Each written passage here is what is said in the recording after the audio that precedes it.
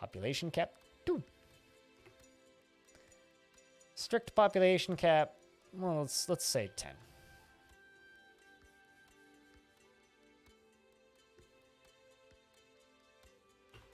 I'm in your DF files? At least buy me a drink first. Jeez.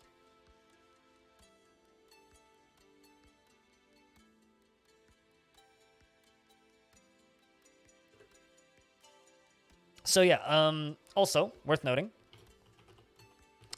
if you want to follow along with the day forts, exclamation point day fort in the chat. I've attached the world saves in the document, so they're all up to date. So if you would like to play along or read legends or anything of that sort, you can go grab the most recently up-to-date worlds in there. But aside from that, yeah, it's just I think we'll run a 2-door fort. So I'm actually going to open up the sheet myself, pop it up right here. And I will go over here, heavy aquifer, which we already did, which means I should strike that out. Let's say 2 dwarfs on island, which is what we'll do. And it'll be this. Week 6, 2 dwarfs, desert, island. Last week ended badly. Everybody died.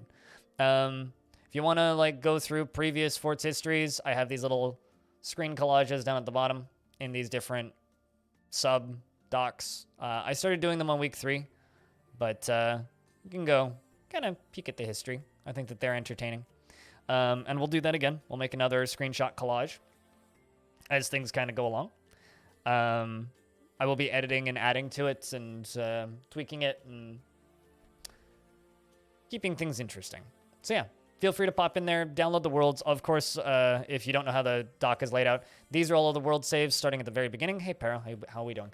This is the very first world save right here, all the way up to this one right here, which is the most... actually, did I get these in the wrong order? No, I just linked to the same one twice. Hold up. Let me fix that.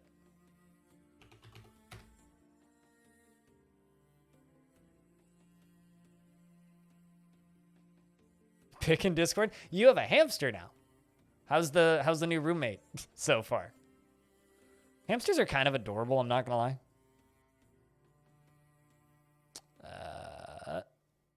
Yeah, because I just uploaded them both this morning.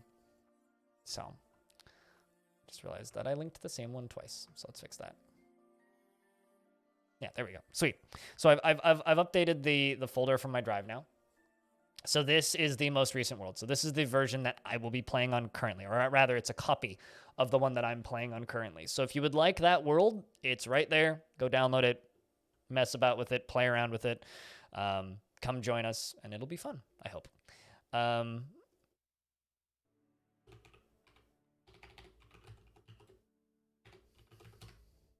And we will be doing that.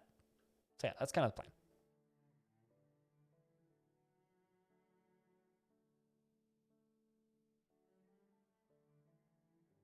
Don't put it in a freezer and then try to thaw it in the microwaves.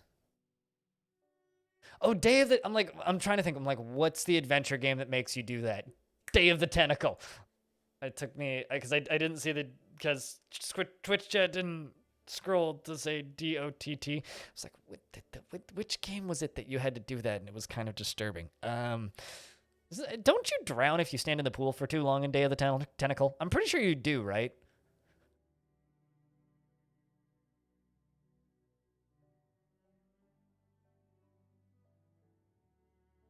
Let's see this new roommate. Aww. He's trying to escape from his new prison. How adorable. Look at it, he's trying to escape. It's cute.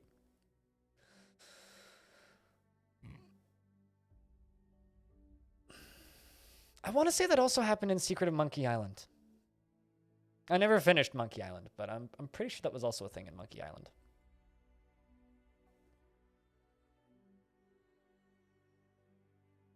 But yeah, so I'm gonna add that to the Patreon as kind of an extra perk. I'm going to put a few games into a poll every month as to like what new games do you want me to make sure I get done by the end of the month, as like new stuff, or games I've never streamed. So I will occasionally throw in traditional roguelikes, some newer roguelikes, and it'll be primarily for kind of niche small projects. But that's going to be a thing that's now under the lowest tier on Patreon, so just the $1 a month thing. I'll probably, I think I'll put out a poll at the beginning of every month, so I'll need to do that in like probably later tonight. Schedule that to go up tomorrow. And yeah, just to try and like keep that as an active format kind of running in the background, because I think that that's something that'll be very helpful in the long term. As I've talked about a number of times, the big goal for 2021 just for my stream is I want to make money take a backseat instead of kind of the forefront, which it very much is for a lot of streams. My goal is passive income so I can just stream and not worry about, trying to incentivize tips and stuff. And so I can avoid, having things like a sub goal and the leaderboards at the top of the stream. I want to back away from that a little bit. And that's the big goal for 2021. And if we can do that and I can still be doing this full time by the end of the year, then 2021's a success. If we don't do that and I'm still doing this full time by the end of the year, still a success. If I'm not doing this full time by the end of the year, then that's bad. So, yeah, let's dive in. The one thing that I'm a little bit stuck on with this day for it, chat, is I don't know who's gonna get the names. I do not know who is going to get the names. Because, well, I'm only gonna have 2 dwarves.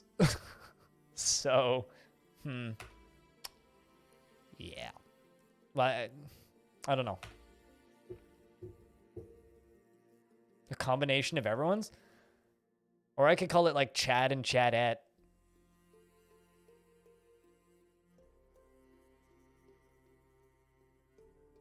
How about I name them like just whatever the default name is, but we dedicate every bit of furniture to somebody in chat. So like you can have a table or a lever or like what's the today's fort? So this is one that I came up with like a couple of days ago while streaming Gift Vaults, which is over now and had a great finale, by the way. You should definitely watch it if you haven't. But while I was playing Gift Vaults, and it's something that Krug Smash did in one of his short forts, and something that I've seen other people do as well. I want to do a desert island embark, but we're only going to bring 2 dwarves. That's it. So we're stranded, basically. Is the theme. We are lost. We went on a 3-hour tour, per se. You want to be on the floor so you can step on me. I mean, I'm not judging. Like something like this, Like we don't even need metal. It's like calm surroundings, scarce trees, scarce vegetation, hot sand desert. Like something like this could do it. It doesn't necessarily need to be an ocean embark because we've done a lot of ocean embarks. Or we could even do a bigger island, like something like this. It's kind of like, rocky wasteland. Brook the Greater Scholar. But, we're not going to have enough dwarfs that I can really do too much. It's going to be a lot of me. It's going to be a lot of me just kind of doing my best to manage things. I don't actually know if you can you name barrels? Because barrels aren't a buildable furniture object. I don't actually think you can. Small island in the bottom left? Or bottom left, not bottom right. This thing? I think we were joking about this being like Dwarf Australia. It's wilderness. This is there's actually going to be like Untamed Wilds. No, well, there is metals. Because I don't know, like the day forts I've had the most fun with so far have all been like cozy towns. You know, like I really enjoyed the tavern fort that we built. Beer Belches, that was a lot of fun. Beer Belches was a good time. Question is, you know, we could do this. The Brilliant Saber, we've done the Brilliant Saber before. With these two forts, you know, the underwater fort and the bridge fort. Those are both Brilliant Saber. And Brilliant Saber is primarily down here. So we've done quite a bit of stuff with the Brilliant Saber, and we know quite a bit of history of the Brilliant Saber, so that could be fun. The question is, which faction actually would like get lost in the ocean? Would it be the Brilliant Saber, or would it be somebody else? I mean, it's definitely not. Well, I mean, the trustworthy picks could be like pirates, because the trustworthy picks are very trustworthy and definitely haven't had multiple forts where they go and kill people for no reason.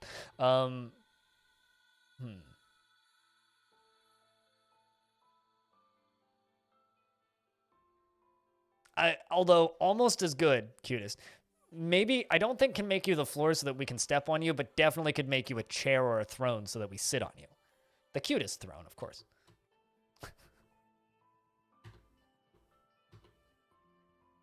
I think we'll go with Brilliant Saber. Although, it would be kind of funny if, like, dwarves immigrated over here. I hope they don't. That's very flat. Holy shit. Just poke around a little bit. Do we want metal?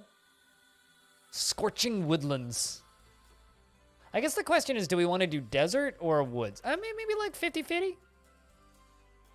Sitting is not that interesting. I mean, they tried to make it illegal in the UK, so that makes it pretty interesting.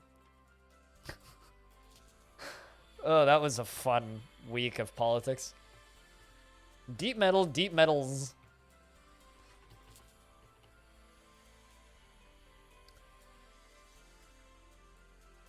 This could be fun. It's technically 3 biomes. What's the third one? Tropical. Okay, so there's two identical tropical saltwater marsh biomes with light aquifers, and then a tropical shrubland. Face sitting was illegal. Hey Vin, how we do? It's good to see you. Yeah, just go to Google and type in England makes face sitting illegal. And then watch all the dominatrix people in leather just like sitting in people's faces in front of British Parliament going, "We're not hurting anybody." I don't know, because they were also trying to ban pornography at the time. It was a fun month. They were trying to make violent adult film illegal in the UK for a minute there. And it was amusing, shall we say.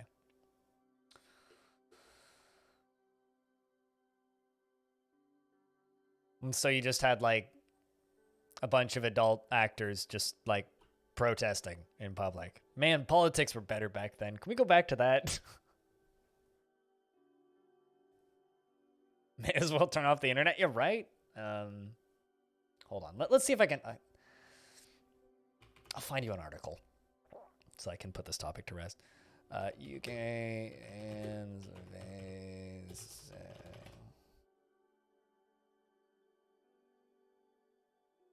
There we go. Here's a legitimate article from The Independent from December 2014. Have fun. The list includes face-sitting, spanking. How will you get your illegal drugs? On the street like the rest of us. Sheesh. Anyway, back to Dwarf Fortress. Yeah, 2014 was a fun year. Is that really that long ago? Good lord. I lost my spot. Shit.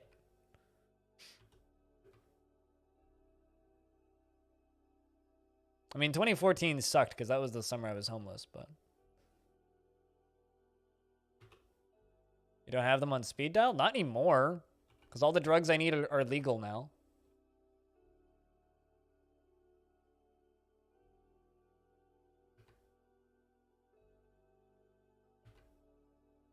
There was definitely a time where I had them on speed dial, but I don't need that anymore.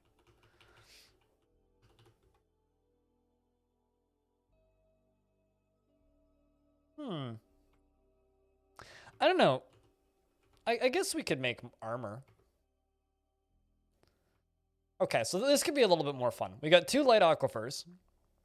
The tropical freshwater marsh, which is scorching and woodlands, and moderate vegetation, is untamed wilds. Which means if our dwarves get injured, I'm going to suddenly be, like, making a makeshift hospital and, like, trying to keep them from getting injured. So that could be interesting. It's a pretty good quote, isn't it? Cutest? It's a pretty good quote. There's a lot of really good choice lines in that article. And news from that time. Like, yeah. The typical 2 population light aquifer game? Yeah. Has anybody here actually done a super small population fort before, out of curiosity? Also, you know what's another thing we could do? I could totally just make the map a shit ton bigger. And the reason I say that, we're not going to have any population anyway. So who the fuck cares? It's not like my frame rate's going to get bad. Might as well just make it a massive goddamn map.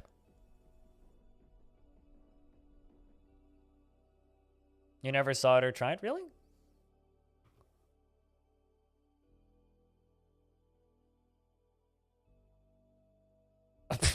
Okay, but that's like not intentionally.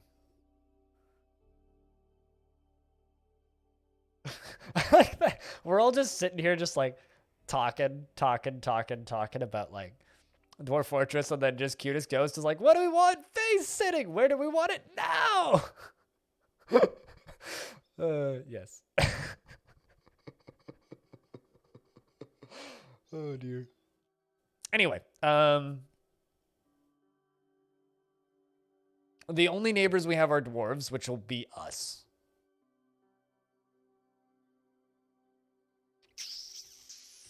I think I'm actually going to go a few tiles up this way because I kind of want some elevation in my map. I don't want it to just be flat. I'd like some slopes. And that'll give us some slopes. Wait, are you saying you don't want that, Squug? Come on. The UK, you silly. You silly. There's some things you can ban, but there's some things you just can't. People do what people do. All right. I think that's our spot. You have embarked in a very large area. I know. You have selected an area with a light aquifer. It might need to be pumped out or carried away. I know. All right. We'll prepare for the journey carefully. So I don't know which of these 2 dwarves I'm going to go with. I'm going to be honest. Do not know.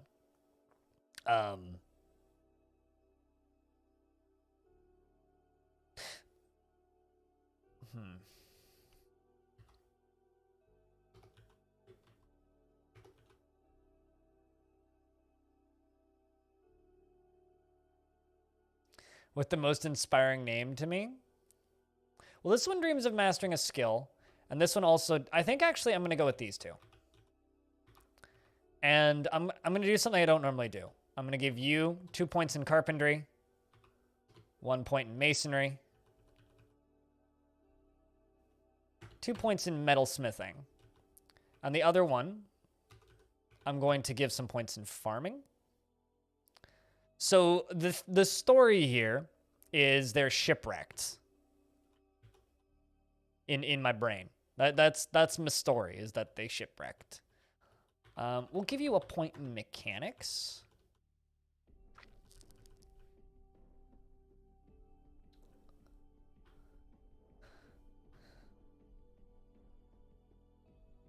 Can you have a dwarf that will be exiled? What, so you can like see where they go? I mean, here's the thing. In my brain, they're not exiled. They're just lost at sea. Or, like, never found this particular camp. Like, they were shipwrecked at the same time, but, like, never necessarily found it. I have a feeling they'll probably just go off into the wilderness and die, wouldn't they? Like, die of starvation? Like, I don't really see them having a chance.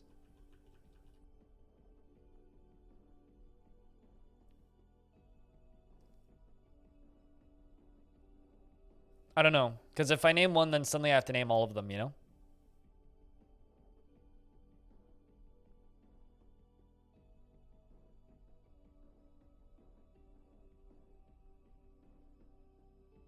That makes it kind of tricky.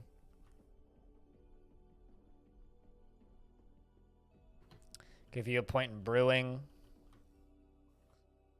Point in cooking. Give you something else. I don't know, chat. Do you guys think that that's fair or unfair if I start naming the ones that are going to get exiled?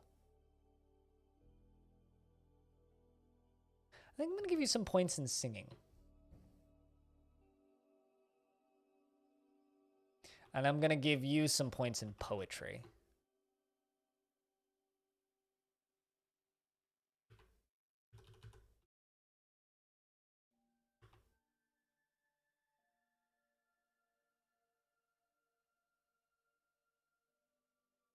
I always imagine that the starter dwarves to be the last survivors of a totally destroyed fortress. I usually imagine the starter dwarves to be like an expedition set out from a fortress that may or may not have been destroyed. Yeah, Vin, I think I'm just gonna.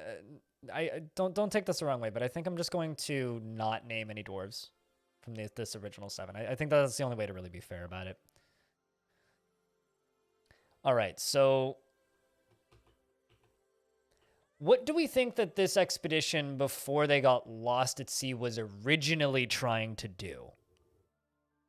Because I do have these 2 other forts in this area, which were both part of the Day Forts kind of saga, right?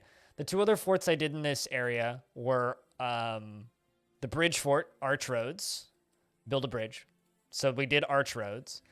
And we also did Ocean Swamps, which is an underwater military base, basically. So I have 2 other fortresses in this area.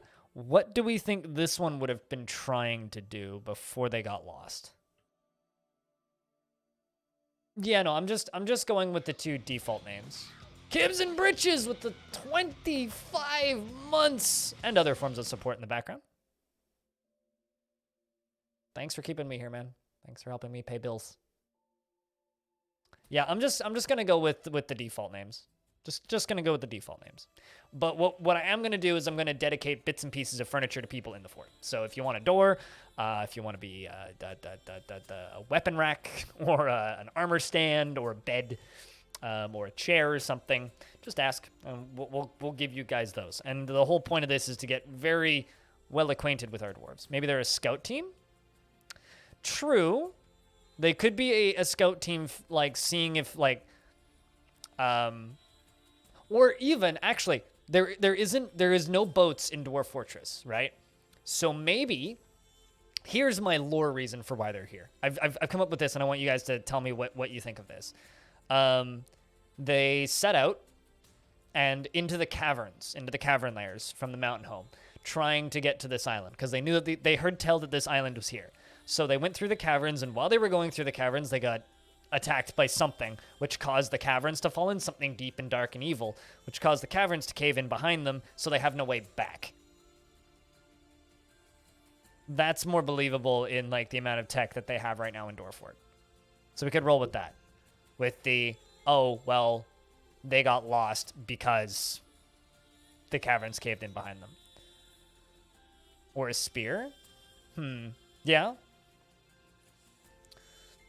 How about this? And then there's the question. Is this a symbol that they took from before the expedition got lost, or is this a symbol that they took afterwards? Because if it's a symbol that they took afterwards, it has to be like a dwarf with like a dagger, like on a desert island. If it's the symbol that they had before, then it would be like some expedition, right? But Kibbs, how's your new year been? How's things? Hope you've been well. And thank you, seriously, so much for all of the support in 2020. And I'm glad that you like the streams. Cheers.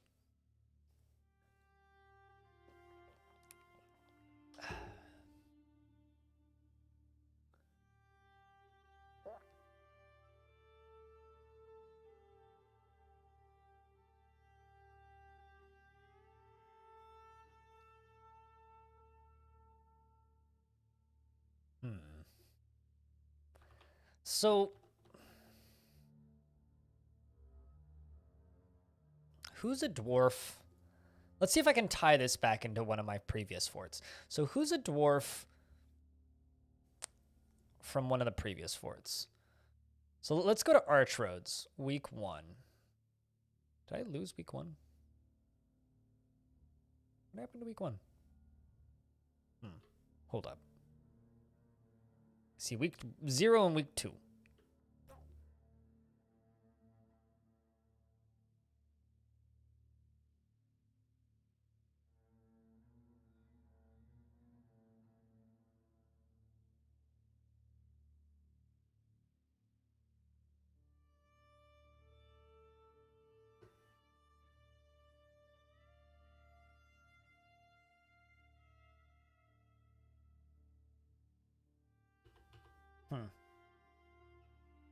Yeah, I'm not sure what happened to that.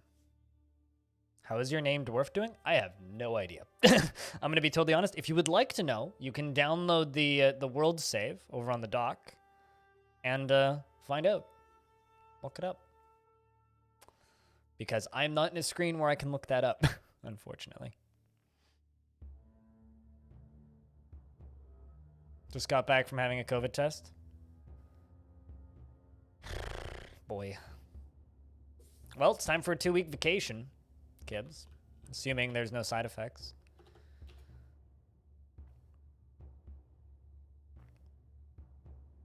Let's say dwarf. 2. 2 dwarves. I kind of wish, like... Let's go laboring. The 2 dwarves are laboring. Hey, Ozzy, what's up?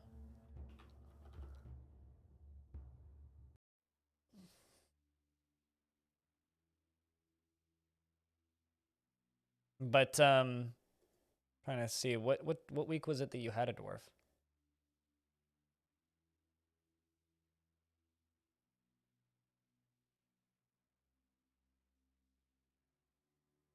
I mean, there was definitely weeks where, like, everybody died. Yeah, I'm not sure. You were back from week 0, so probably alive somewhere in the world. Week 0 was when you had a dwarf floor, and there was definitely, like, all of the dwarves from that world lived. So you're probably alive somewhere. No idea where. Unless you've, like, randomly died from getting murdered by somebody or something. It's hard to say. You like the idea of a symbol as one thing to hold on from home? True. I was kind of rolling with the new symbol idea, but... All right, well... Let's go with an object. Need to turn up the background music and turn it down on my end. There we go.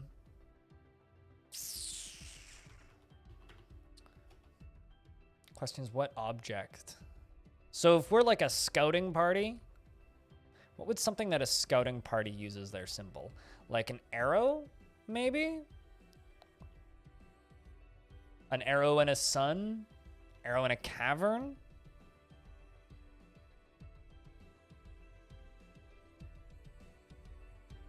Seeing what else we have before I roll with something, Laura. Maybe a tunic? Perhaps like a bowl and... Actually, here's an idea. Bow.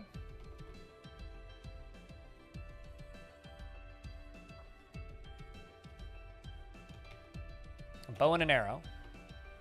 Actually, bow and arrows.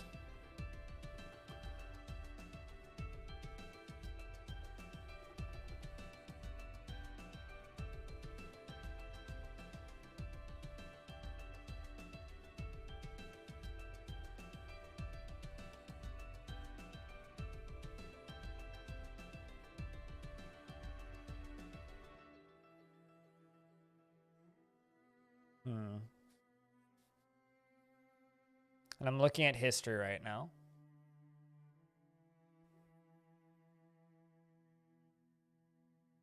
He'll be back later. Hey, Peter used to be rich. Congrats. Chat, can I get a round of beers for Peter used to being rich?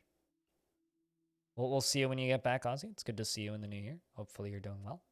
Hopefully you had a good New Year's Eve and a good holiday. I'm thinking about okay, so right now I'm looking at the document. I'm thinking about maybe dedicating it to somebody from the underwater fort.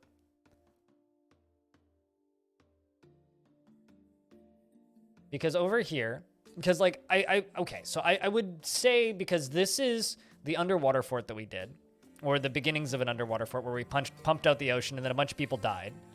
At the end of the fort, a bunch of people drowned, and Metsus, who was one of the dwarves from Heartrags, week 1, Metsus became the expedition leader of the Rock Fountains of Salt.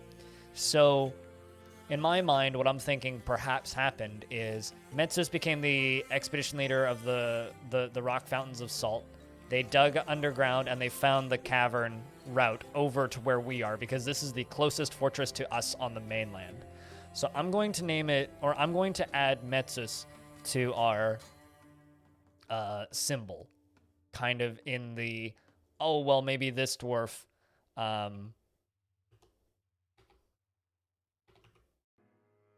Metsus, there it is. Silvernet. An image of a bow and an arrow. Arrows and Metsus. Pointing? Striking a triumphant pose. So this is kind of like maybe Metsus's expedition, I guess? What's the name of the fort today? Haven't done that yet, Authority. But I'm about to go take a piss because I need to pee all of a sudden because I've had a cup of tea and 2 cups of coffee so far today. And then I'll kind of run over the theme of this fort. Hey, Phineas Gage, it's good to see you. Yeah, hopefully to you too as well. Be back in a second.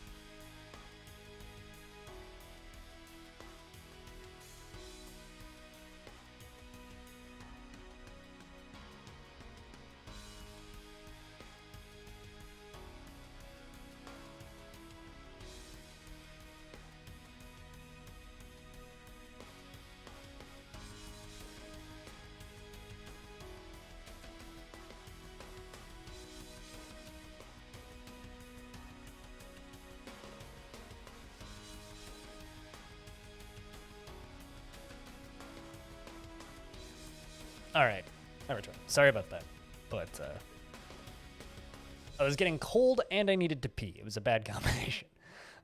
So essentially what we're doing with this fort, and hello Authority and Ryan, it's good to see you.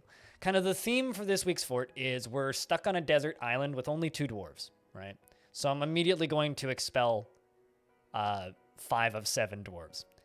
Now, the kind of mental theory that we have is this group was a scouting party sent out into a deep cavern layer for whatever reason to head out to this faraway island, because all of the land masses in Dwarf Fortress are connected by the cavern layers. That's the way the worlds are generated. So they were sent out through the cavern layers to this island to see if this island was good to populate. And something happened while they were going through. They got attacked by something in the darkness, you know, Forgotten Beast or whatever. Maybe even an underground dragon or something. Attacked them, and everybody died in the expedition except for 2, or got crushed, or lost, or separated, or sent out into different directions. So this tiny little fortress is going to be 2 dwarves by themselves. I'm not naming them, but I will be dedicating furniture to people. So if you would like a furniture, that's a word. If you would like furniture named after you, let me know. The biome that we are embarking on is very large because I only have 2 dwarves, so fuck frame rate, who cares? We're going to be focusing on just trying to keep these 2 dwarves alive, and I'm going to have to do all of the tasks with only 2 dwarves. So it'll be like, well, one dwarf is going to have to like keep charge of the books while the other one doesn't, and it's like getting individual tasks done is going to be a laborious task, but could be interesting. You'll achieve your lifelong goal of becoming a cabinet. I mean, just like Cutest Ghost wanting to be named after, wanted the floor dedicated to them so that they can be stepped on. You know, it's just like everybody's going to get lifelong goals, fetishes, and desires fulfilled by this fort, and it's going to be a wonderful coming-of-age experience for all of us. Yeah, I'm also curious. I feel like it might just end really quickly, too, Logic. Like, there is definitely the possibility that, like, oh, a crocodile just eats us both. You know, like, so I'm going to need to train these, like, I'm going to need to get them some sort of weapons, and I'm going to need to train them a bit. I think I'm going to send them out with a spear, like a single spear, so that we have some sort of weapon, and I'm going to get one of them training, or maybe even both of them training, one of them with an axe and one of them with a spear, because they're going to need it, potentially. So, I've never actually finished Undertale in its entirety, so I don't know what I could have possibly referenced from Undertale, but I know all this, like, I read the Wikipedia page on what happens in that game. So that people will always be touching your knob, yes. Ryan, I did a bad thing last night, which you should see in your DMs. Because a friend of mine bought that game.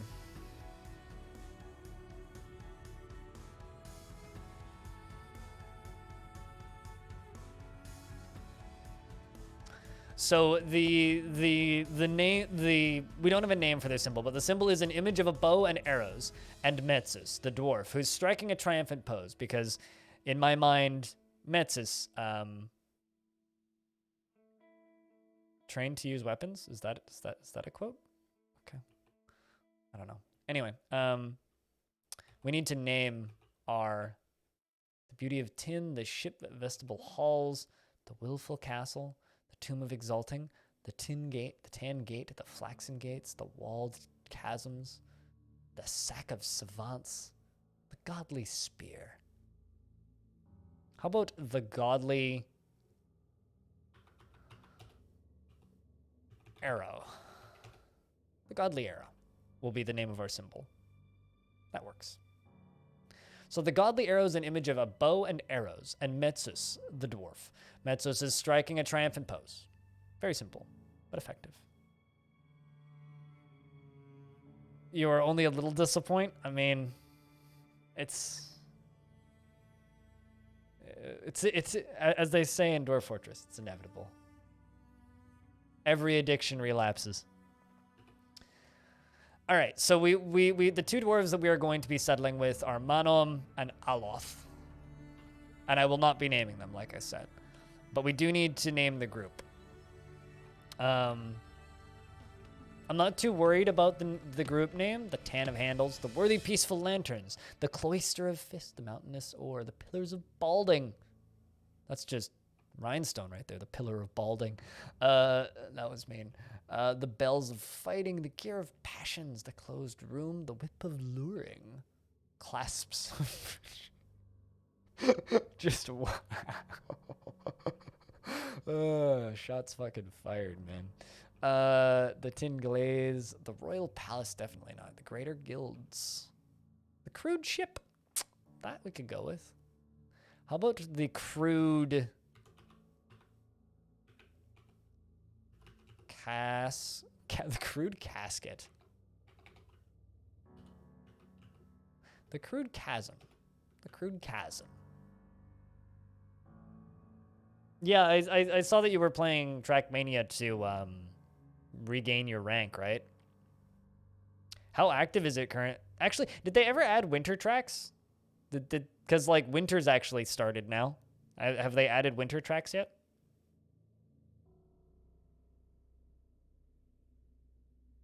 Because that's kind of the thing that I've been waiting on. All right, so we'll be the Crude Chasm for our group name, which I will take some screenshots real quick for the doc.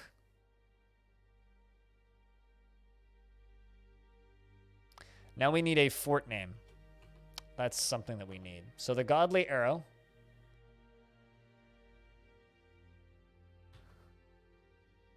is the name of the group.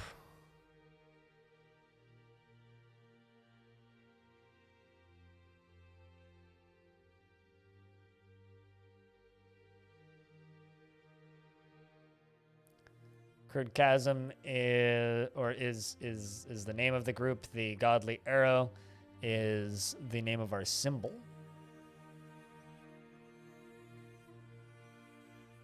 Yes.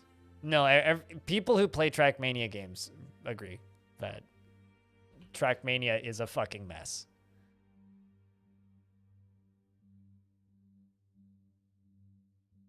I mean, I touched it briefly when they put out the fall maps. Played it, I think, for about 15 hours. I still really like that game. It's really, really good. Town Squid is good, actually. I suddenly just want to roll with that. Town Squid is actually really good, but we're not on the ocean, so I'll have to save that one for later. Builder Wilt, Boulder Wilt, Brush Crypts. Does anybody have any ideas for names? So once again, 2 dwarves abandoned on a desert island. Lost, if you will. Raptor Shot, Pleated Rope, Helmed Helps. Handle helps. That's hard to say. Blockaded Cobras. Bolt Rags. That could work. Could roll with Bolt Rags. I like that. It's got a good ring to it. Bolt Rags. It's like, it almost sounds aggressive when you say it.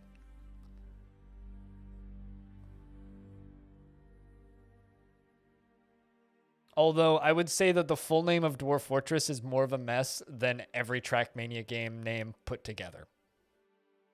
So,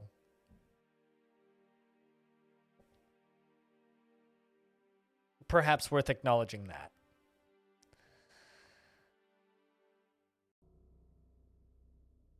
I think Bolt Rags. I might go with that. Maybe something else, Rags? Lump, it's good to see you. How you doing? Yo, Lump, keep an eye on the... Actually, to anybody who supports me on Patreon, keep an eye on the Patreon over the next day.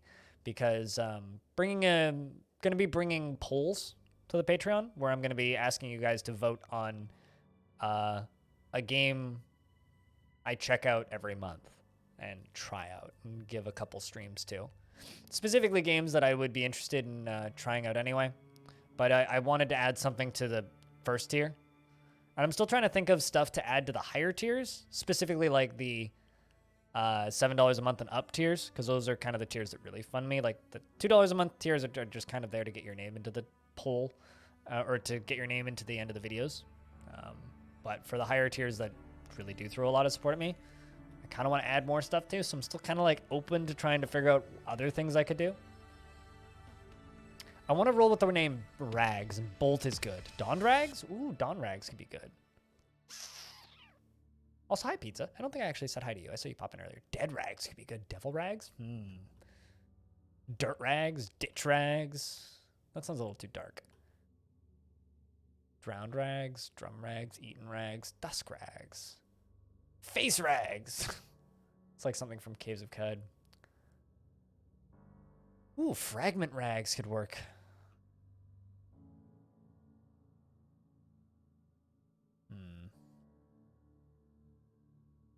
Grim Rags? Although I don't think this is necessarily dark. Because like it's 2 dwarves surviving alone. But that doesn't necessarily mean that it's a dark situation, right? Just because it's 2 dwarves surviving on a desert island alone doesn't necessarily mean that it's the worst possible situation. Also, authority denial, to kind of bounce off of that thing that you said earlier. Chat, what is the worst video game naming convention for a series of video games in your opinion? Frayed? Frayed is a hard word to say for me, like frayed. Fraydrags. I don't know if it necessarily rolls off the tongue. Heartrags could be good. I think Heartrags could be good. How does that sound? Heartrags. Suranib. Heartrags. Red Dead? Well, it's Red Dead Revolver, Red Dead Redemption, and then Red Dead Redemption 2. That's not too bad. Elder Scrolls series? It's a sequel to Red Dead Redemption, yes. But there was also Red Dead Revolver before that, which nobody played. I wouldn't say that's that bad. I mean, I think Final Fantasy is way worse. Considering there's 2 MMOs in the middle of that shit.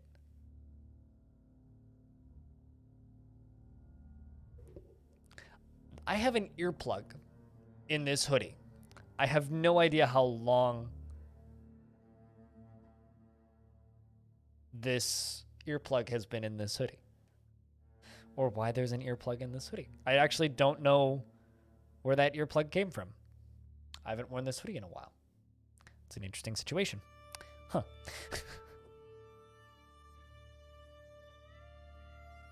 It's a gift from the ghost of concerts past? Potentially. I, like, never use the pockets on this hoodie. Certainly possible it's a gift from the concerts past. Ooh, Heartrags. I'm gonna go with Heartrags. That's it. That's the one I'm rolling with. Heartrags.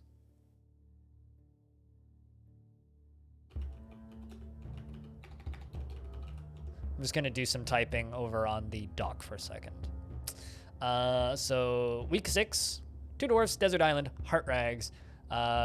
Goal is 2 dwarfs lost on a desert, on a island, alone. Make a stable small fort is the goal. Outcome is unknown currently. True, I'm not very familiar with the Mother franchise, but I believe that they'd be nuts.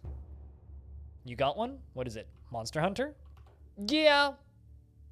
Oh, actually, you know what's a dumb franchise naming scheme? The Warriors games. Those are fucking all over the place.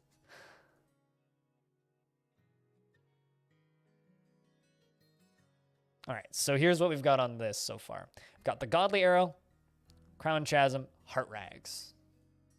Let's make this a little bigger so that it's obvious that it's important. So once again, if you type in ! day for it, you can get into this document and follow along with the little collage that I'm going to make. Do they need to become unlost? I don't think that's possible. Yeah, well, there's... Hold on.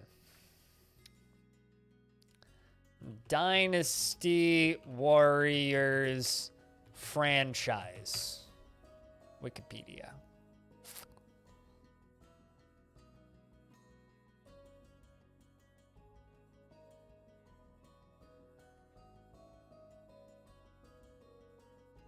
Let's see if I can find like a full franchise page.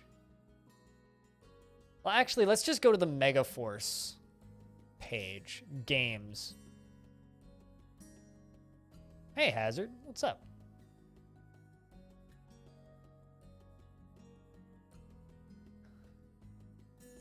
Because they have Dynasty Warriors from 97, also known as I'm not even going to try and say that. The Songoku Muso, and then Dynasty Warriors 2, Dynasty Warriors 3 to 4, 5, 6, 7, 8, and 9.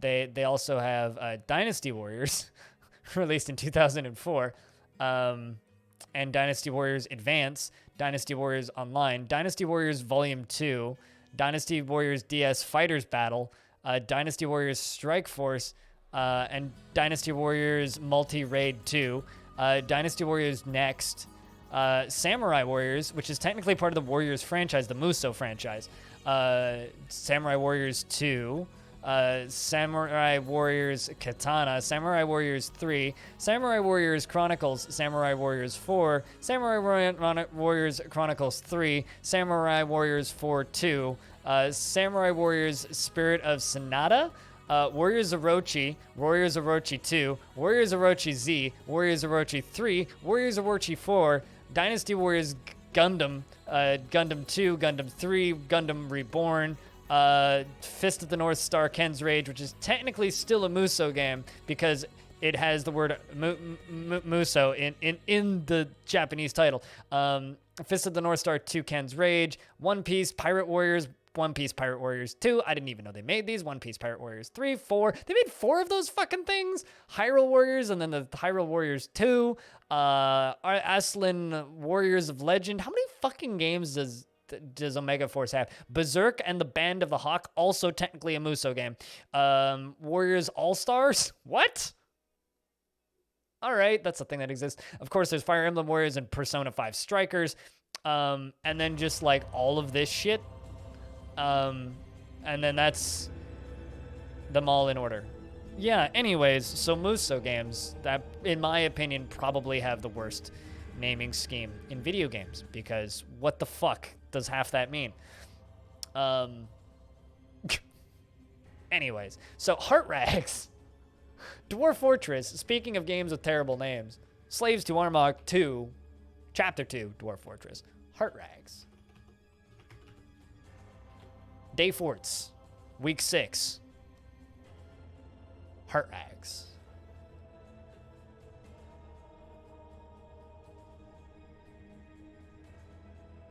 It's a fucking nightmare right there. No, I'm not even mentioning the extreme editions of every single one, because every single Muso game has the normal version and then the extreme version. Because there's 3 versions of every single Warriors game, right? Has anyone played Slaves to Armok 1?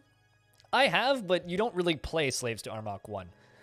Fuck, I should stream Slaves to Armok 1, shouldn't I?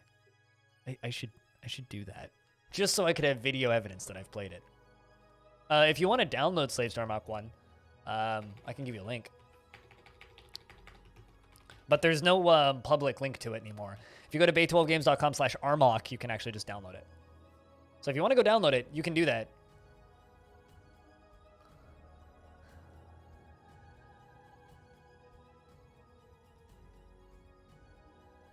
Yes. Well, Empires comes before the extreme ones, right? Because they put out Empires and then they put out the extreme editions, and the extreme editions are the good ones. Because that's the complete editions. Anyway, I'm not even going to go further down that rabbit hole. There's somewhere in Japan, there is a building with the word Omega Force on it, right? And inside of that building, there is a bunch of Japanese businessmen that just all have giant cranks, right? And they just turn these cranks in the back of their computers, and as they turn those cranks, a giant line of games called the Muso games just come out the other side, and every year they just turn that crank and another set of Muso games comes out every year, and it's just a fucking industry in and of itself outside of the games industry. The Warriors games, it's a thing. It's either that or Final Fantasy for me, I think. Well, yeah, it's either that or Final Fantasy. Also, did I even mention Dragon Warriors? Because Dragon Warriors is in there somewhere. They totally made a... I've played Dynasty Warriors 2, so I won't fight you. You're probably not wrong.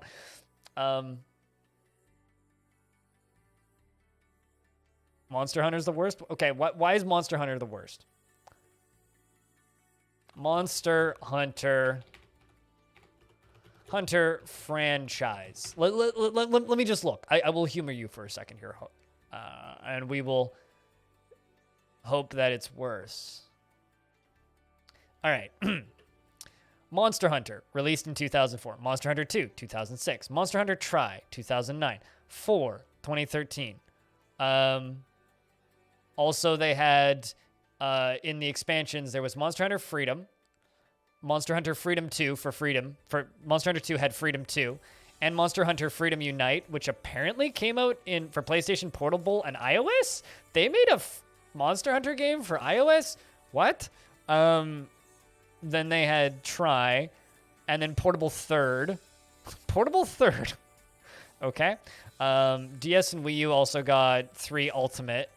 Then they had 4, which had 4 Ultimate. Final Fantasy is a lot better. You say that, but there's a fucking MMO, 2 MMOs in the middle of it. Then World. This isn't that bad. And then there's like the spin-off games, right? And Monster Hunter Online, Frontier Z, which is the MMO. Monster Hunter Diary Poka Poka Aru Village, whatever the fuck that is. That's the Pokemon game, right? Then there's Dynamic Hunting, which is on iOS. I did not know there was so many iOS games. Frontier G, whatever the fuck that is. Monster Hunter Spirits Explore Generations, which is the one that I played. Stories. World Iceborne. Yeah, I know that, but, like, they're still bad, so. I don't know. I don't think this is that bad, Ryan. I don't fully see your argument here. When you get into the spin-offs, yeah, they're pretty bad, but, like, I don't know. I think Call of Duty's worse. Like, Call of Duty franchise.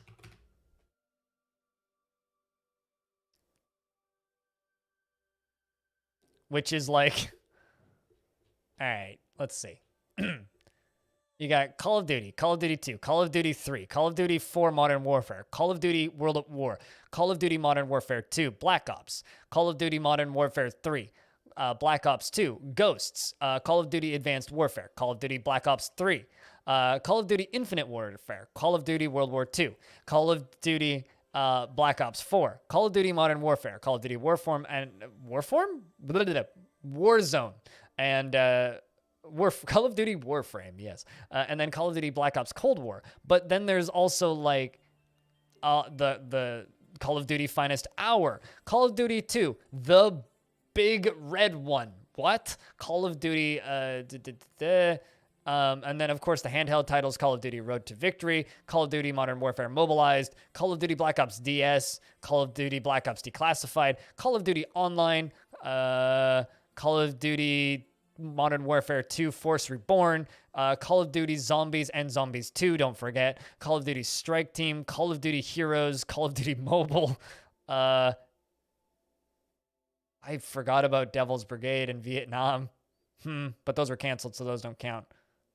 Also comic and short film? Yeah, anyway. I know somebody who insists that Ghosts is the best Call of Duty. I don't like Call of Duty, and I know that Ghosts is bad. So some people just have bad taste. What the fuck was I doing? Anyway, welcome to my stream, everybody, where we play Dwarf Fortress. Because that's just what we do here, you know? That's what we do here.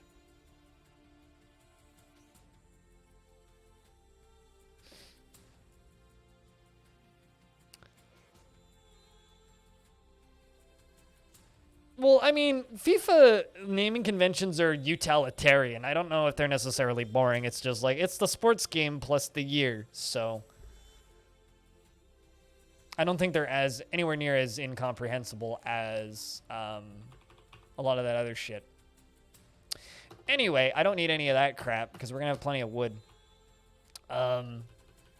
Probably also don't need ropes. I'm gonna take the bags because bags are kind of a pain in the dick. I'm not going to worry about the cloth. I'm not going to worry about the thread. What am I going to worry about? Oh, no, there's a lot of really good racing and sports games out there. Although be wary because EA Games, a.k.a. Electronic Arts Video Games, just bought Codemasters, who bought Slightly Mad, so EA Games now owns F1, Dirt, Project Cars, and all of that shit. No, it's not. It's not a sim. I mean, F1 is a sim in the same way that Battlefield is a sim. If you play a lot of arcadey racing games, it feels like a sim, but it ain't no fucking sim. Shit talking FIFA's good because we can throw shade at EA. That is true, but we could also just simply forget that EA exists. Is a sim light? I mean,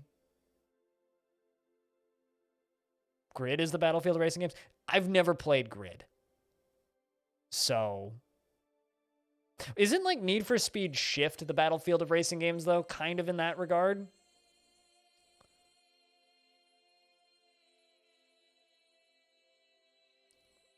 Okay, well, to fill you in real quick, Stone, we are the Brilliant Saber, so the same faction as Archroads, the Bridgefort, and the one that tried to build underwater. And the lore is we're a small expedition going out to the big island down at the bottom, kind of down at the far southwestern portion of the world. The cavern caved in, and all the other dwarves in the expedition were either killed or lost, and we only have 2. And we're only going to have 2. So 2 dwarves, period. But also, another thing that I should mention, that I should be mentioning throughout this stream, is I'm going to take a few days off. I'm not going to stream tomorrow, the day after, or the day after that. I will be back Wednesday on the 6th. I'm going to take a couple days off because yesterday was my normal day off, and to be blunt, I slept most of it, and my body just kind of completely fucking shut down. I need a break. I need a goddamn vacation. So I'm taking a long weekend. And by long weekend, I mean long weekend. I will be back on the 6th and the 7th. I will take my normal 8th on the Friday off, and 9th we'll go back to the normal-ass schedule, and everything will go back to normal, and it'll be fine. I might do some stuff on the YouTube channel, but aside from that, it's just going to be like a kaput. Also, I don't generally say comment on follows, but Hazard Jeff, thank you for the follow. Welcome to the channel, where I do whatever the heck I do.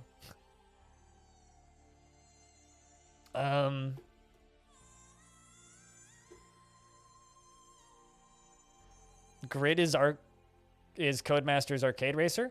I thought that F1 All Stars was the Codemasters racer. Yeah, that's the Hope Authority. I hope that I can get fully rested. So I need to figure out what the heck I'm bringing. Do I want to bring any livestock? F1 All Stars doesn't exist. It does, and you know it does. Man, I wish that F1 All Stars was, one, good, and they made a lot of them. Like, I wish that F1 All Stars would just, like, give Mario Kart a run for their money, but Codemasters doesn't have balls, is all I have to... Actually, okay, hold on. So, stop for a second. This is super off topic and has nothing to do with anything, and no one's going to give a shit except for me and Rhinestone, so it's totally fine. They should give F1 All Stars to the morons, or to the whatever is left of fucking PopCap. They should give F1 All Stars to PopCap and just be like, yo, PopCap, take a break from making those Garden Warfare games and make a fucking kart racer. And not because PopCap should make an F1 game, but because I want to see PopCap make a kart racer. And EA Games owns that license now. So PopCap, do that. Welcome back, Ozzy. God. They should do that. And it would be awful, but it would also be amazing. Because if anybody at EA Games is going to make a kart racer, it should be PopCap. That, or just make PopCap go make a tiny Micro Machines games, because Codemasters has that license, I think. All right, let's just pump that up to 50 beer and 50 booze, just so I don't need to... 50 wine and 50 beer, so I don't need to worry about making wine for a little bit. I have played Zorbus, yes. Why does everybody always ask if I've played games? Yes, I've played Zorbus. Have I played Zorbus a lot? No. Am I any good at Zorbus? No. Have I played Zorbus? Yes. Why do you ask?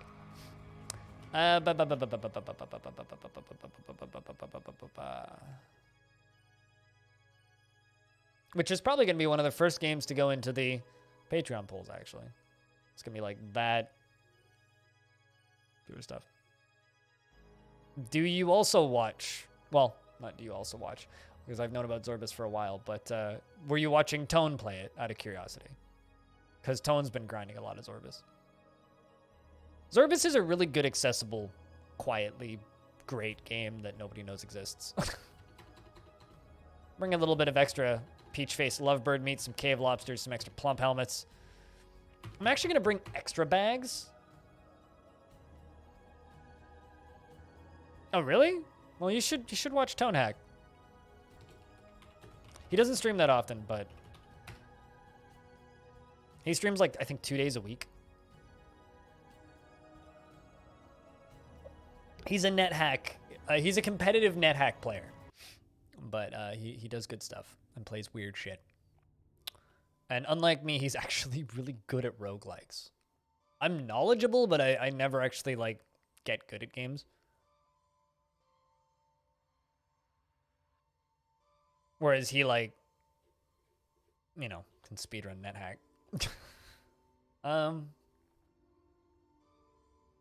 No, totally. I'm gonna bring, okay. New. I'm going to bring 2 spears with us. Not great spears, but I'm gonna bring 2 spears. Chat, what material of spears do you think that we'd bring? Oh, is that who Jeff is? Gotcha. I had a suspicion, but I didn't want to claim. Silver? Bismuth.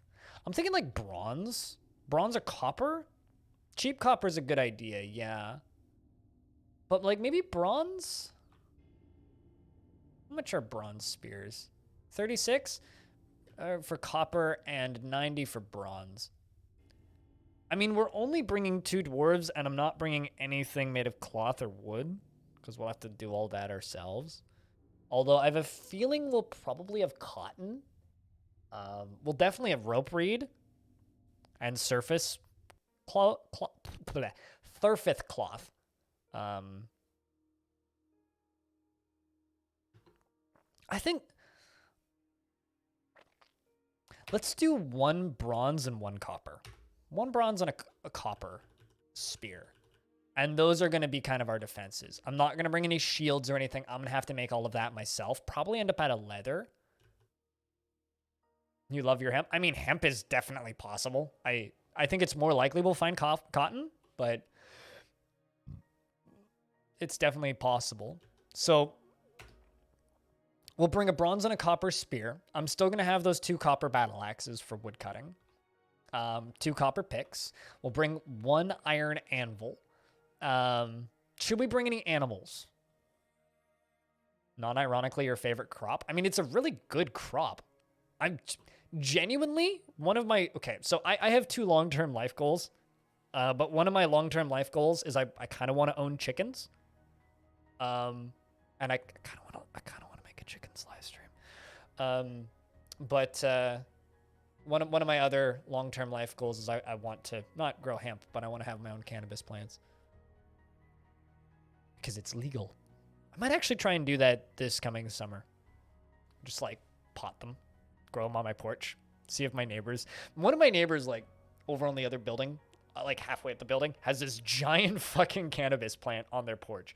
And it's one of those plants where it's like, it's way too big, so they must have been growing it inside. But like the second legalization happened, it popped out on their porch. And I've always just been kind of staring at it going, huh, all right.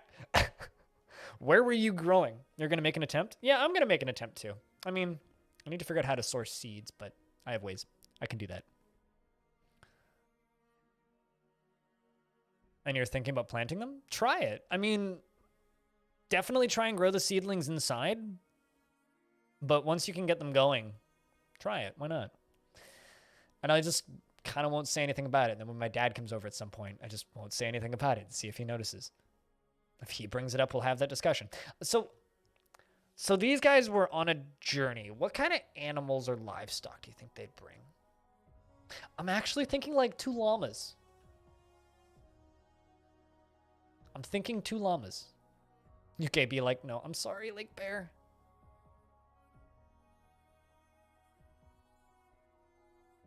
Horses? Dwarves don't ride horses. Those are too big. Donkeys or llamas, I would think. I'm thinking llamas. Llamas are a little bit more useful. No, it really is, Ozzy. It really, really is. Mules? I'm thinking llamas. Llamas are reindeer. Although that wouldn't really be fitting for the biome that we're going to.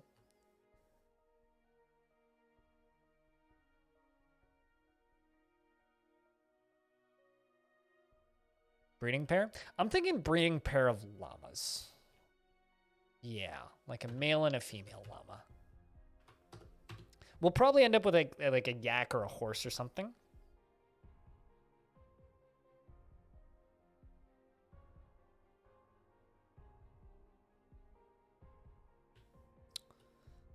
I think I'll bring us a hunting dog. One already trained hunting dog. And then just a dog. Hunting dog and a dog. And let's say a kitten.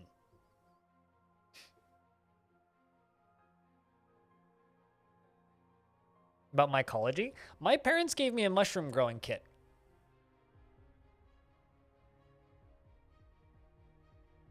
So I'm going to be growing those. Just like to grow oyster mushrooms, but. Yeah, like we could definitely say that. Like the hunting dog, like. I mean, I'll definitely I'll be making all of these animals available as pets. That's something I'm totally going to be doing. Because that'll make them more like characters in the run. But I like that idea. Diamond. I do like that idea.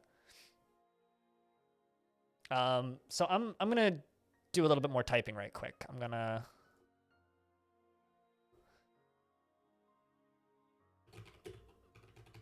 just a few notes. 2 dwarves. Well.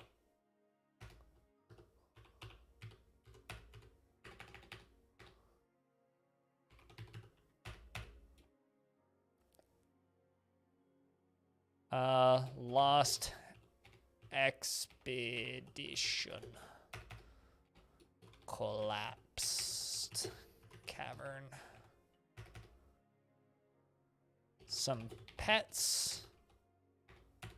Survive alone. All right, so I've updated the fort dock with just kind of this overview. So 2 dwarfs, lost expedition, collapsed cavern, some pets, survive alone. I will take a screenshot of the map location and whatnot as well. And as always, if you want to follow along in the overview shot of this, that's the version of the world we're currently playing on. Week 6. Also, if there's anything I can do to make this easier for you guys to follow, let me know. If there's anything I can do to help you guys follow along with this stuff, let me know.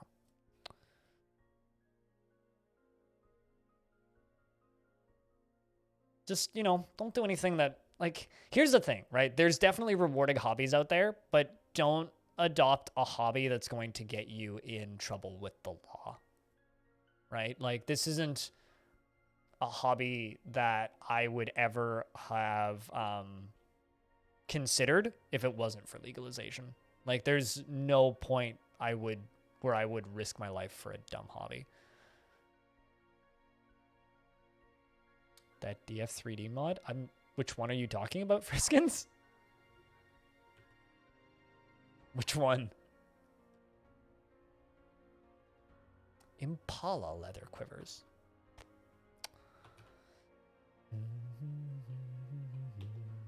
Trying to think, is there any other items that we would take? Because I still have 117 points left.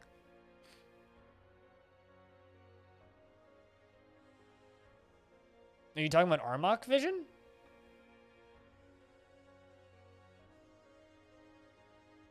I mean, don't most of them lag your fort to death? I'm trying to one.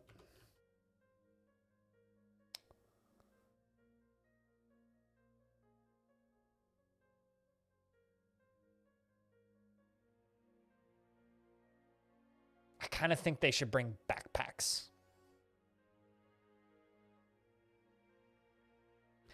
I mean, what I don't think should be part of the DF experience is the memes about how, oh, well, you will need quantum computing for the game to run properly, because that's just not true.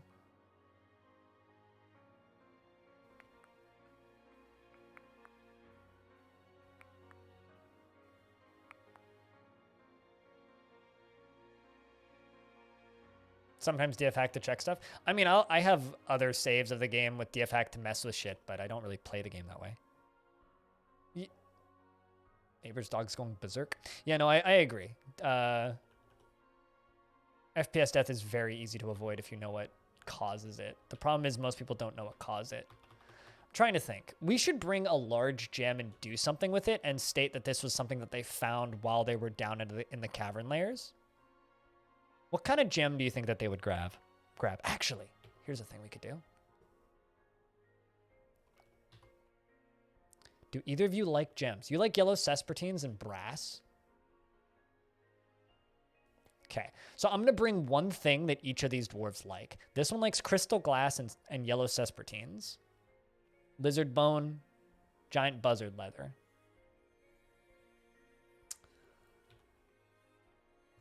What about this one? This one likes star sapphires and lay pewter. So we'll say that this dwarf... Oh, you like alpacas. How about wait, hold up. Is that the right one? Yeah. So how about instead of bringing llamas, we bring alpacas?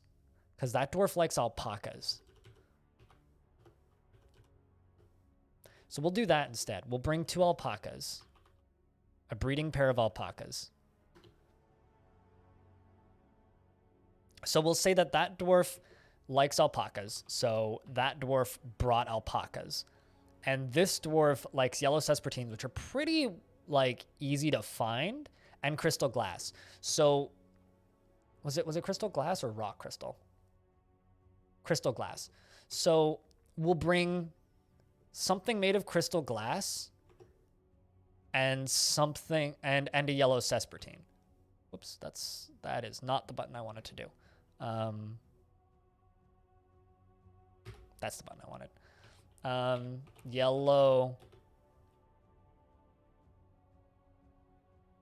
So 1 yellow sespertine, square cut, which they cut on the way.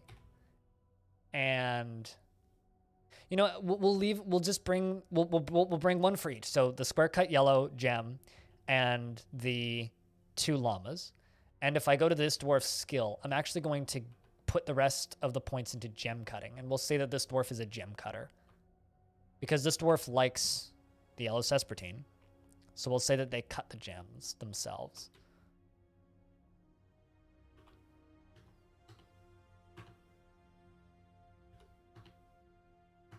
So we'll give them the point in that and the point in that, and then we'll bring, say, an extra pigtail seed. All right, so we've got the one dwarf that really likes alpacas, and then the one dwarf that likes gems. The dwarf that likes gems is bringing the yellow sespertine. We'll have to do something with the yellow sespertine, something. And then the other dwarf likes alpacas, so we've brought the breeding pair of alpacas for them. You like where this is going? So for those of you who maybe are just tuning in, I'm going to hit the embark button. The story of this fortress is a little bit abnormal. All right. First off, it's a very large embark. The embark size is huge. The fortress is part of the Brilliant Saber, which is a faction that we've done 2 fortresses with so far. The Brilliant Saber is the bridge fort and the underwater fort, which is Archroads and what was the name of the other one? Archroads and Ocean Swamps. The image that we took is an image of one of the 7 dwarves from Ocean Swamps who moved from Archroads over to Ocean Swamps. Our faction limit is 2. We only have 2 dwarves. Because the way the world is interconnected is through the cavern layers. In my headcanon, these dwarves took the cavern layer and to go out to one of the faraway islands that's out in the far south, far southwest of the map.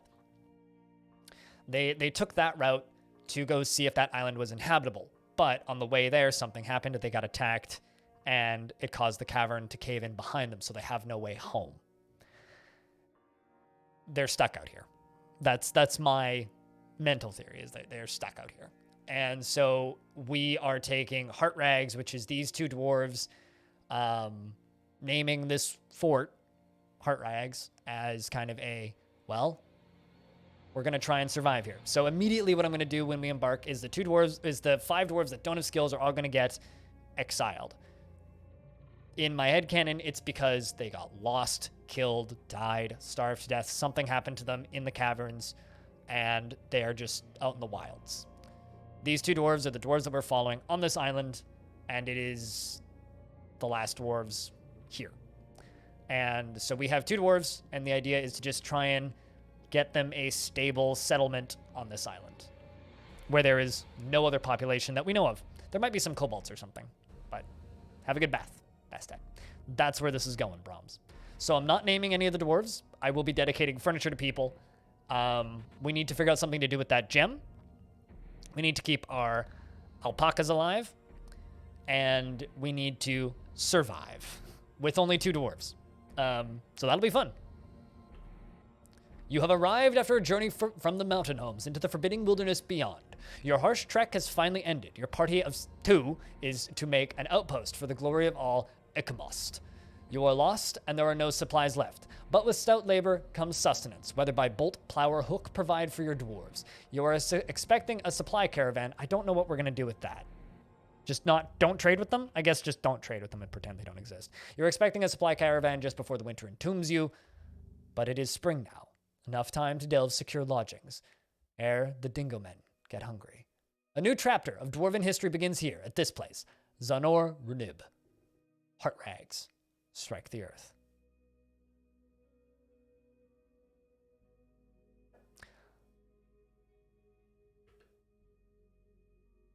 You know, I actually really like that like lore bit, Diamond, that in removing the gem from the caverns, it's what caused the cave-in. Maybe like that dwarf went to go remove the yellow Cespertine from the walls, and that's what caused the cave-in. And then that cave-in caused them to get locked off, or maybe they did like the classic, like, oh, there was a cave-in and they could like see their friends through the hole, but like they couldn't get through because they were getting attacked and they just had to run and they got lost. That kind of story. I kind of like that bit. So for the next minute, don't mind me. I'm going to expel you. I'm going to expel you. I'm going to expel you. I'm going to expel you. And the expedition, oh. Cannot expel, does the expelling. Fuck. Didn't think about that.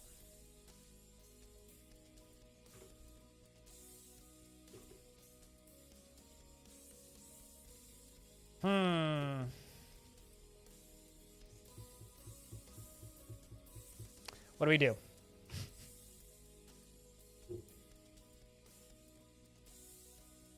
Can't you change? Right, yeah, hold on. Right, yes, I can replace the expedition leader. All right.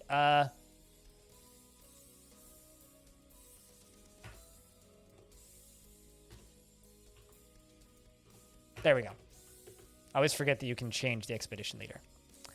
Okay. So now we have 2 dwarves. A population of 2. We have Aloth, who is a carpenter, and Manom, who's a farmer, who's a gem cutter. The first thing I'm going to do is I'm going to go into animals, and I'm going to make them all available as pets. Except for the hunting dog. Who's a hunting dog? Who's kind of me cheating, but they're all available as pets. So that's the first bit. Void bit, make sure that you have 100 tickets. Just type in exclamation point tickets to see how many you have. All right, let's see. Like I said, this is a very big embark. I don't actually think I can see the whole thing. No, I can't. This is a very, very, very large embark. So let's have a look around, shall we? There is a creek. I'm seeing lots and lots of clay. I think that's clay. Yeah, no, red sand, actually. Peat and red sand. We've got sandy clay loam. Goes 2 layers up. Okay. I think this might be where we make our home, up on this second layer. Kind of in the red sand. Plenty of trees. Is that surface spider webs? Giant brown recluse spider webs. Okay, so we can get silk on the surface. That's actually really good. My biggest concern is like strange moods. Yeah, it is a big embark. It's a very big embark. The reason I did the very big embark is because I know I can because I only have 2 dwarves. So we don't really need to worry about lag. As far as trees, we've got willows, pomegranates, highwood. Okay, so we do have some fruit trees. Tea. Okay. There are some pits. Are those... There's dingo men. We have a lot of creatures on the map. We have giant jaguars, otter men, and otter women. FG squared, I'm summoning you. Where the heck are you? We have FG and her people. I'm going to DM her or message her on Discord real quick.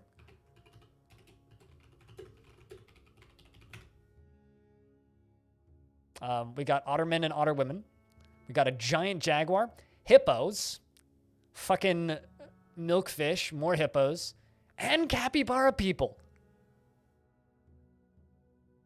Well, one thing I can say for certain is this island already feels like a different planet than where the rest of this world is.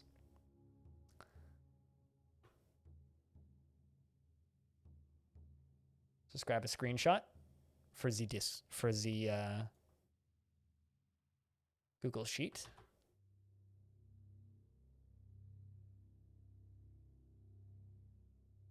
The others, what, the animal people?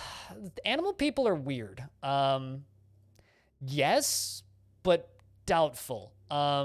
Because they don't have culture, they're listed as animals, basically. So, like, if I look at this, they are listed as wild animals.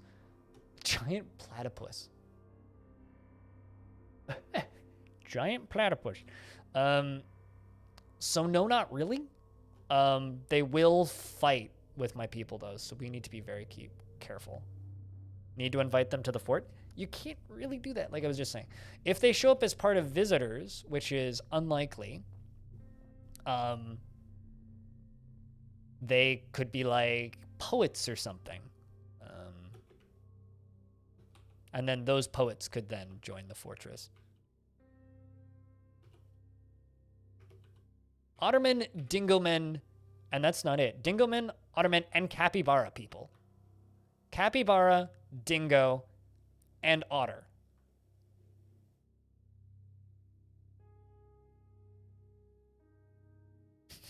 Thanks, Belug. There's also just fucking hippos. At least hippos are, like, pretty passive, usually. I'm very worried about my dog, though, because I do have this hunting dog, right? Yeah, this hunting dog. Hunting dogs are great, but it's just gonna straight up go fucking kill shit.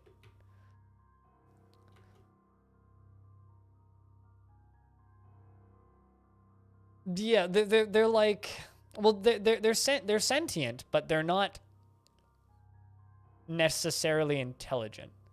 Hippos and DF are pushovers. They are until they're not. They have a tendency to kill your pets. But generally, yeah, they're pretty passive. It's the dingo people I'm really worried about right now. And that giant jaguar and that giant platypus are question marks. He is weak, his hair is brown, his skin is raw umber, and his eyes are black. So maybe not so much of a threat. I don't know. Let's first check. Okay, before we do anything else, let's read the descriptions of our dwarves. Let's get to know these 2 dwarves. So we have Aloth. Oil Numar, the carpenter, who is an ardent worshipper of Nebreth Ring Doiled. An ardent worshipper is a deity of the trustworthy picks. Interesting. Trustworthy picks, even though we are from the Brilliant Saber, most often takes the form of a female dwarf and is associated with crafts and metals. All right.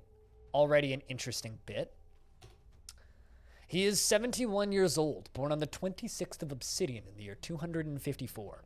He is tall and very muscular. His large irised brass eyes are very round. His nose is quite long and his sideburns are clean shaven. His long mustache is neatly combed and his long beard is neatly combed. His very long hair is braided and his ears are short. His nose bridge is somewhat concave and his hair is charcoal. His skin is burnt umber. He is very strong, rarely sick, and quick to heal. His brass yellow he likes orpient, brass, yellow sespertine, bloodthorn wood, crystal glass, giant buzzard leather, lizard bone, low boots, crutches, penguin men for their singing. Oh no, penguin men for their coloration, and the words of the inky lanterns in the sight of the silk of singing. There we go. Prefers to consume carrot wine, apricots, and absolutely hates mosquitoes. Personally sees competition as reasonably important, doesn't see cooperation as valuable, and dreams of mastering skills. Doesn't stick with things even if minor difficulties arise, and can be caught up in internal deliberations when action is necessary. Has little time for forgiveness and will generally seek retribution. He is confident under pressure, and he is sometimes scatterbrained, very polite, and observes the appropriate rules of decorum. When possible, he is often nervous, and he tends to share his own experiences and thoughts with others, finds obligations confining, and is conflicted by this for more than one reason. He tends to avoid crowds, and he likes a little excitement now and again. He tends to form negative views about things, and only rarely develops positive sentiments. Tends to assume the worst of two outcomes will be the one that comes to pass, and does not have a great aesthetic sensitivity. He is conflicted by this for more than one reason. He values artwork and its creation, and he inhales sharply when he's angry. Needs alcohol to get through the working day, and likes working outdoors, and only grumbles mildly at shitty weather. And Madam, now, they're not technically together, has already taken an alpaca as a pet. Perfect. They're not in a relationship or anything, so I'm not going to say wife, but I'd be lying if I said I hope that isn't a thing. Oh, excellent. They both worship the same god. Perfect. She is a worshiper, not an ardent, but a worshiper. She feels affection after adopting a new pet. That's a very good first thought to have. She is tall and muscular and has quite sparse hair. Little bit older, 84 years old, born in the year 241. Her sparse hair is wavy, and her very long hair is tied in a ponytail. She has low cheekbones and a somewhat short nose. And her somewhat short nose is upturned. Her ears are short, and her lips are very thin. Her cinnamon skin is slightly wrinkled, and her hair is cinnamon with a touch of gray. Her eyes are cobalt, and her eyebrows are somewhat high.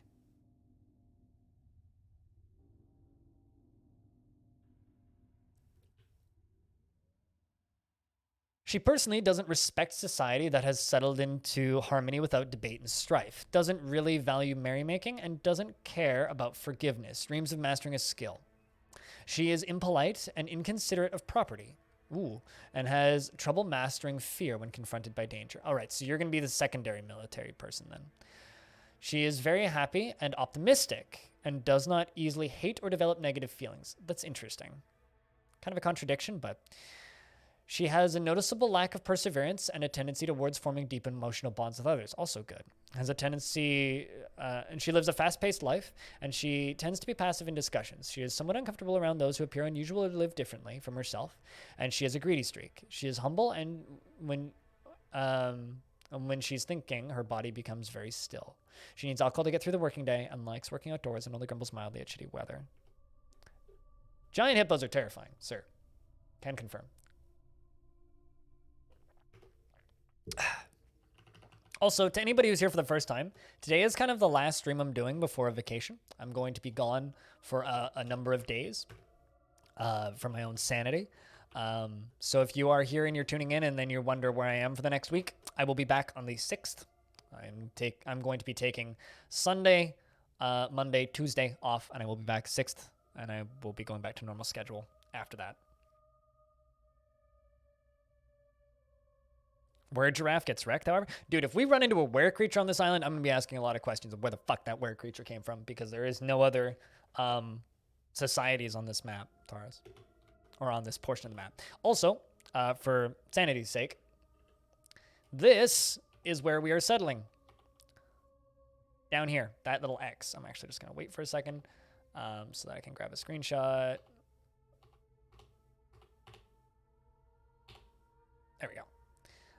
So this is where we are settling. Those two other forts there, here and here, those are Archroads and Ocean Swamps. Those are two other forts I've done in this world. Admittedly, not for a while, but yeah, they do exist. So let's chuck this screenshot into the dock.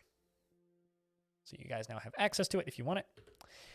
And we are members of the Brilliant Saver, the Crude Chasm. That's the name of the fort. Fortress of Heartrags. I hope that these dwarves don't die. I feel like this kind of has one of two ways it could go.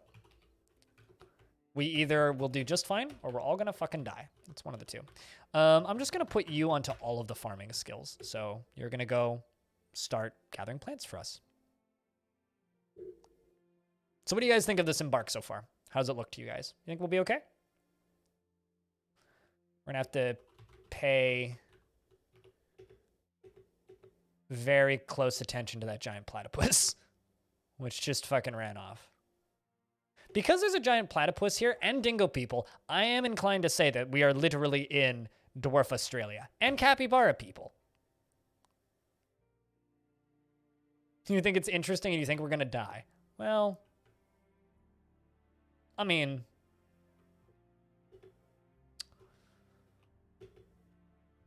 I'm not too worried. I think we'll be okay. This giant platypus, though, is scary to me. Slow or we're going to die in the next minute. Uh-oh. So the hunting dog is going after the giant platypus. The two are fighting. The giant platypus venom is injected into the hunting dog's blood, which means I think the hunting dog's about to die.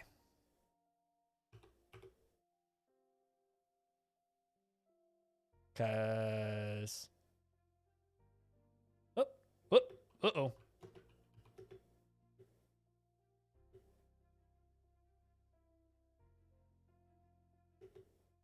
It's coming at us and running away from my alpacas. Fucking swimming away. I get some more meat, assuming I can butcher my dog. Assuming it's dead. I don't know if it's dead. It's certainly working its way back. Did it take any other hits? It kicked the dog in the stomach with its lower left paw. It's giving into pain. It's vomiting. It's losing and regaining consciousness.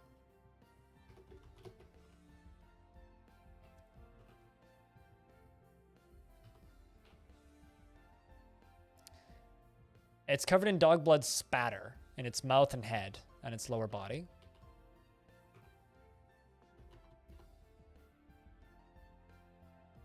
Is this Elite Dangerous tech support? No? I haven't played Elite Dangerous since 2018, sir. Also, have you slept? Kind of serious question.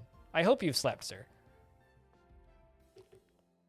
Okay, you have, because I woke up and you were already awake, and according to Discord, still playing Hunter Call of the Wild for 41 hours. Now, actually, how many hours? I should find out the exact number that Discord is claiming that you've been playing that game for.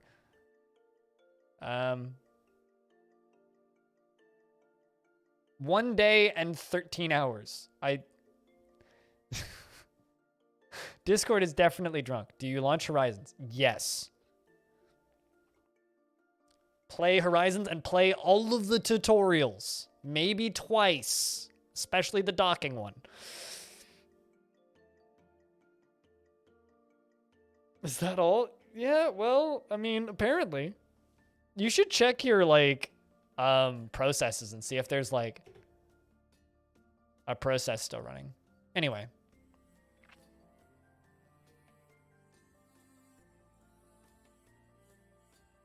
But he won't be happy for a while? I mean, I'm just impressed. So, both of my alpacas have been claimed by my expedition leader. Has 2 pet alpacas.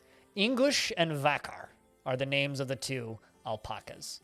Our 2 dwarves are only acquaintances, which means we need to make a very nice place for our alpacas to live.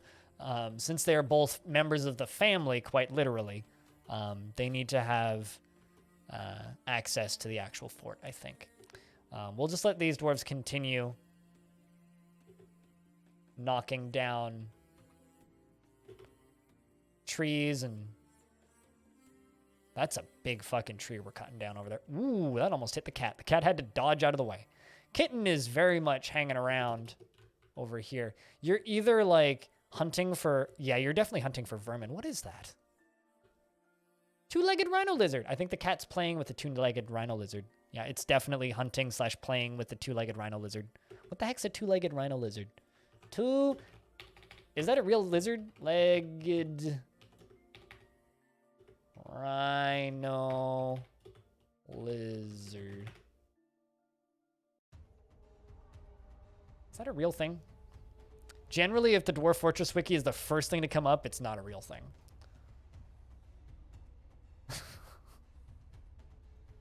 The long-term effects include extreme pain, swelling, possibly to the... Okay. No, it is a real thing. All right. It's a vermin. Two-legged rhino lizard. So the cat's playing with one of these. That's... I could totally see a cat, like, biting that by the tail and, like, flipping it up into the air. So, yeah, that checks out. Definitely checks out. Absolutely huggable, for sure.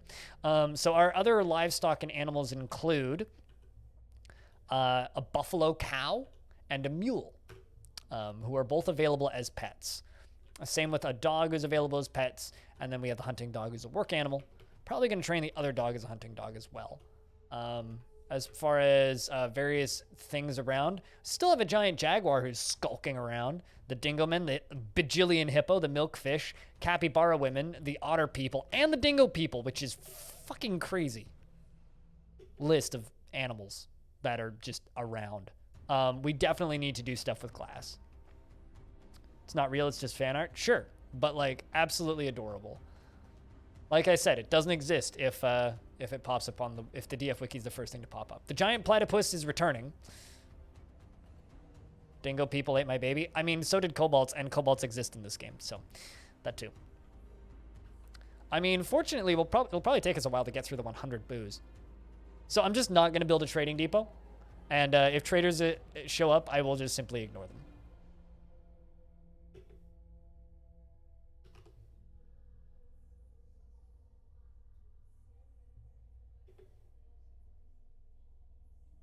Certainly proves this. It's an untamed wilds biomes, actually. Untamed wilds. There's 2 biomes here, and they're both untamed wilds. If I zoom out, I might be able to show you where the line is, but it is 2 biomes. Actually, I think it's where the red sand ends. The up half of the biome is a freshwater swamp, tropical swamp, and then the other half is rugged rocklands. So yeah, it's basically where everything becomes kind of dry and dense and mudstone, versus this upper area, which is a little bit more sandy and peat.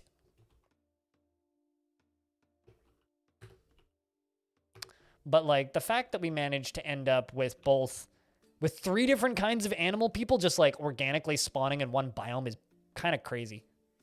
But it kind of makes sense too, because like we are in a completely separated, isolated island, which means that the animal people wouldn't just get fucking murdered by goblins and everybody else who happens to live there. All right, so I think we should get our animals pastured here. Let's do maybe 2 pastures. I'll do 1 for the horse and mule, which can be right there. Mule. Sorry, water buffalo and mule can be right there. Not quite members of the family. And then over here, I'm going to do a flow zone, which can be like this. And then that can be for the 2 alpacas. And we will give them away inside too. So let's just quickly pasture those.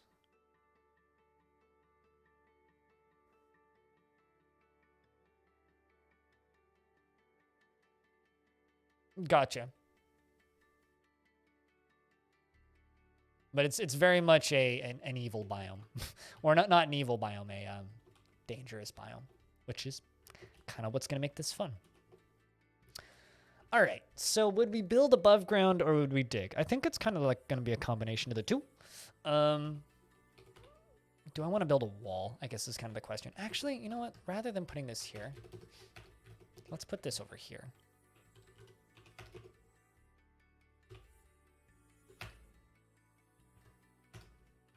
That's not what I wanted to do.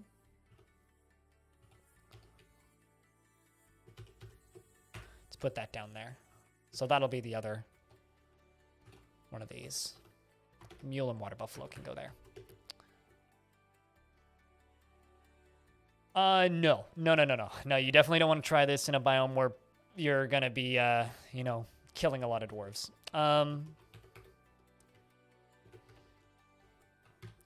We can give you wood crafting. I think I'll give you stone crafting and glass making. And we'll give you weaving and you clothes making. Because I kind of just need them all to do everything, right? So let's build us a crafts dwarf shop real quick and just get or cups made, because cups we need. Let's also make a carpenter's shop and get some basics down packed, like a wheelbarrow and all of that stuff. Wheelbarrow. Okay, hold on. Let's just see. Splint, crutch. We'll do a step ladder, a wheelbarrow. Let's build 2 chests and a door. You down here. Let's go to woods. Let's make 2 wood cups. 2 net. Well, actually, I don't actually have any uses for nest boxes right now because I didn't bring any poultry. Trying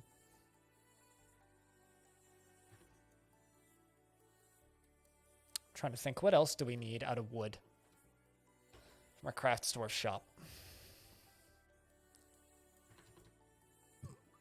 Let's make pots. Wood pots. We're also going to make barrels, but we'll just let them do that for a minute.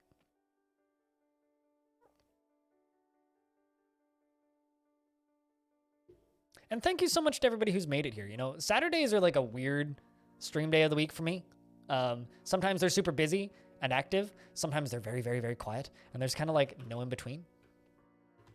Did I not give you woodcrafts? Oh, no, I gave... Okay. Well, fuck it. I'll also give you woodcrafting. You can go do that. I'll fix this. I will remove you from woodcrafting. There we go. So that they're both working. There we go. Sweet. Oh, I'm also going to need beds. So we're going to have to get the carpenter to do that. So I'm going to give them 2 beds, and I'm going to make them share a bedroom. I'm going to be horrible like that. Because I'm going to hope... I hope that they get married. That'll make this a lot easier for a lot of reasons. Because then they'll get love after being near a loved one. And all that loveliness. So I don't know, chat. What kind of fortress do you think that we should build? Should we build something a little bit more above ground or a little bit more below ground? We're definitely going to need a wall. Uh-oh, combat. Otter woman and the hunting dog is fighting. Well, good to know the hunting dog is back up and running. Is it dead? Nope, no one is dead.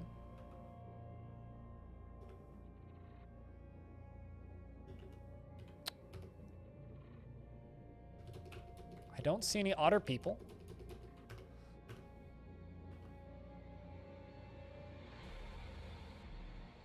Oust the evil from the mine and live there. With 2 dwarves, we're not going down to cavern layers. At least not right away. You're just about to say in stone? Okay. Okay. I will be back in a second. I'm going to check my blood sugar. I feel a little tingly, not in a good way. I'm sorry for all those brief short breaks, but I will be right back.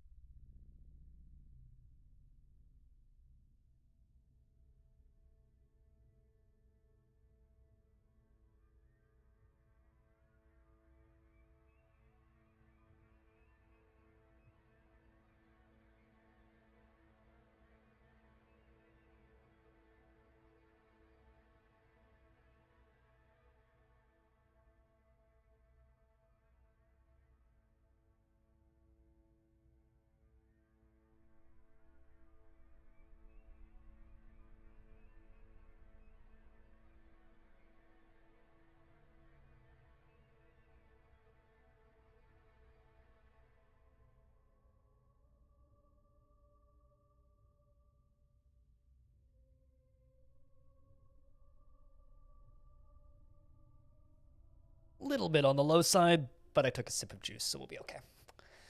I'm almost low, and I'm probably about to go low. So, do what you gotta do. All right. So, 2 dwarves, hunting dog, 2 alpacas. I hope we get baby alpacas. And chat, should I make all of the alpacas available as pets? Or should we actually keep some of them for breeding? Like, do you think that this dwarf who loves alpacas would just be breeding alpacas?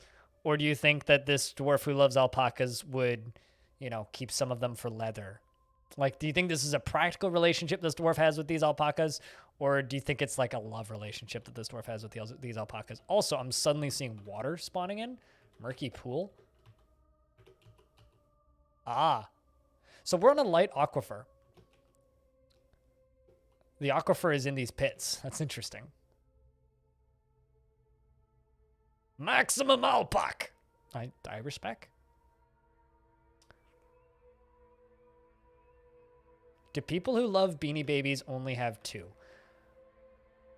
I have a question. Do people love Beanie Babies? Or do people think that Beanie Babies will give them money and they love money? Like, was there anybody who actually loved Beanie Babies, unironically? I'm expecting, also, hey, caffeine. I'm expecting, crocodiles just pop out of the woodwork and be like, what?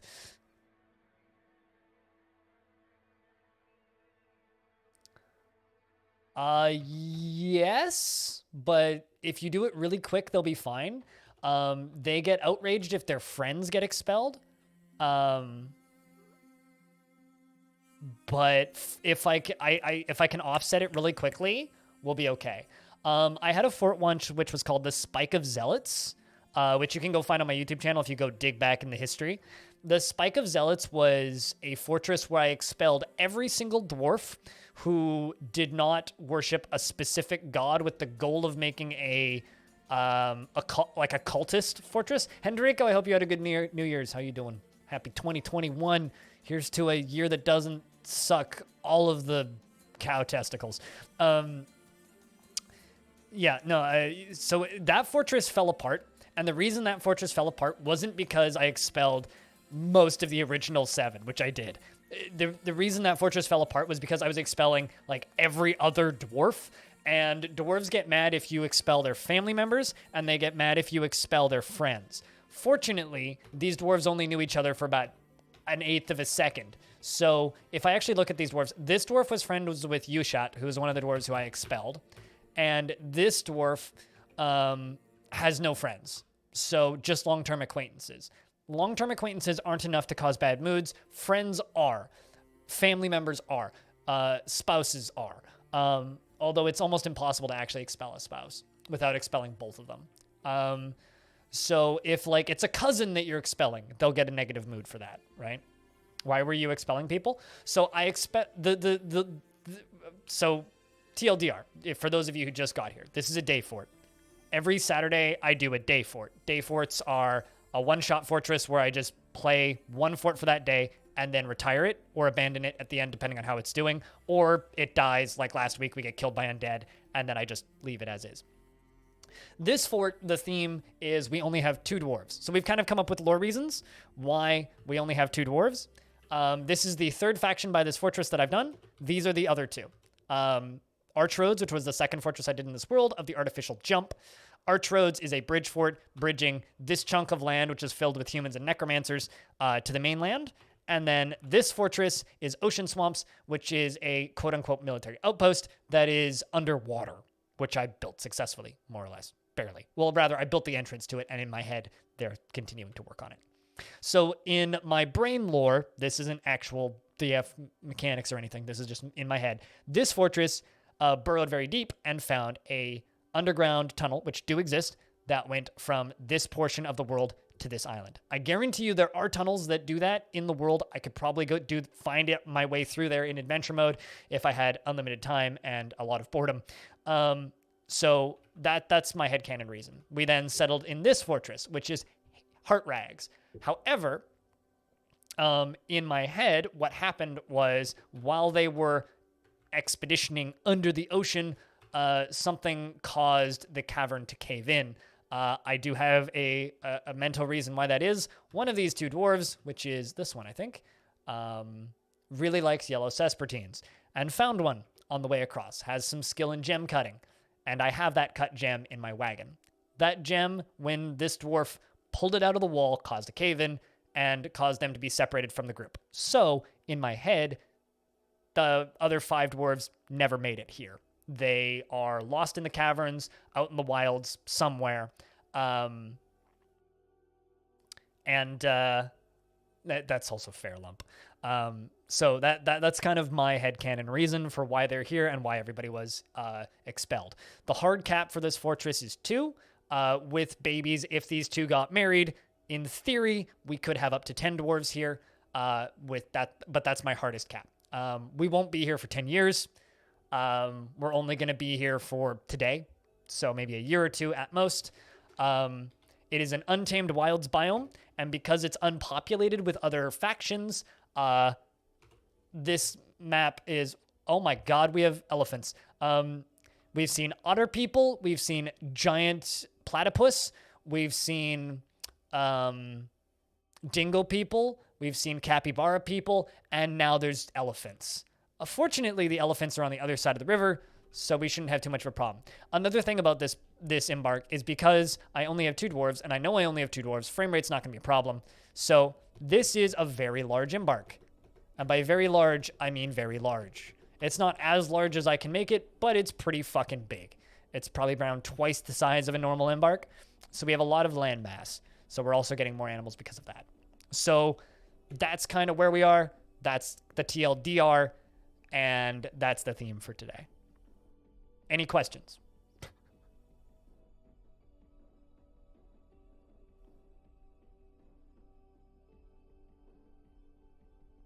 But yeah, I think that this fort will be interesting to kind of look at once it's done for sure as well. Those elephants suddenly made me very nervous though. What are you doing? Right, so I need work for the carpenter. Let's get you to make a bucket, 2 buckets actually, and then a bunch of barrels. And then we are going to start digging. We are going to need to get down to stone, as Stone said. There is a light aquifer here, so it shouldn't be too difficult to get past. But there is a light aquifer here.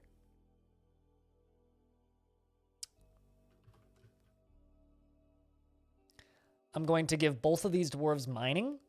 So they'll both have to equip. Oh, also, I have 2 spears. I have 2 battle axes, 2 spears, and 2 picks. So I'm going to have to cycle these dwarves through their tasks. It's going to be cumbersome. And I wouldn't necessarily recommend running a fort like this ever, but I say we'll put our entrance to the fort over here. Kind of under this tree. And all of the bright orange that you see is sand. So we do actually have a lot of sand, which is kind of a lot of fun. Also, if you'd like to follow along in real time, if you type in !Dayfort in the chat, you will get a link to a Google Doc. That Google spreadsheet is this. It has an overview of all of the save files I've ever had. I was linking the VODs. I should do that with the YouTube VODs because I'm kind of not archiving stuff on Twitch as much these days. And I make these little screenshot collages of the actual fort. So you can go look at previous forts that we've done in this world, as well as like status on the current one. And yeah, so if you want to kind of see shit happening, not necessarily in real time, but like relative real time, I guess, you can do that. But yeah, the whole point of this is to be as up to date and in tune, I guess, with the lore as possible. Oh, did you accidentally day fort, not B fort? There you go. Did you accidentally type the same line in? Because it's very easy to do that on Twitch. I do that sometimes. All right, so we're gonna go down until we hit the aquifer, which should probably be really quick.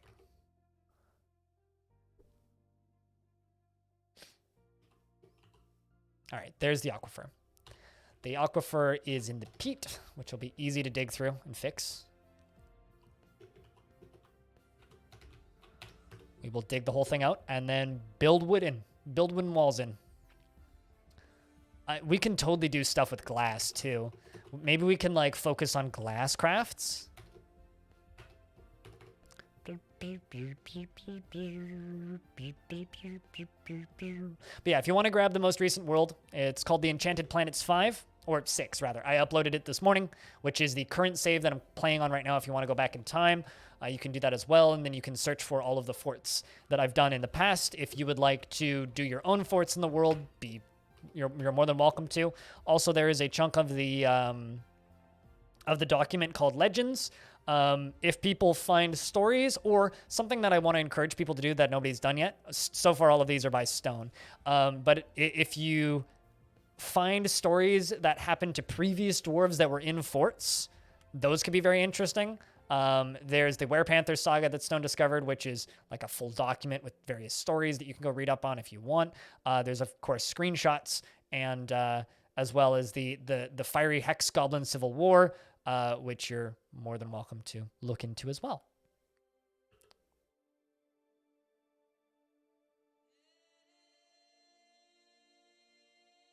And, go on little discoveries. Also, I seem to have lost week 1 from the document, but I will have to go recover that. I'm not sure what happened. I must have accidentally undone it.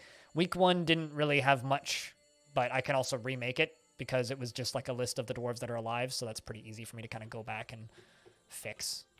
I'm not entirely sure what happened there, but I somehow managed to lose 1 tab of the document.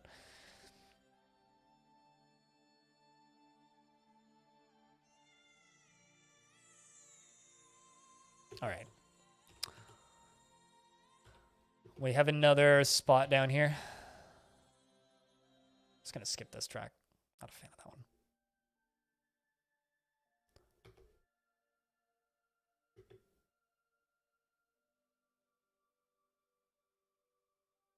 I didn't just go offline, did I? Chat, are we on? If you can see the stream right now, can I get a round of beers? Or just press 1? Because currently I have determining quality, no quality, listed as my quality of the stream. So I'm wondering if it's like Twitch being kind of crap, or if it's me offline.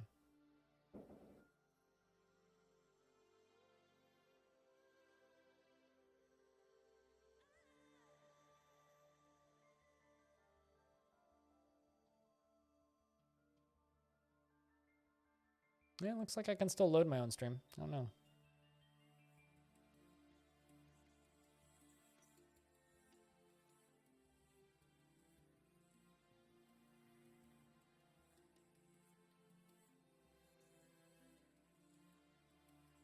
But yeah, if you can see the stream right now, could I get a 1 in chat?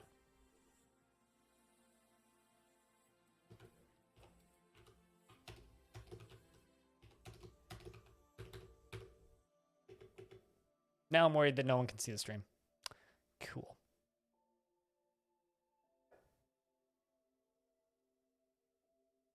Let's get this aquifer filled in. Come on, dwarves. Get up here.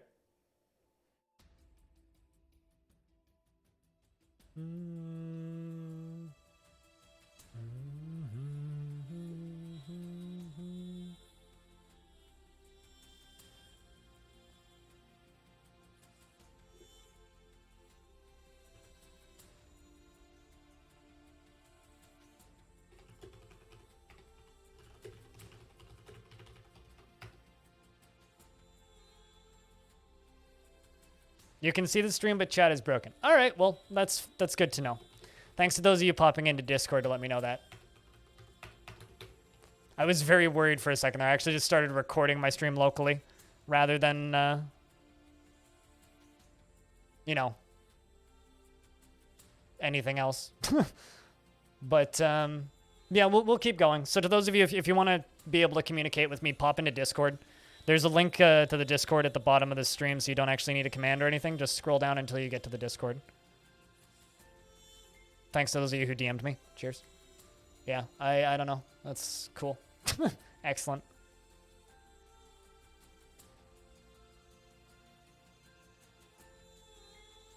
According to other spots as well, people are now just going offline. So maybe don't refresh streams, but it is what it is. Stream is fine. That's cool. Well, as long as you guys can see a stream. This happened on a stream you were watching yesterday too. Yeah, no, I've seen stuff, like a lot of stuff went offline yesterday too.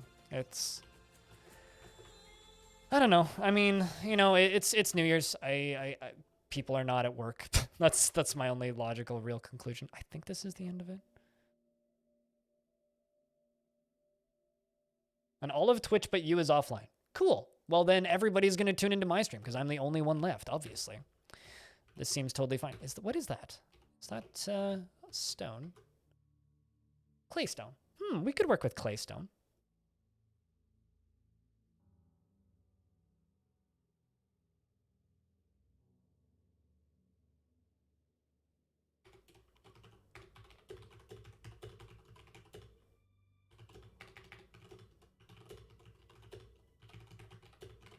Just responding to a DM real quick. Yeah, no, that sucks. I mean, it is what it is. It is what it is. All right. Actually, you know what? The problem is now I have water in the bottom. So I'm worried that the aquifer's still here. Although aquifer can't be in stone, so we'll dig into the claystone and fill this area in with wood.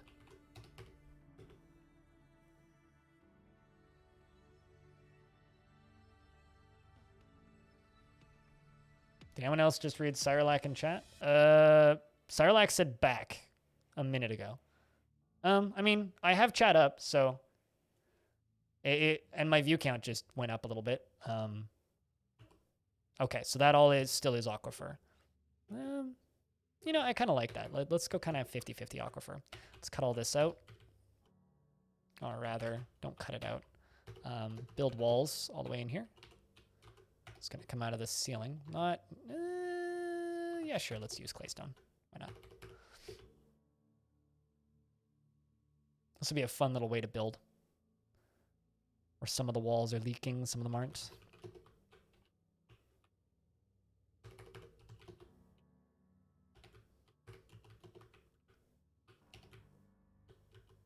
I should really start working on blocks is what I should do.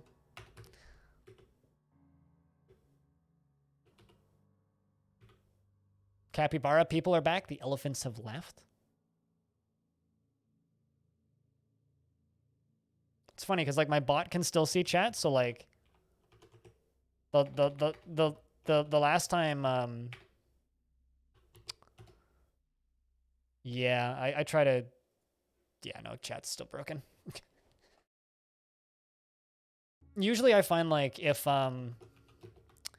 Twitch chat breaks but it's still usable, my bot will see it and my bot will see stuff popping up, but if my bot's not seeing stuff popping up, Twitch is just broken. Yeah, I also saw what Cyrolac put into chat, but my bot didn't. And it broke again. Yeah, don't worry about it too much. Just if anybody's watching the stream and you do not have chat working, if you join my Discord, you scroll down beneath the Discord, down beneath the stream, there is a link to where you can join my Discord, or just use the join code BLIND, BLIND, and you can get into the chat. Also, this is fitting.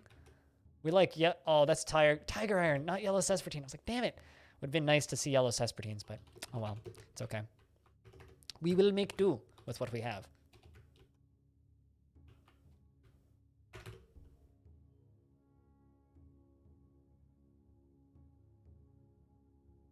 But you know, it's okay. It'll come back. I mean, Twitch is never down for super long when this sort of shit happens. As long as they don't boot the whole stream offline and completely screw the whole thing up, I don't mind.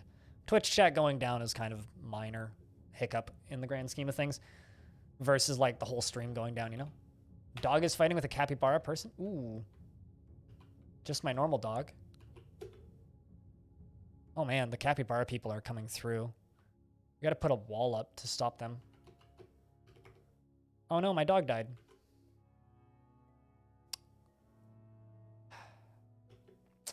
Well. The brutal capybara people killed our dog. That's the only dog we're ever going to get, too. That's a bummer. I was about to, like, bring the dogs underground. Man. Rip. All of these C's down here, these are the capybara people. Let's see if I can butcher the dog. Should try. That's unfortunate, man. Very goddamn unfortunate. I wouldn't refresh anything. Do not refresh. Just saying. Because I don't really have a method of restreaming. But don't refresh whatever you do. That's all I'll say. Just do not try refreshing. Because, like... as stuff starts to go down, it's not going to come back up.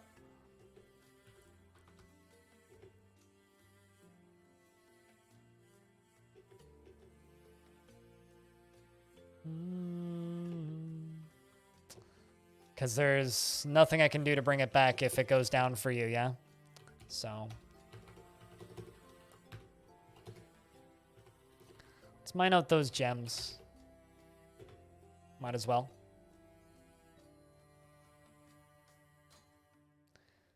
Gotta get this area filled up enough. Okay, good to know that it's back. Yeah, I'm not gonna go restreaming myself to another platform either, so... because I personally don't want to get, like...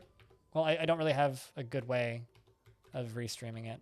I haven't found the dog.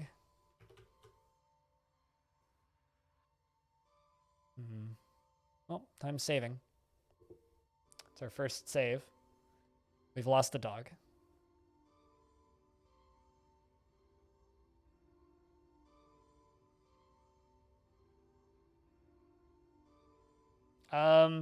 If you have one, go ahead. I'm not entirely sure how to provide a URL for pop-up player. Infinity. Although the number of people able to watch just dropped dramatically.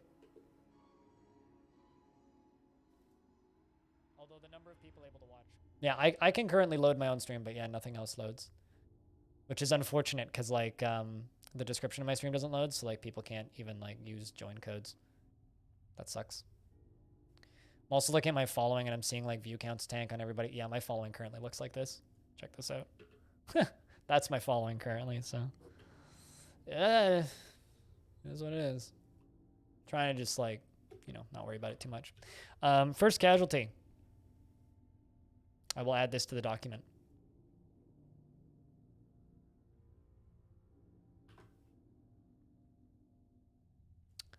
And I will also screenshot the capybara man killing it. Although it looks like the dog attacked him first. Because the capybara man was able to scream, or the capybara lady, rather, was able to scream about it. So RIP to the poor dog. It's a bummer, man. I'm telling you. Will we be burying pets? I should, but I need them to find the body first. They haven't found the body. So they wouldn't know to make a coffin. I'm kind of RPing it.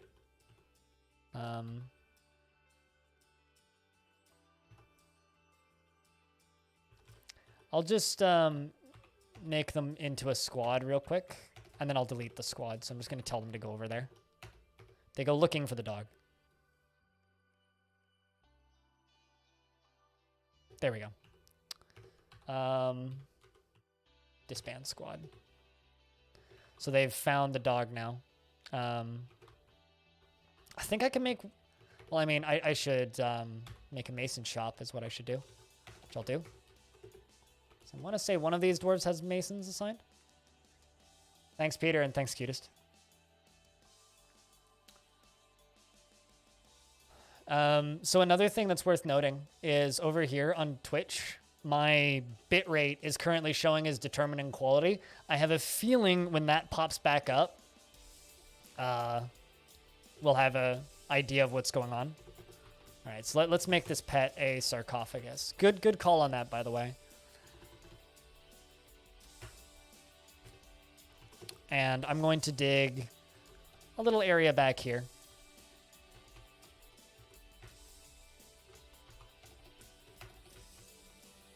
And this is going to be where we're going to put the pets.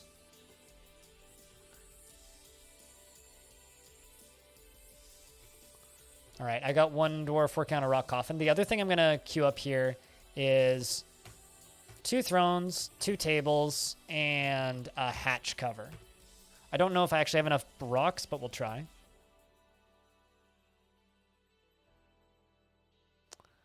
I'm going to put wooden flooring in here. Maybe we'll put wooden walls in later. But for right now, this is going to be our little pet tomb. Although the dog wasn't named, but I'm still counting it. I was originally trying to butcher it, but... Although actually, it might still not be. Maybe I could just put a little memorial in there for it? I don't know. Can you bury unnamed pets? Because I don't think you can.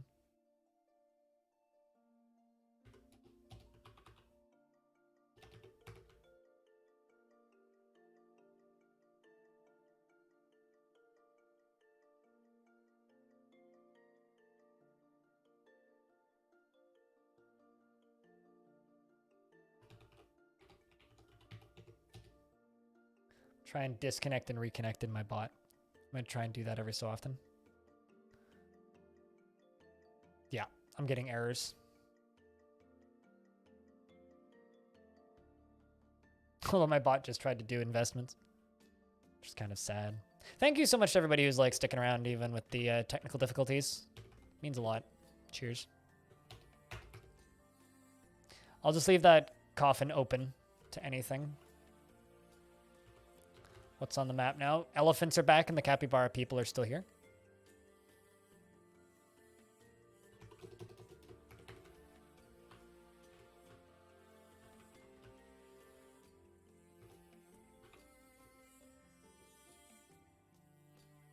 Yeah, we know. Audio. Sucks. The thing that really sucks is not only is chat borked, but also like the whole channel page is borked. So like... people who are maybe trying to watch who don't have access to the Discord already probably won't be able to connect to the Discord, which really sucks.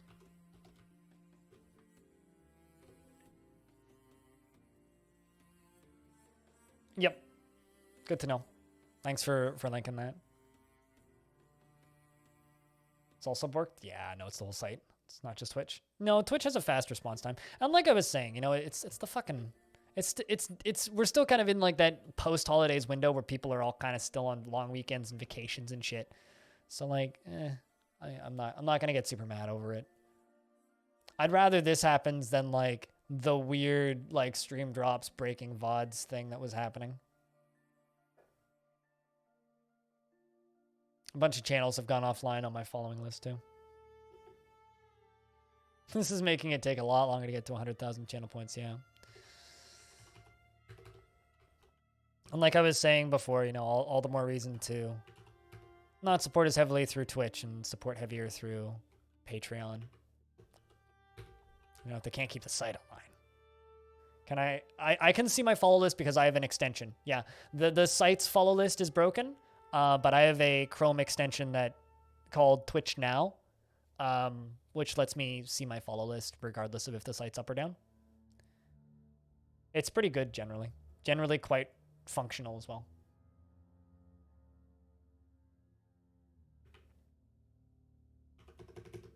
All right. Use for burial, and we will allow pets in that. All right. Working on wooden doors. So I will place one door there, and then I'll place the other door there, and then I'll place a hatch cover as soon as we have one.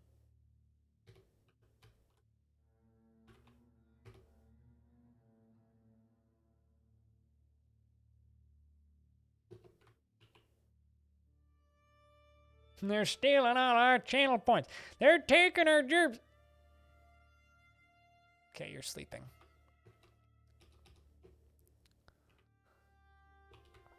Let's just get these beds down here.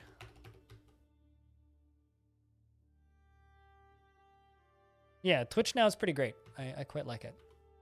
Do you have your pick equipped? Yeah, you should.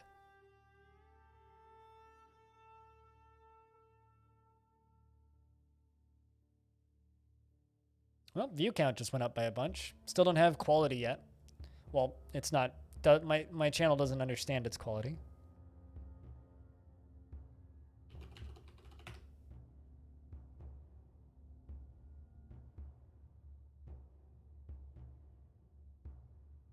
Yeah, we're just gonna do what we can, you know, as kind of while we can do it. Let's assign those two beds. Oopsies. There we go. The two beds are now assigned. Now I need those, and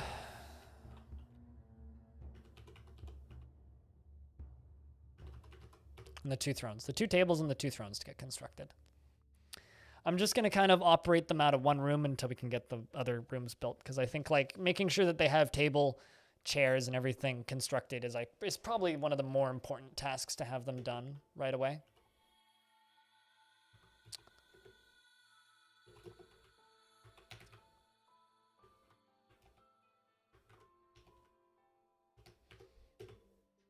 Supposedly there's also shallow metals, so that's also a thing. So maybe we'll find metal.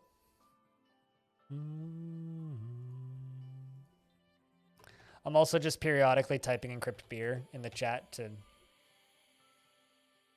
see if it works at some point.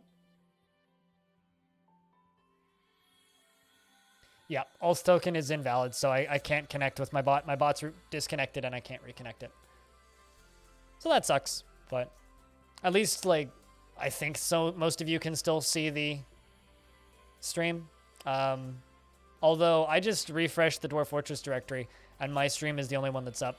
So there's that. So either everybody else just took their streams down or... Oh no. What? Oh no, the giant platypus came back for the hunting dog. That or the hunt... Is there even a giant platypus on the map right now? There isn't. The hunting dog just eventually died. I mean, at least you can see the video. Can you open that pop-out link that was linked up top? Gorge. Hey, at least you got something, you know?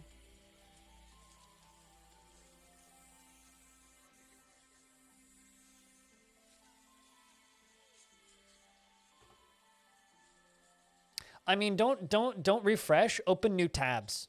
Opening if you want to test stuff, open new tabs. So yeah, it looks like dog died to poison. So the first dog died to the capybara people, and I think that the other dog finally died of poison.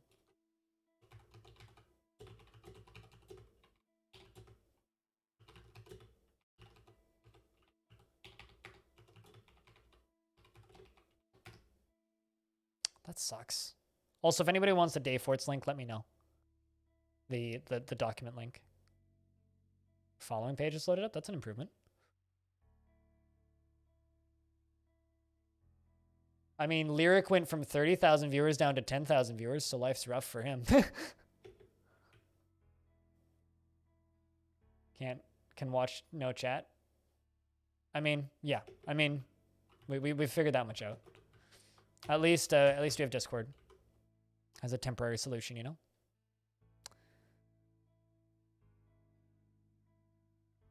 So you hear a slight echo? Hey, at least other things are loading, so that's good.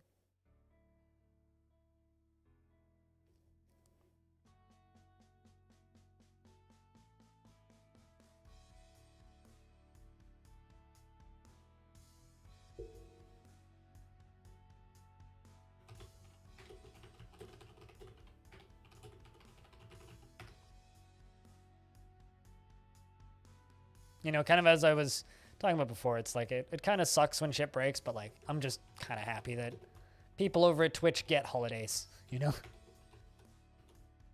Like, yeah, there aren't as many people around to fix this shit as quickly, but hey. Can't really be mad. Let them have their holidays. All right, so the two dogs don't appear to be butcherable.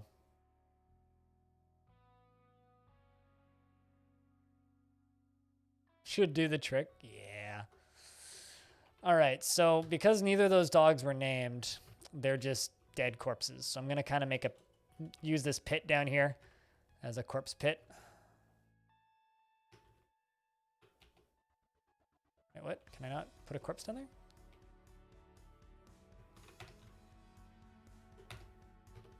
Guess not.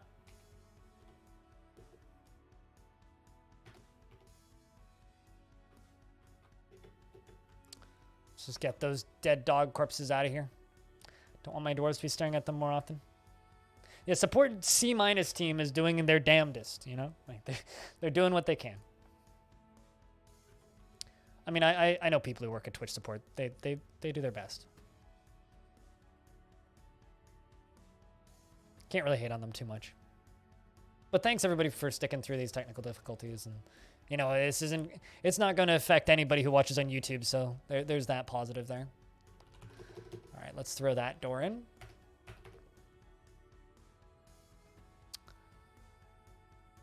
Just kind of sucks that they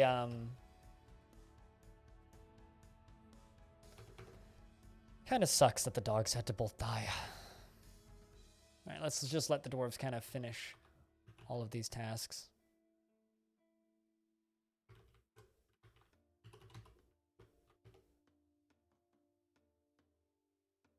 Let's also make a refuse stockpile.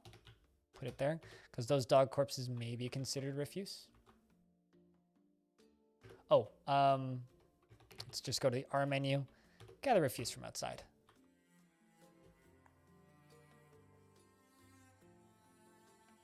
I mean, sometimes it tells you that. 13,000 reports in the last 5 minutes. Where are you seeing that?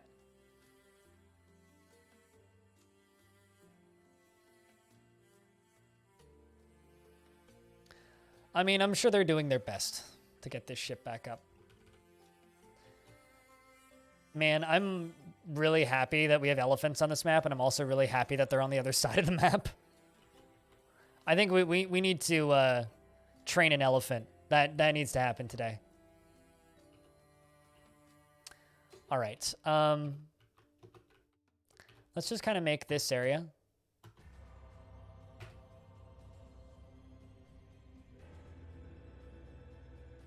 Oh, wow. Yeah, sight's down. I've never seen that before, so I don't know where you're getting that from, Sirlac, but that's interesting.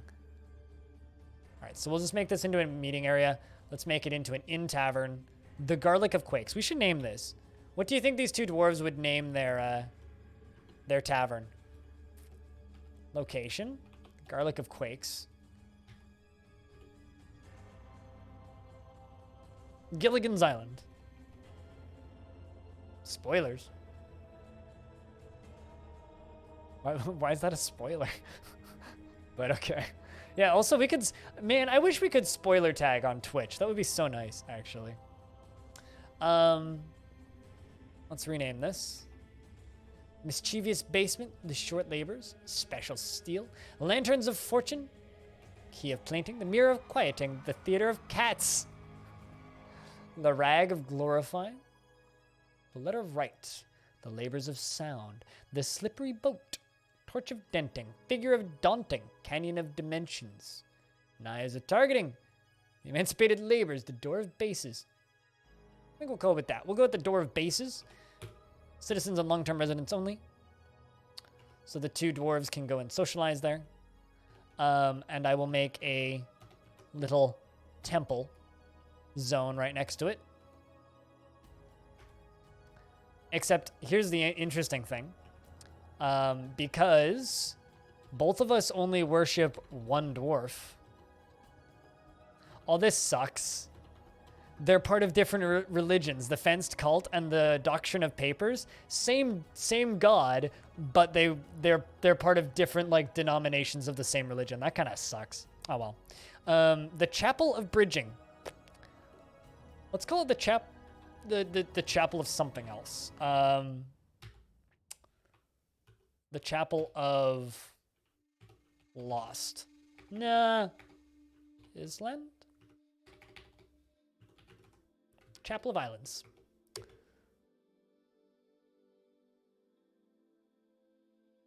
The Small Enjoyment. Oh, what, like as a tavern name? I like that.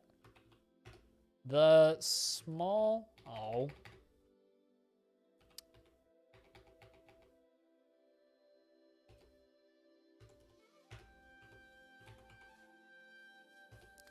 Door of Enjoyment. The... Place? Spot? Spot of enjoyment.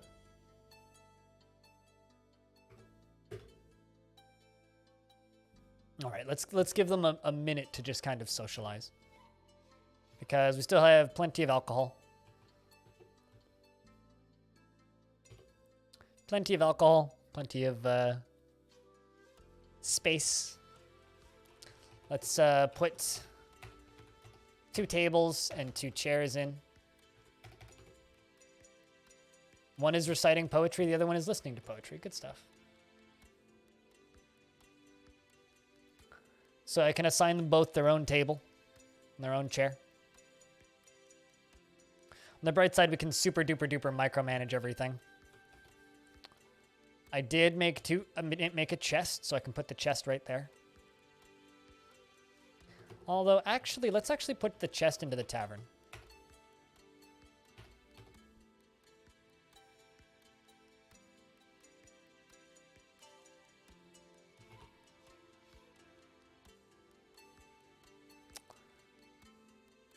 All right.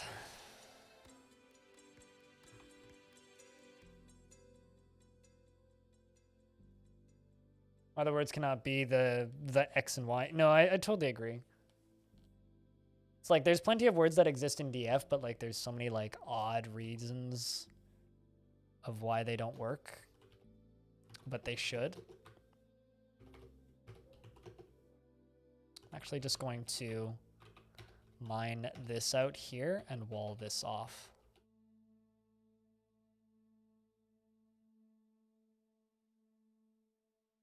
Neighbor's dog is going haywire. Really hope they're not leaving that poor dog alone. There we go. All of our wooden cups are put away.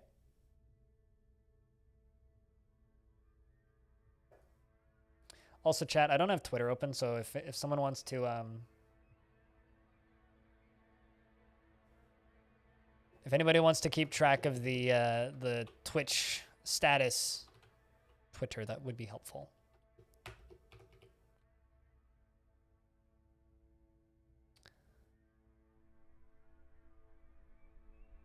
Also, I could totally use this light aquifer to I'm trying to figure out what can I do here.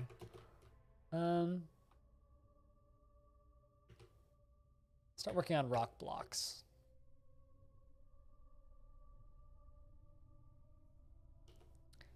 And then the other dwarf, who's you, we're gonna give you stone. No, not masonry. Stone detailing. You're going to begin smoothing.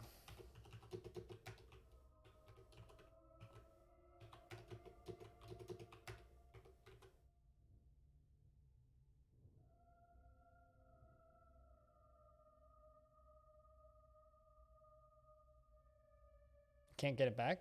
Actually, yeah, that does work. That link does work.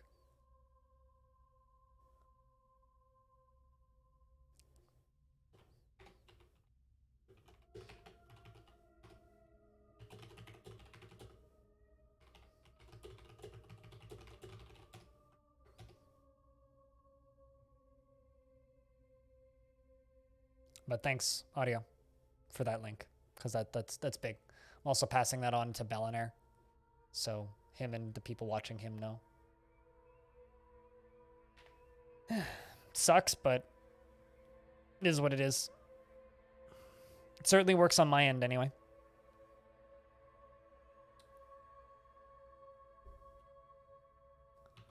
So this dwarf is working on rock blocks, and then the other one is working on that. I want to kind of get this area walled off.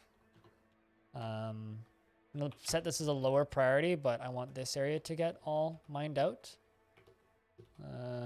Actually, that needs to be a high priority. I want that tree to get cut down. And then we're gonna go all the way around and remove all of these. And then we can get this area walled off.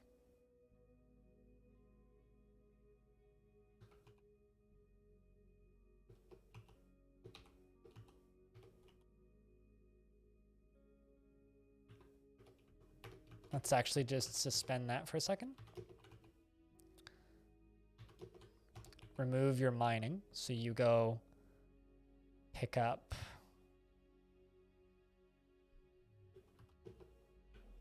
an axe. Ah, I see. I need wood cutting turned on. Go grab an axe.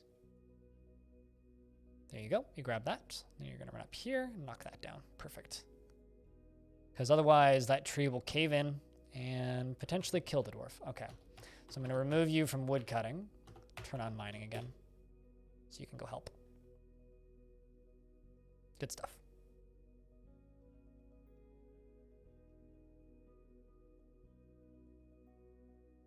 Throughput thing, and people are really using the internet right now. Yeah, I always wonder about that, like how much. I mean, my view count just dropped again. I do sometimes wonder like how much just people being on the internet can affect stuff like this. I tend to believe that like at least these, or tend to think that at least these days, you know, we would have enough bandwidth that that sort of stuff wouldn't happen, but it still does. So it's frustrating, but like, what can you really do about it, right? The answer is not a whole lot, really.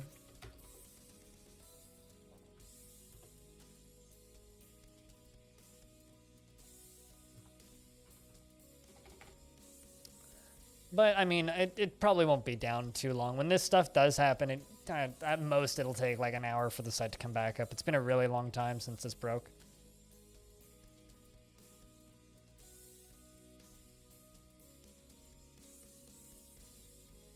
At least, like, I think the majority of you guys can still see the stream, yeah? Like, if you can see the stream, just, like, say you can see it on Discord. Because, like, Discord chats, of course, can be pretty slowly. And it kind of feels like I'm recording a Let's Play right now.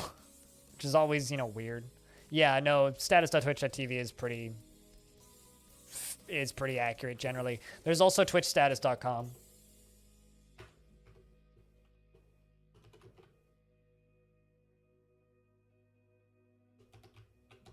Let's knock that tree down too.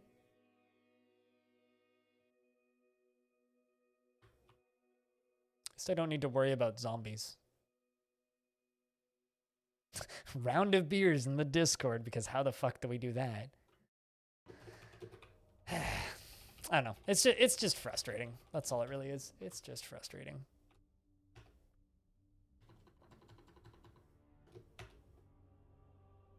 Okay, I don't really need to get blocks going just yet. Let's unsuspend that.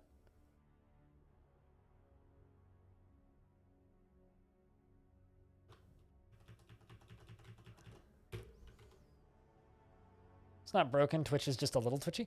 Little twitchy? Just a little twitchy? This is like twitchy by Twitch standards though.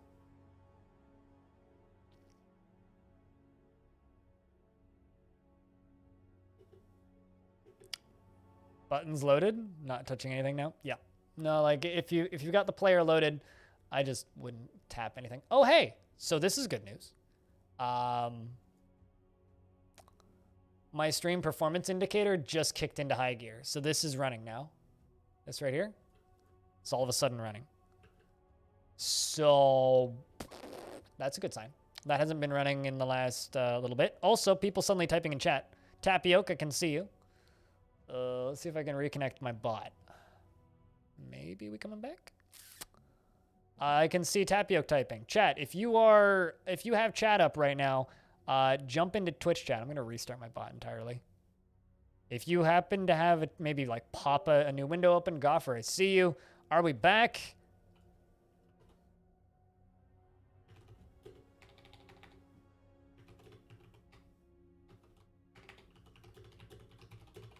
Let's see if my bot can connect.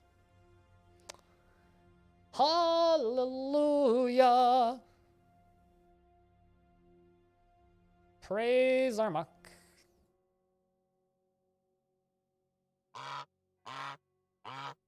Loud and fucking honk right there. Up and running. Booyah.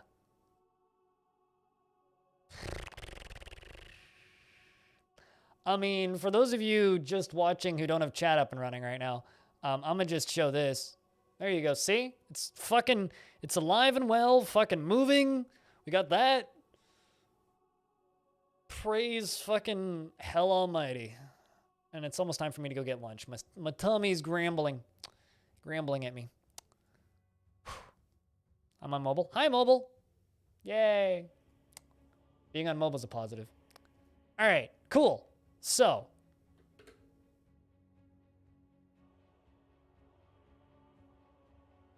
That wasn't so bad, was it? Let's see. Let me go refresh. Let's pause the game for a second. Just kind of deal with shit for a second here. You know, I do genuinely believe a lot of the time when Twitch breaks, smaller streams don't even notice. Yeah, my stream's still up. No VOD's broken. I can end my recording, I think. Phew. That's, that happened. Also, hello, Anander. And Audio. Welcome back. Been watching a lot of Tarkov. They had Twitch drops on the 8th. Yeah. You got the game for Christmas? Oh, yeah, well. I mean, Tarkov had drops the other day, and Slush Puppy had like a fucking 100,000 viewers, so good for him. Finally able to talk. Welcome back, Psychon. Everybody, for times like these, join my Discord. ! Discord in the chat. It's a perfectly good reason to join the Discord because, you know, when Twitch breaks, you want to be in there already.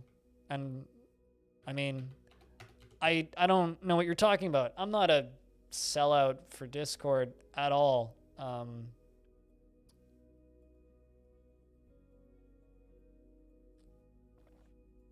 Not biased to use Discord at all, no. But if you're in the Discord, then I say 300,000. Can I just like have 1,000? I could use that. That'd be nice. I mean, I think I can accept that Twitch will never have dwarfs drops for Dwarf Fortress. I think I can confirm that that will never happen without even asking. Poutine, I had cheese curds in a omelet yesterday, which was delicious. I could very easily make poutine, actually. Although gravy might be a little difficult. I'd have to do like a very low-carb gravy.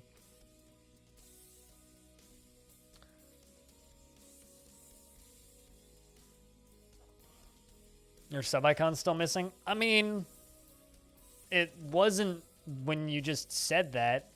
So maybe on your screen. I was going to say, maybe it come back in the time you said that?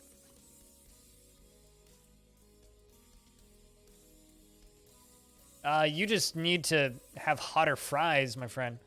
Or hotter gravy, because you can certainly melt cheese curds. That or the real boss way to make poutine is with cheese curds and shredded cheese, so you get a little bit of that double action cheese in there. Kind of looks like a spaceship. If you're not super familiar with DF Underground, can look like outer space for sure, but it'll start to look like dwarves pretty soon. This is going to kind of be our main central hub room. It might stay our tavern area too. We'll put a couple farmers workshops down here, or maybe we'll move these upper workshops down there. Is there an actual good UI mod for it?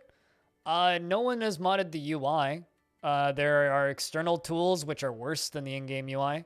The UI is fine. It's not actually a UX. It's just a list of hotkeys. So you just got to memorize the hotkeys. But the Steam version will be updating the UX for the classic and the new version. So if I go to the Steam screenshots here, which I have many videos about on my YouTube channel, the UI is going to look more like this and be fully clickable in the future. So I don't think that, these are just mock-ups, so those are irrelevant, but these are the updated ones. So that's what the mini-map's going to look like. That's what the moon's going to look like. You're going to have your dwarf UIs and stuff up there. You'll be able to click on all this stuff and all the hotkeys will still work. So yeah, they're making a UI for it. Yep. And that will count for the OG version that's free as well. It just won't have the graphics. Don't use McCain fries. Fucking cut a potato. God damn it. I hate frozen fries. They're so bad. Just fucking cut a potato. Just cut a potato. Sear it lightly in the pan and then bake them. So good. I might actually do that tonight just to spite you. Make some good fries.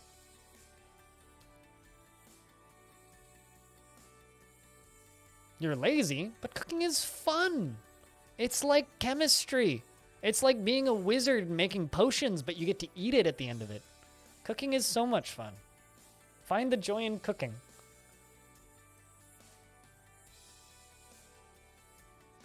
It's way more popular than Tarkov? That is not true. Dwarf Fortress is nowhere near as popular as Tarkov. Tarkov is quietly one of the most played games in the world. Maybe more people have heard of Dwarf Fortress, but I even doubt that. Tarkov is not on Steam, but Tarkov has hundreds of thousands of concurrent players. Tarkov easily is probably one of the most popular online games in existence right now. So that is factually incorrect. I hate to break it to you, but Tarkov is quietly one of the biggest games in the world. Dwarf Fortress isn't quietly one of the biggest games in the world. It's one of the most important games, but it's definitely not one of the biggest games in the world.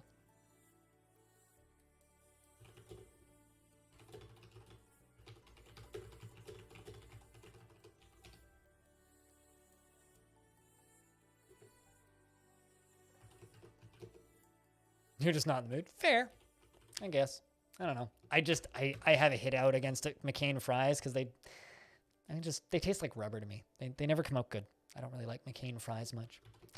All right, so we're gonna build us a little tiny box here. This will be kind of like a little entry walkway. Put some cage traps in to protect against those elephants because there are elephants running around. I'm a little worried about them. Just need blocks, claystone blocks. It's windy outside. I need to go to the shop late, or go to the post office later, because I have today and tomorrow to pick up a package. It's windy and raining. Unpleasant. Frozen fries turn out pretty good now? Sure, but like, you can't really beat fresh hand-cut fries. You just can't. And potatoes are so much cheaper too. Like, I bought this massive fucking bag of russet potatoes for $2. Whereas like a bag of McCain fries, which is like, I don't know, 5 potatoes, not even, is like $8. It's like, come on. Come on. It's so much cheaper to just buy your own goddamn fries. They come out so much better. All right, let's suspend that job. Go build this.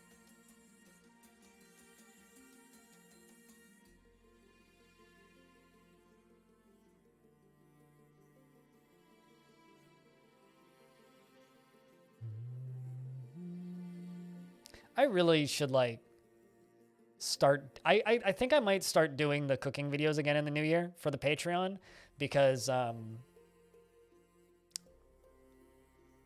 finally starting to figure out how to cook again as a type 1 diabetic. My cooking is getting interesting again. Honestly, that's what I'm hoping the next, what's it called? Stalker ends up being, is like Tarkov level mechanics, but single player game. My issue with Tarkov is I don't see well enough to ever be able to see other players. I could probably like get away with ratting and just like duck and dive and never actually get any kills, but in a 1v1 fight, I always lose in Tarkov. I do own Tarkov. I've bought it and I've played 15 to 20 hours of it off stream. Most of that offline, or just trying to like come to grips with the ropes. But it's one of those games where it's like, I really like the idea of Tarkov. I don't think I'll ever be able to actually play Tarkov, because I do not see well enough to play Tarkov, and it really kind of sucks. Not gonna lie, it makes me kind of sad. I'm gonna turn off mining on you, turn on wood cutting.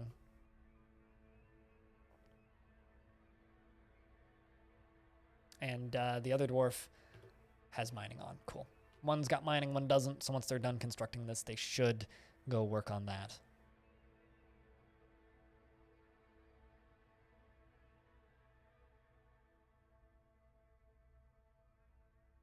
Also, Natsunovi, what's up? Can't cut potato? Mom didn't teach? What? Why do you need your mom to teach you how to cut a fucking potato? Take knife, cut potato. It not hard. That's like saying I can't. Man, I was going to get really mean for a second there. I'm not going to do that.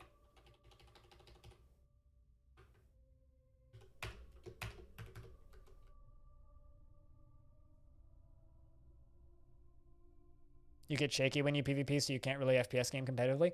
I used to be able to. I just don't see well enough. Like, legit, it's an accessibility problem. And Tarkov is really good at making it hard as fuck to see shit. So that's exactly what I was gonna say, but I didn't want to go there, Psychon. Can't wank off because your mom didn't teach you? So. Fuck. Ooh, that looks nice.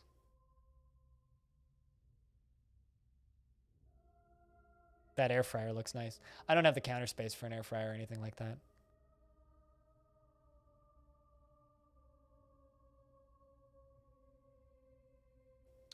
Sometimes, like, I'll go to make a joke and then be like, nah, that's too far. And then chat will make the joke anyway, and then I'll just dogpile on chat's joke and just blame chat for it. And be like, well, chat said it, so obviously it's fine, right? Right? Milkfish has given birth to baby milkfish. How adorable. Great minds think alike, and dirty minds are all awful. Equally awful.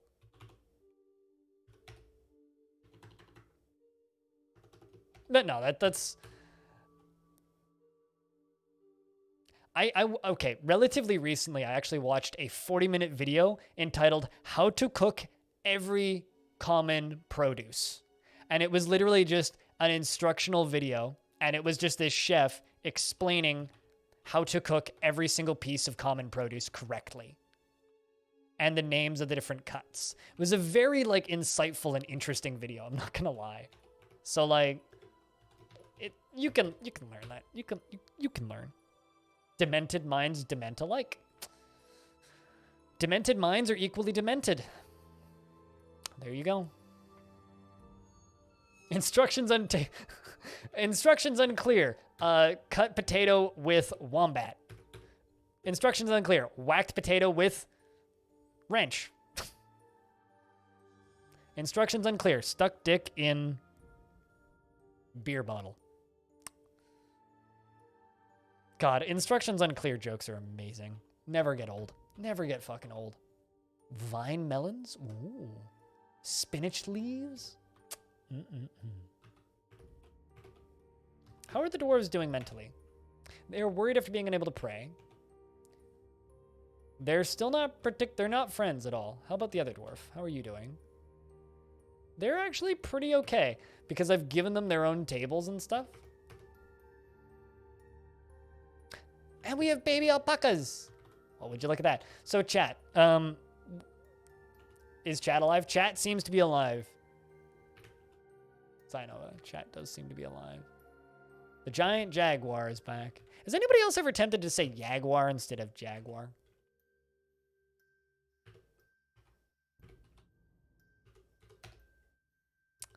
All right, so I have a baby alpaca. Do I make it available or do we eat it? What do you think? Hey, Mind, how you doing? And Dunlap, what's up? This channel, chat's dead inside, Dunlap. We know that. Come on. We know that chat's dead inside. Jack your.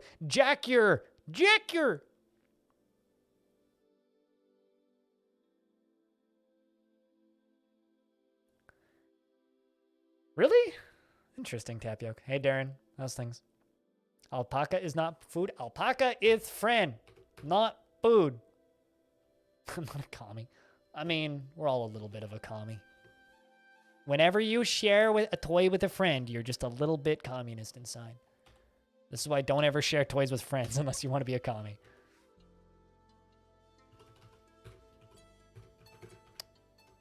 This is why Kevin never shares his toys with me.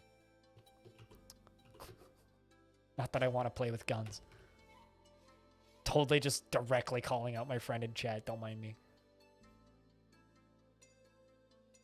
We eat part of the paca? What do you mean by part of it? Like, I'm only gonna eat your left leg.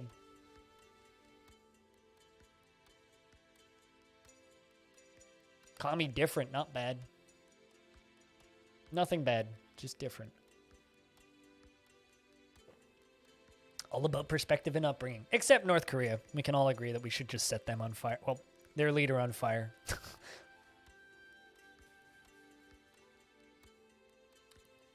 Yeah, you gotta rent those toys. Exactly. No borrow, only rent. All right, let's put roofing in. Because we are proper dwarves, we're gonna build a little stone entryway. We use disgusting wood as an entry block, but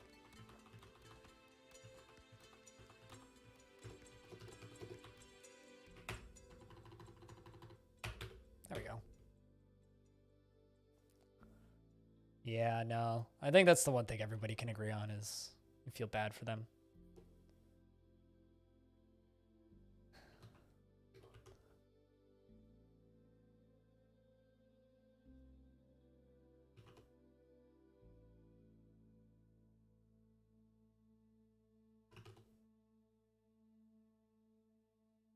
Let's see if other streams load now. Yeah, looks like streams are loading just fine now. Good shit.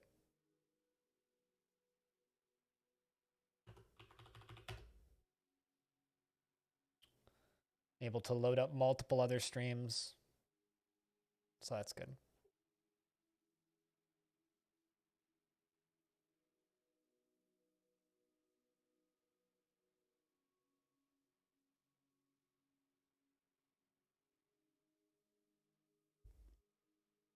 I think a lot of world leaders need to be fired. Is that a controversial thing to say? A lot of world leaders need to be fired? Out of a cannon? I mean, how about this? How about all world elections are played out in Among Us, and anybody who wins a round as the killer is not allowed to be elected to office? How about that? That's how we're going to do all elections from now on. If you're good enough at lying and being an ass to win a round as the killer in Among Us, you probably shouldn't be in charge of a country. The people who work together to deduce who the killer is, I'd have more faith in you running my country. I'll just put it that way. That being said, I would totally watch like every single world leader playing Among Us. I think that would be very interesting.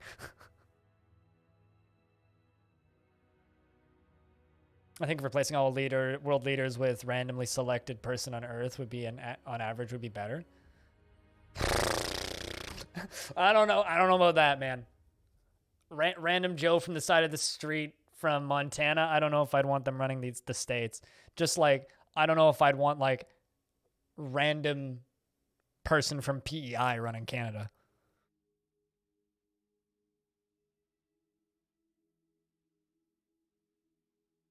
It would be so easy to fake being bad at the assassin. Sure, but we'd like not tell them in advance. They wouldn't. It would only work if they didn't know, and it would only work once. But yeah, you're right.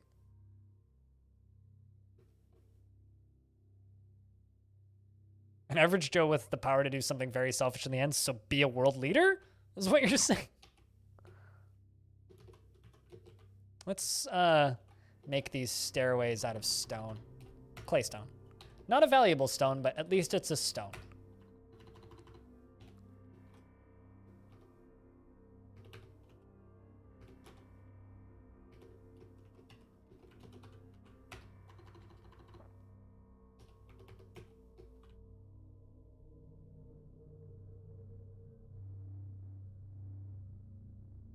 The voice chat at voting would be something. Oh, yeah.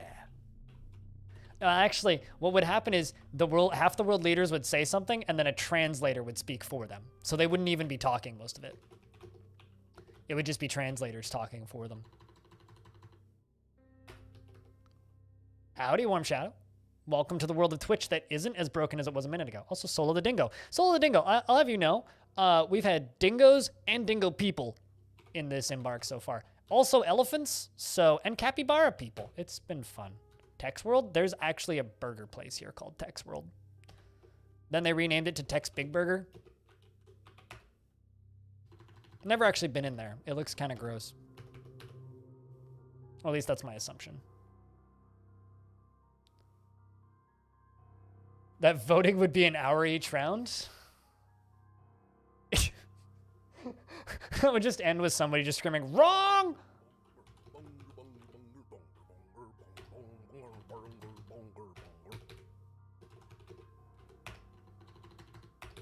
That and every world leader should be interviewed by Zach Galifianakis in Between Two Ferns. At least once. God, it is like raining sideways outside. Excited about going to the post office today, that's for fucking sure.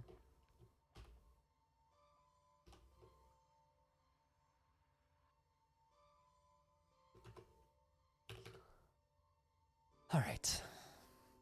What is happening? Let's take you off of woodcutting and give you mining.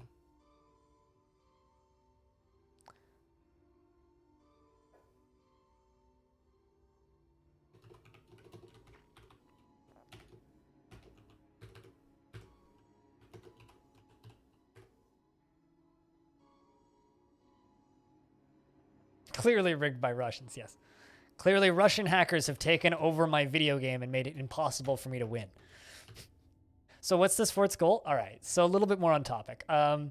You're familiar with day forts, obviously. So if you !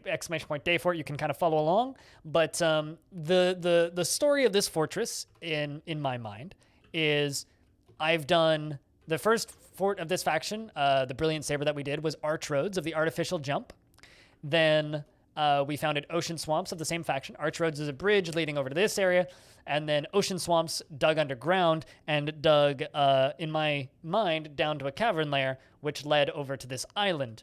While the dwarves were embarking in their group of 7 out to this island, which is basically Dwarf Australia, giant elephants, giant dingoes, dingo people, capybara people, and the like. Also, I think some kobolds. I might be wrong there on that one, though. They were digging over here. One of our 2 dwarves, who really likes yellow sespertines, mined out a yellow sespertine and carved it, and in doing so, caused a portion of the cavern to cave in and separated these 2 dwarves from the original 7. So the original 7 are either dead or lost or separated. Maybe they're grouped together, maybe they're not. We don't know. Maybe we'll do another fortress in the future that's supposed to leave that 7. Or the other 5, which we could do.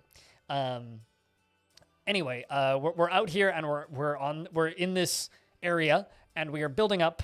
And we are separated from everybody else. We only have 2 dwarves. We will only ever have 2 dwarves and some livestock. One of my dwarves really likes alpacas, so I brought 2 alpacas with us, and I've made them all available, and they've already had a baby alpaca. We had 2 dogs, but they died very quickly, very unfortunately, to a giant platypus. Or one of them died to a giant platypus. The other one was murdered by capybara people. So we are building a fortress of 2. And I don't know if we're going to get a trade caravan. I kind of hope we don't. If we do, I will just simply ignore them. So it's 2 dwarves and their alpacas.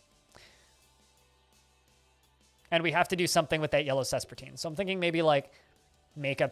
Actually, let's put it on a pedestal. That'll be an easy thing that we could do with it.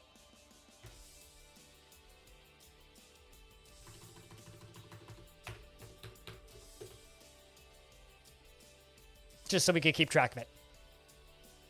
In case like a bird or something shows up and steals it.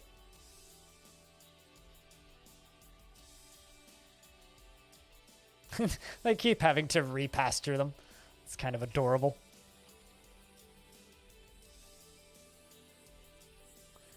But yeah, so that's the plan for the whole fort. We're doing a fort of 2. And we don't really have a goal, per se, aside from to keep them from going nuts. It'd be cool if they hooked up or became friends or something. Both the dwarves are very happy, though. Manom is our lady dwarf, and she is the one who has all of the pet alpacas. She has 3 pet alpacas currently, and she feels lots and lots of love and affection hanging out with her alpacas. And Aloth, our male dwarf, feels very happy at work. He was a little bit upset about having a drink without a goblet, cup, or mug, which is strange because I do have a bunch of goblet cups and mugs. Maybe it's because they are actually, I think I know what the problem is. It's probably because they're in the chest in the tavern. I don't have a tavern keeper. So let's just go to location screen and set that to 0. And those would get removed. Hope a dragon doesn't show up. That would be weird if it did, because I don't think there's a dragon on this island. I mean, if it did, I could probably catch it, frankly. But yeah, so we are building this little fortress as a crew. Let's just get these floors smoothed.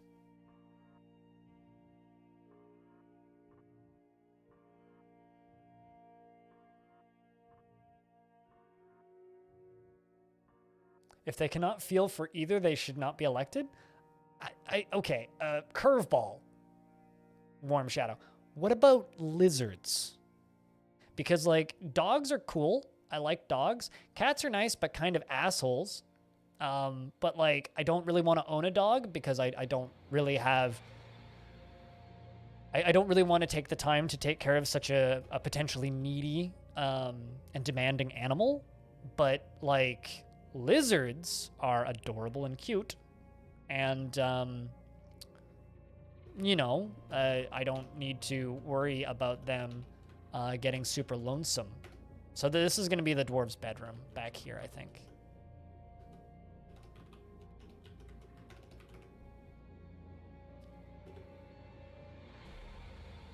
What about fish?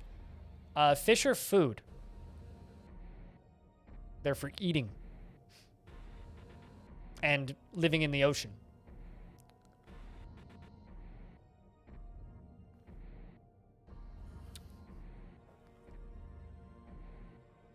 Your dog is very needy? Yeah. Well, it's like a perfectly good example is like my neighbors above me, they work. They're not in there all day. They have a dog. I can hear that dog running around and barking during the day, and it's starting to get kind of concerning.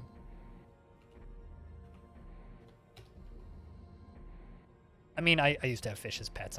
I'm pulling your leg, Bastet. Don't take me too seriously on that, please. Also, chat room, we have a problem. Bastet's here every day for every stream. Bastet needs a hat. Bastet does not currently have a hat. You guys need to fix this, or I will fix it later myself.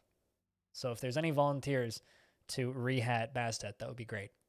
Otherwise, I will do it myself eventually. Also, we have dug back into the aquifer. More aquifer. Okay, we'll have to dig up in the other direction. I could go further down and then never run into the aquifer, but I'm kind of enjoying like digging around and like digging around the aquifer. It's forcing me to build a weird shaped like apartment, dwarf fort, which is fun. I like that.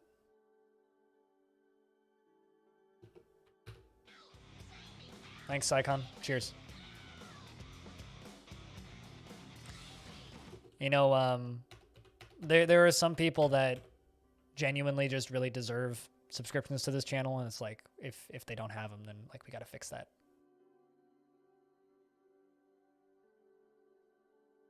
We just got to fix that. You know what I'm saying? Oh, look at that. What are you eating, Dwarf? Yeah, we've still got plenty of booze left, plenty of food too. I think we're gonna have enough food for the first year. Cave lobster. Oh, also, if we do another embark on this island with the other 5 dwarves, which could be fun, we'd have to embark with no food because these guys got all the food. Well, thanks for helping out, Psycon. Cheers. You're making a rock pedestal for that gem. It's a very light aquifer.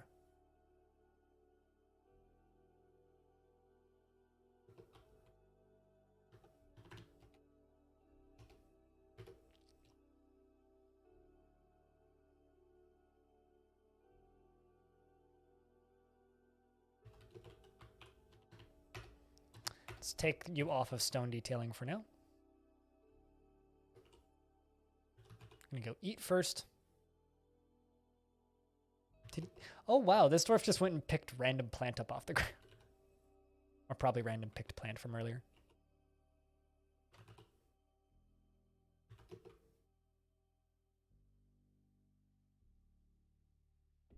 Okay, you're gonna go dig. Perfect.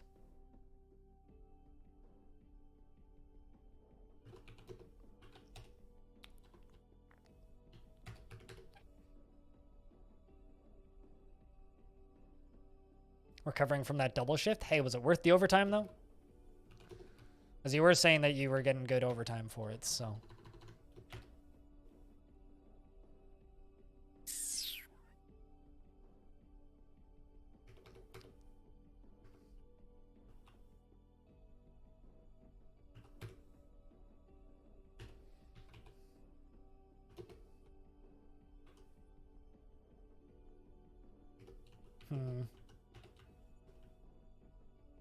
Push this back here and we'll put some workshops back there, I think.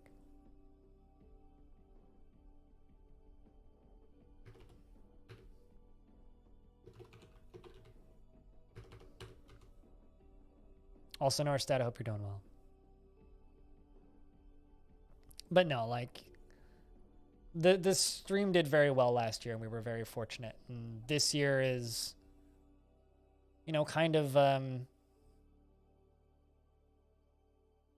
me seeing if I can do that again. You know, like a lot of weird things happened in 2020. And, you know, my job is filled with constant uncertainty, for better or for worse. It's just kind of comes with the territory in a way. So for me, it's, we did quite well last year. You know, the YouTube channel kind of took off, and for lack of a better word, I'm still here and still streaming. And so I think 2021 for me is kind of the proof of whether or not I can do this and make it work for an extended period of time, if that makes any sense. Let's suspend that.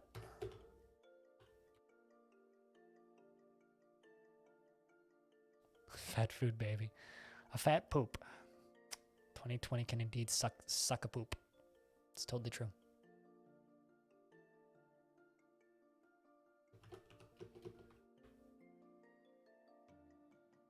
Well, I'm glad I can provide that. You know, it's like, frankly, it's the least I can do, right?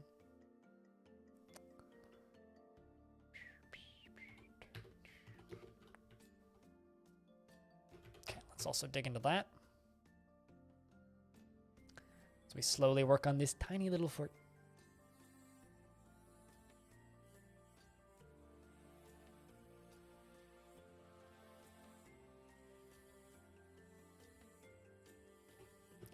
And I will put a display furniture down here, which is going to be a limestone pedestal, which I'm going to put that gem on, which is the gem that brought this fort into existence.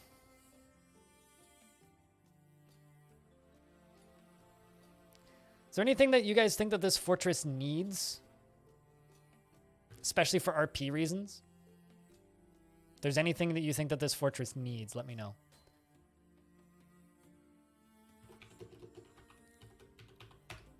We definitely need a little well, I think. More dwarves.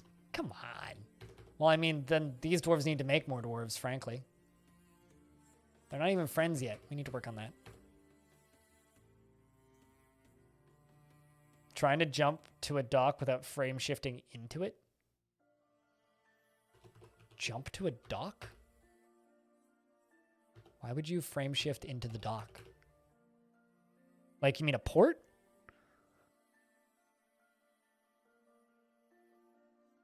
Sinova in chat is playing Elite Dangerous for the very first time. Yeah. Sinova's Kevin, my friend, who I mention sometimes. Me and Kevin go to metal shows when there isn't pandemics happening. And we're drinking buddies. Although I might just be that stoner friend who hangs out now because I don't drink much these days.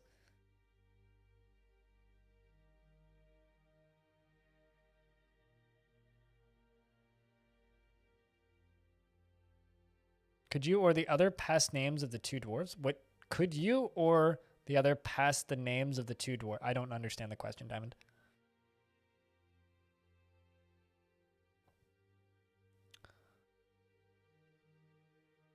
For the first time, and how was that? How'd you like it? We're waiting for autumn to finish. I wonder if we're gonna get a trade caravan. I want to say that that's hard coded, so we might not like have the ability to avoid it.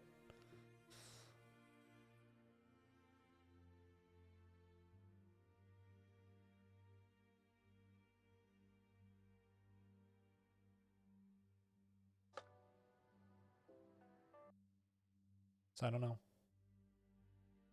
Oh, the names of the two dwarves? Manam and Aloth. Here, I'll screenshot the two of them. And I'll stick them into the document.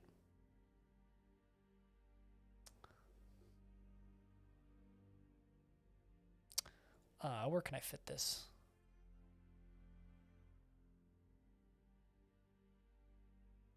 Shrink this down. Put that up there. There you go. So they're now in the document up there. Those two. New to Dwarf Fortress. Well, welcome. Can you recommend a tile set that is friendly to noobs, like with most visual clarity? So popular tile sets are the graphical ones. So the ones that will give you like sprites for everything, individual sprites. I personally think a tile set like this is much more easily with which one was the one that has the alpacas? What's the word? The menu that I'm looking for. This one. Manam is the one who likes the alpacas. It's the lady dwarf. I would personally, Darelight, recommend going with a tile set like this one, or even this one, or a more vanilla-esque tile set, something that is less graphically dense, because it sounds crazy, but like it's much easier to recognize the difference between an A and an M on your screen moving at high speed, the M being a mule, the A being an alpaca, the W being a water buffalo. It's a lot easier to recognize that than like the difference between an alpaca sprite and a horse sprite moving at high speeds. Initially, it'll take a little bit longer to realize what is what on your screen, but very quickly, I know a lot of people learn to love it. If you want something that has graphics though, and you're dead set in wanting graphics, Space Fox is very popular and very visually clear. Here, I'll grab you a link for it. But there's tons of popular ones. Space Fox looks like this. This is Space Fox. It's a little bit more complicated to install a tile set like Space Fox. But here, I'll give you the link. Oopsies, I just lost it though. Here.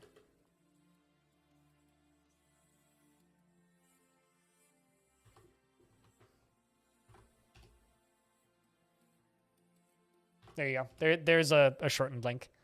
That'll give you what you need.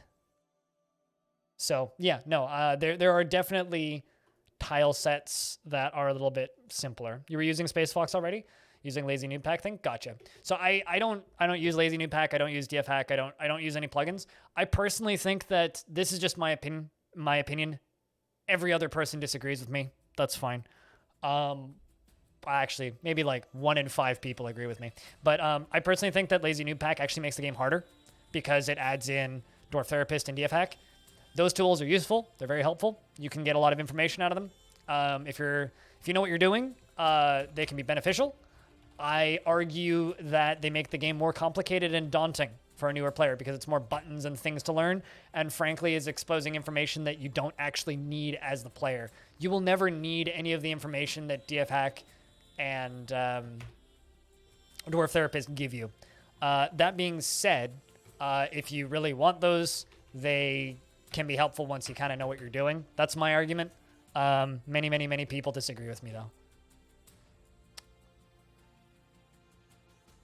Yeah, I mean, like, I've been arguing recently that Lazy Noob Pack is very much misnamed. It shouldn't be called Lazy Noob Pack. It should be called Advanced Tools Pack or something like that. Because that's what it is. It's advanced tools. It's not easy mode noobs pack. Yeah, no, I would recommend not using Lazy Noob Pack. It sucks. But that's just me. For starting tutorials and stuff like that? Okay, so here's the thing. Don't watch YouTube videos. And this is... There's so many YouTube tutorials, and they are helpful once you know what you're doing. But initially, what you want to learn is you just want to learn what your options are and the hotkeys. That's the most important part, where the buttons are. So unless you're a very visual learner, which even if you are, I still would recommend this first, or try this first. Go to the DF Wiki, and I'll give you a link in a second. But go to the DF Wiki, and instead of watching YouTube tutorials, maybe watch Krug Smash's specifically Your First Fortress, because that's very much a basic, like, this is the bare minimum. But play the Fortress Mode tutorial quick start guide, especially if you're at the part where you can see your dwarves. Can you still use it to play the game? What do you mean? Like the... Like if you already have it, I mean, if you already have it set up, I wouldn't recommend using that, like, external tools for starters. But I would not, like, if you can avoid it, I would avoid it initially. Because what's easier to learn? 1 UI instead of tools, or 3? With external things that make the game crash more, that make the game less stable. Lazy Noob Pack and DF Hack actively make the game less stable. So, to give you an idea, in the past year, so in all of 2020, I've had 3 crashes. The game has crashed on me 3 times in a year, okay? In about an hour and a half of using DF Hack and fucking around with a few things, game crashed twice. So there's that. That's a reason to not use lazy noob pack. The game is a lot more stable if you're not using that shit. You need a place to learn it and you have nothing but free time. Here's the thing. You don't actually get any difference in complexity between using the tools. You just get a less stable game with the ability to cheat.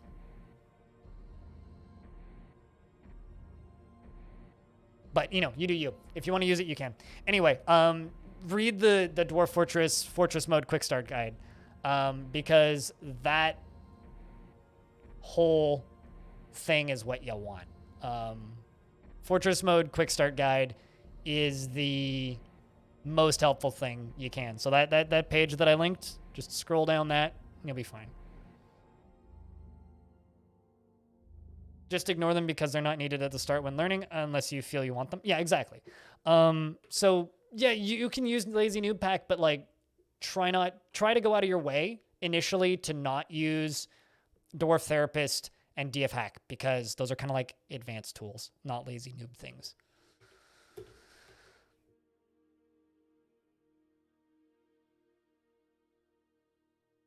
Yes, I did do that. I did drain an ocean into a volcano. So.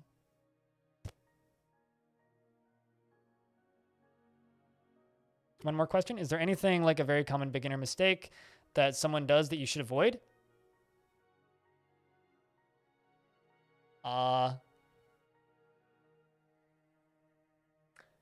Do not over prepare.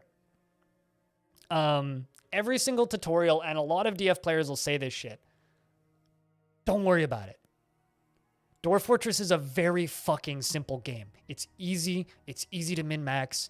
The actual playing of the game is very simple. A lot of people confuse depth and complexity with difficulty. So depth of complexity and obtuseness with difficulty. The game is easy. It's very easy. Very, very easy. Even in a hard embark, it's still very easy. Like, yes, it'll kill you sometimes, but like the majority of the time, you'll be fine. Really, like you can work your way through things. A lot of people over-exaggerate the difficulty. A lot of people over-exaggerate how hard it is to survive. A lot of people over-exaggerate how difficult it is to keep your dwarves alive. Finally, chat works. Yay! Welcome back, Freskins. All you need to do, really, to keep your dwarves alive, like in a biome like this, I could embark with no tools, no food, and nothing. As long as I have like an axe and a pickaxe, I'm good. Like, if I have no food and I'm hungry, literally all I need to do is hit D, P, go up here, press enter, go over here a couple times, go down a couple times, press enter again, and they will just gather all those plants. In those plants, I will get materials for food, brewing alcohol, which is all your dwarves need is alcohol. Don't ever make your dwarves drink water. And enough like materials, raw materials to make thread and clothing. That's all I need. Dwarves need booze, they need socks, and they need a chair to sit on, and they'll generally be okay. Just make sure you get alcohol. And the easiest alcohol to get is plump helmets, which the quick start guide will show you how to do very quickly. If you get confused between the differences of stairs and stuff, if you need something explained, pop into a Twitch chat and ask questions, or a Discord server. The KitFox Discord is a very active, good place to get questions answered. My Discord's also helpful, but we're not as active because there isn't as many of us. Yeah, I generally am live 6 days a week, but I'm about to go on a short vacation because I've worked my ass off all of December and I'm kind of mentally drained. So I will be taking off. Alcohol is like mana. Without mana, they die. I will be taking off tomorrow through until Wednesday, at which point I'll be back. I'll be back on Wednesday, so I'll be off until the 6th, basically. But I'll be on Discord and shit, and I'll be around. And there are many people who can answer and help and respond to questions. Also, another thing, if you do want to just watch people starting fortresses from the beginning, my YouTube channel is filled with more hours of Dwarf Fortress related playthroughs than any human being should reasonably watch. So if you want to watch my 1,000-year-long fort from the beginning, you can do that. The day forts, which are all one-shot forts where I just start a fort with a theme, play through it and call it a day, you can watch those too. They're all up there. All of that shit's up there. So, and I have a rubber duck, which I want to squeak.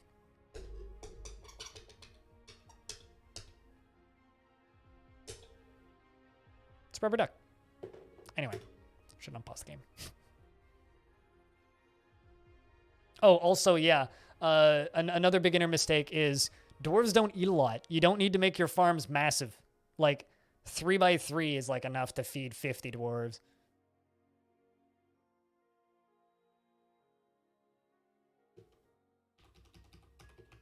Like, you can tell a noob DF player from a mile away because they have like 10 by 10 farms and 5 of them, and it's like, why are your farms so big?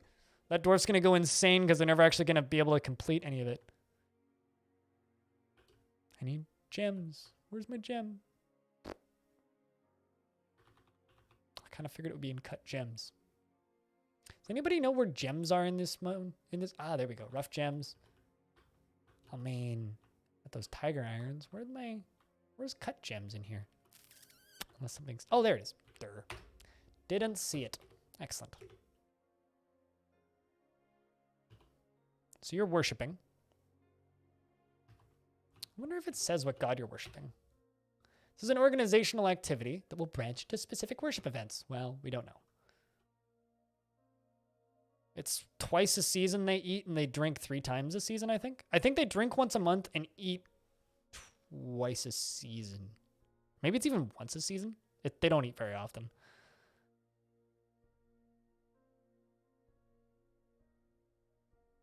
I mean, that's Dwarf Fortress, right? Also, those don't exist. Pretend they don't exist. We don't see them. The expedition leader is going to come through, and I'm going to skip trading completely. So, because we are alone on this island. This is not a simulation. They do not exist, I swear. Here's the thing. Don't be scared of things happening in DF. You know, there is a... I'm just skipping all of this because this is all trading stuff because we're supposed to be alone. If you hit shift / for question mark, right? This is your help screen. This is technically your tutorial. You can go through the introduction, creating your world. This screen will work on any menu of the game. It'll work on the main menu. It'll work literally anywhere. If you keep hitting question mark, it'll give you more assistance. If you keep hitting more question marks, it'll eventually yell at you that you should just go to the wiki. Also, on the first screen of this, it states, remember, losing is fun. You will die. You will underestimate stuff, and it'll kill your dwarves. Your dwarves will go nuts. A were creature will show up and eat half your dwarves. You will break into dark abyss at some point, and a thing will come out that will kill you, and you won't know what it was. You'll see a tree moving, and you'll be like, what the fuck is that? It's a blind cave ogre. They're horrifying. You will see giant weird creatures show up out of nowhere. Capybara people will come by and kill your dog. That literally just happened to me 10 minutes ago. Actually, they killed both my dogs. Well, a giant platypus killed the other one. The venom eventually got to it, which was very sad. That's what those 2 red Ds are there. R.I.P. Like, stuff will just happen in DF. That's DF. And that's the fun of it. Dwarf Fortress will never intentionally try and kill your dwarves, but it'll accidentally squish them. And that's literally the appeal of DF. Because you'll just be playing and shit will just kind of happen. And that's what keeps it interesting. Dingoes will eat your babies, kobolds will steal your anvil, and Kias will steal all of your crafts, food, and anything else that they can grab. It's a great time. It's the last game you'll ever need, and it's free. It's also always very nice to see new people diving into DF and trying it out. So welcome to hell, I guess. Honda Kias are the worst. Kias are nightmares.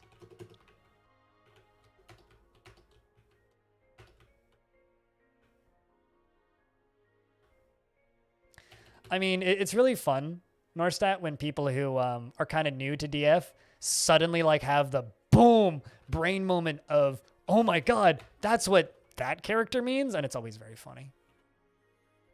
I like how both my dwarves are technically miners right now. You want those animal people in a fort? They have to come in as part of a musical group.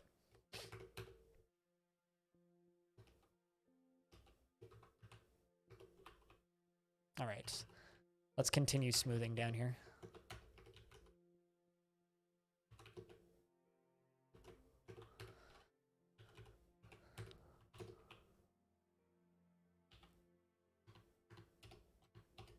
Let's get our bedroom done.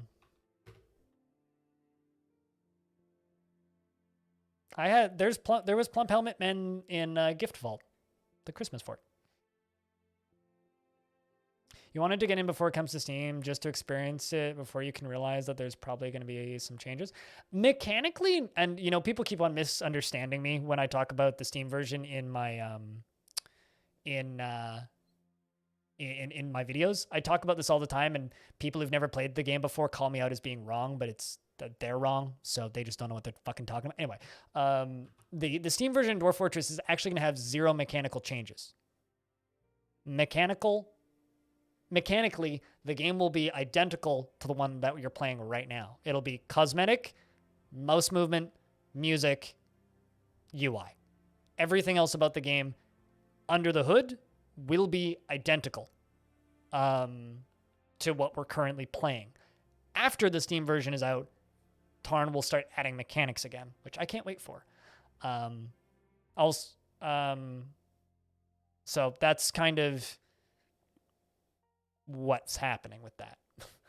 A lot of people misunderstand me, and they're all like, no, the game mouse counts as mechanical changes. That's not what I mean. Like, we're not getting any new systems. Yes, mouse is a mechanic. Sure. But, like, little did most people know, the game has mouse support already. This is me clicking. This is mouse support. Does it work outside of this one tiny corner of the screen? By default, no. Can you change a file in-game to make that work? Yes. Does it work in the menus? Some of them. Is this vanilla? Yes. Have I changed anything? No. Why are there 4s? That's the priority. Mouse is just faster and easier, so I use it. Or keyboard is faster and easier than mouse. But if I hit up and 1 and 2 on the numpad, a little number is moving up and down on the bottom right there. That's priorities. So right now it's priority 3. Now it's priority 2. Priority 2 is more important than priority 3. So if I want them to do something first, I use priority 2 instead of priority 3. That's all it is. Very simple.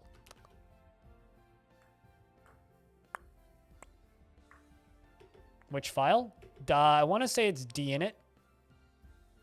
I need to actually look up where the setting is, but there is a setting that will, because by default, the mouse only works in the default resolution, which is that really weird, long, strange resolution. But if you set it to whatever your play resolution is, it will just work.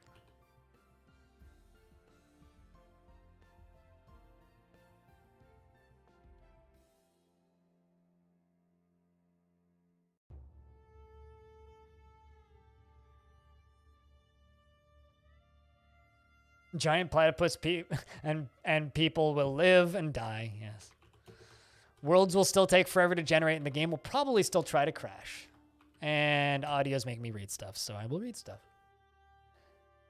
The words of the Discord scribes speak as follows. Holy fuck, you guys wrote a lot. What the hell?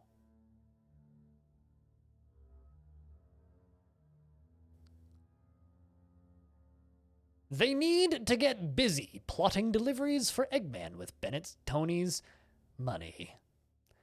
Capitalism isn't that weird, but ass. Snowmen are constructs, like houses. Minion pools poisoned, so now we can swim away. Swimming in pudding. Bill needs... Please continue those stories over on Discord. Thanks. What the fuck are you guys on about?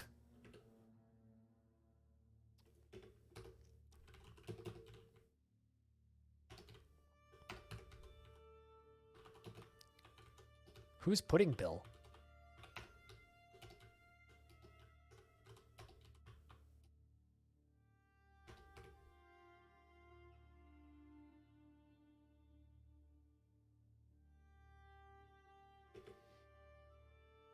The name of the dwarf, their workshop? What? Party is like this, 1 to 7. Also, yeah. Yeah. Party is like RimWorld. So here's the thing. RimWorld took 2 basic concepts from Dwarf Fortress. Okay? Under the hood mechanics dictating a story and a colony civilization game. That's kind of where the similarities between RimWorld and DF end. You can learn a couple basic concepts about DF from RimWorld, but in reality, the 2 games could not be more different.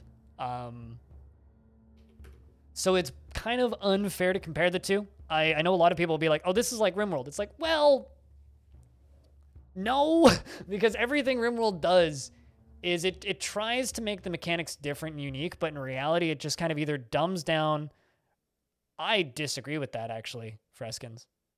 I completely disagree with that, actually. I've played a lot of RimWorld. RimWorld has more direct pathfinding, does not have better pathfinding. Are the dwarves sometimes morons? Sure, but the pathfinding's way better. If anything, like, I could see the argument to be made that RimWorld has better combat, but even then, I don't agree. Where was I going with this? I had a thought, and then I lost it with that dumb comment from Freskins. I don't know. I'll get it back. Don't compare the 2, I guess. As somebody with thousands of hours in RimWorld, they're completely different. RimWorld is a base defense game with some light story generation elements. Dwarf Fortress is a world simulator that can tell more than a few stories. RimWorld is kind of locked into a few stories, unfortunately.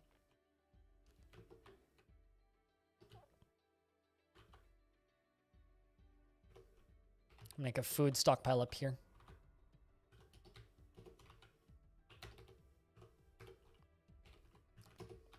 Just in case something scary shows up and we have to hide inside.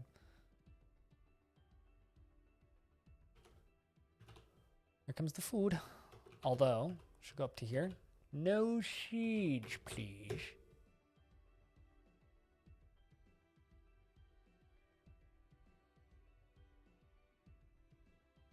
Yeah, they're very different games. This is another one of my many unpopular opinions, and I have a lot of them, but I genuinely believe that it's false advertising for RimWorld to sell itself as a Dwarf Fortress-like game, because it is so far from Dwarf Fortress. It's totally fair for Odd Realm to sell itself as a Dwarf Fortress-like game. It's totally fair for No Moria to have sold itself as a Dwarf Fortress-like game. It's fair for King Under the Mountain to sell itself as a Dwarf Fortress-like game. But RimWorld changes, so it's also kind of false advertising for Space Haven to sell itself as a RimWorld-like game. Or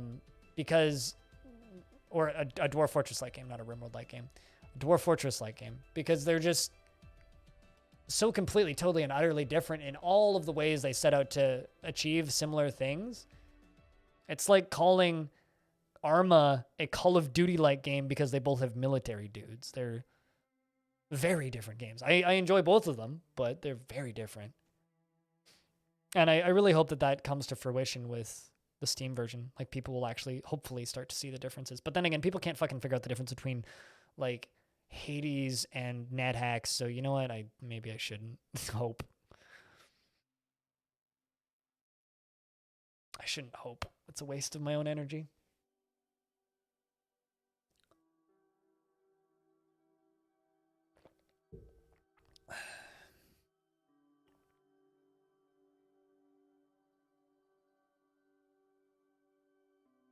How are these dwarves doing mentally? Very happy. A little bit grouchy after drinking the same old booze. Well, would you look at that? I missed this. Must have been rambling. Our 2 dwarves are now lovers. Yep, they're both lovers. Excellent, which means I can give them a bedroom together. Perfect. I was very worried about that they wouldn't hook up, but looks like they have.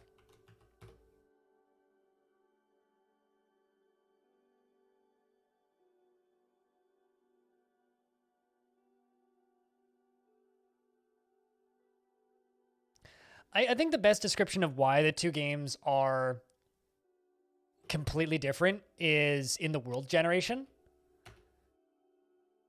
Dwarf Fortress generates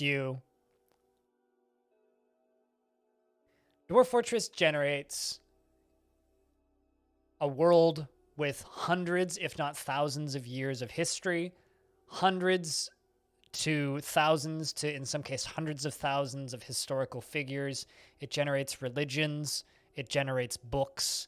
It generates poetry forms. It generates forms of dance, musical instruments, monsters, kings, wars, factions, all of their belief systems, their cultural systems, trade routes, roads, cities. Whereas RimWorld gives you a map with a couple of locations that have quests on them, and every single one of those settlements makes no logical sense in the world as to how they fit together. They're just randomly scattered across a map. Those are the difference. You've killed every single beast in one of your worlds. I was in a world for a while and eventually ended up retiring it because there was like 4 beasts left or something. I was like, you know what? I'm just going to go to a different world because there's like nothing fun left. There's no mega beasts left, no titans, nothing.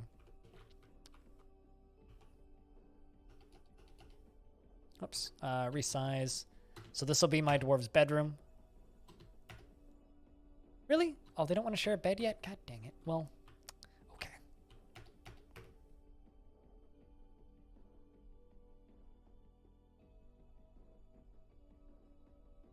Anyway, we should talk about Dwarf Fortress, not about how it's different from other games, because we're all going to start just sounding like broken records. I know I do every single day, and I know a lot of people are just like, fine, shut the fuck up. Play the video game. No. I doubt it. I mean, it's really interesting, Novi, because Tynan, the RimWorld developer, talks about how, and he's talked about this in several interviews and talked about it recently in the interview that my teammate Sui did with him. He talks about how he failed to make the game that he set out to make.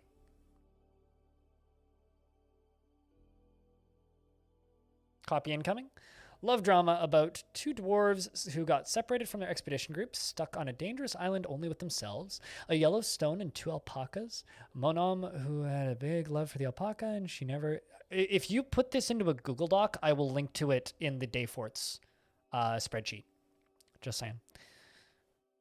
Never lived with us all. Ono needed to take over leadership. He got her and Alaf out of the cave and both worked surviving. In hope that either will ever survive. Yeah, no, totally. Like if you put that into a Google Doc, I will definitely chuck that into the legends section. Hey Oda Toto, what's up? What is encrusted glass? It means encrust every piece of furniture with glass. Was something chat suggested. So I chucked it in there. I don't know if I'll ever actually do it, though.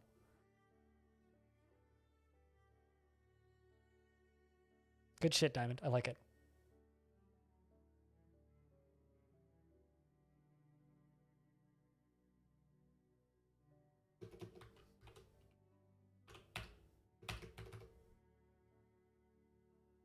Yeah, someone else do a legend for once. Yeah, exactly.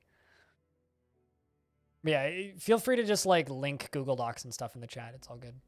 Do what you gotta do.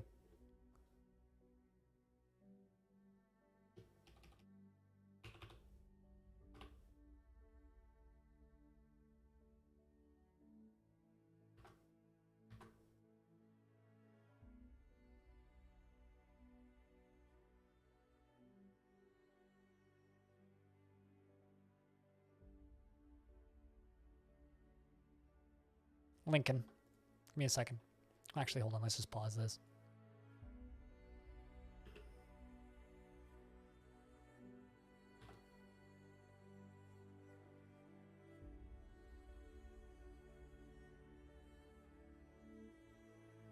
Let's call it separated from their expedition group.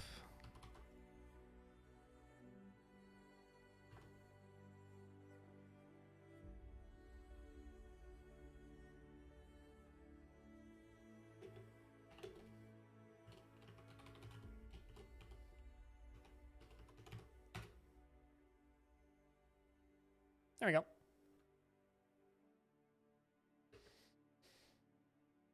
So feel free to add to that, change it, edit it as you will. Go ahead. It's lonely being the only legend. You're no longer the only legend. There's now 2. But yeah, no, anybody's welcome to just add stuff and change that and edit it and send me docs that you write and I'll chuck them in there. Like we still have 70% of our alcohol. We left with about 100. We have 70. So we're more than good. Also, thank you very much to everybody who's tuning in. You know, this is quite literally one of the weirdest, if not most niche streams you could find on this website. You're really enjoying it this year? I need to get caught up. Haven't watched any of the second bout. I find them too short, a Brick of Clay. So I let them like put out like 4 or 5 and then I binge watch them. But I'm enjoying it. It's been fun.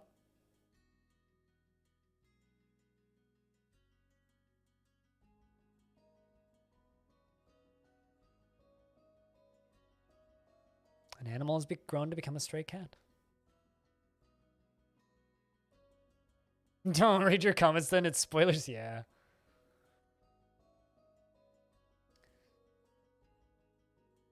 When I started reading that, I thought you were going to say, like, what do I think of Krug Smash again? Because for some reason, people love to know what creators think of other creators, but...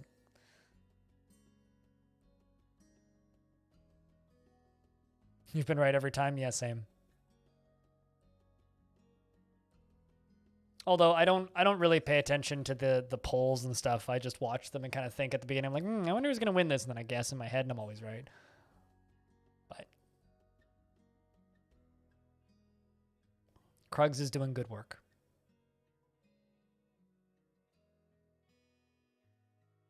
Is snow a problem? No. I mean, how close to the snow are you? Because temperature is important. But dwarves won't get cold, like they won't freeze to death or anything. Dwarves are pretty warm. But like if you're pretty far north, there will be large chunks of the season where you need water for like your animals. There will be bits and times where you need to find food and maybe you don't have any growing underground. So you need to, harvest some. And if it's all covered in snow, that's going to be hard to do. Does snow really affect things? No, but it depends on how long it lasts. Feel free to share screenshots. Hey, K. Bailey, what's up? So what, you're hearing us start over? Nah, wait for your dwarves to die. You know.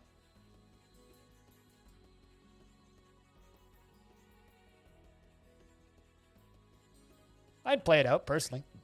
Excuse me.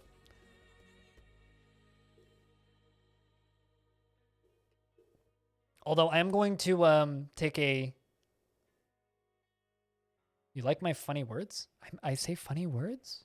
Okay, Bailey? Arctic starts can be fun. Give it a minute. I mean, just dig down. Dig. Start digging. Figure out the controls. Like, you know, if you're going to restart anyway, then go be ballsy. Just dig a big hole. See how deep you can go.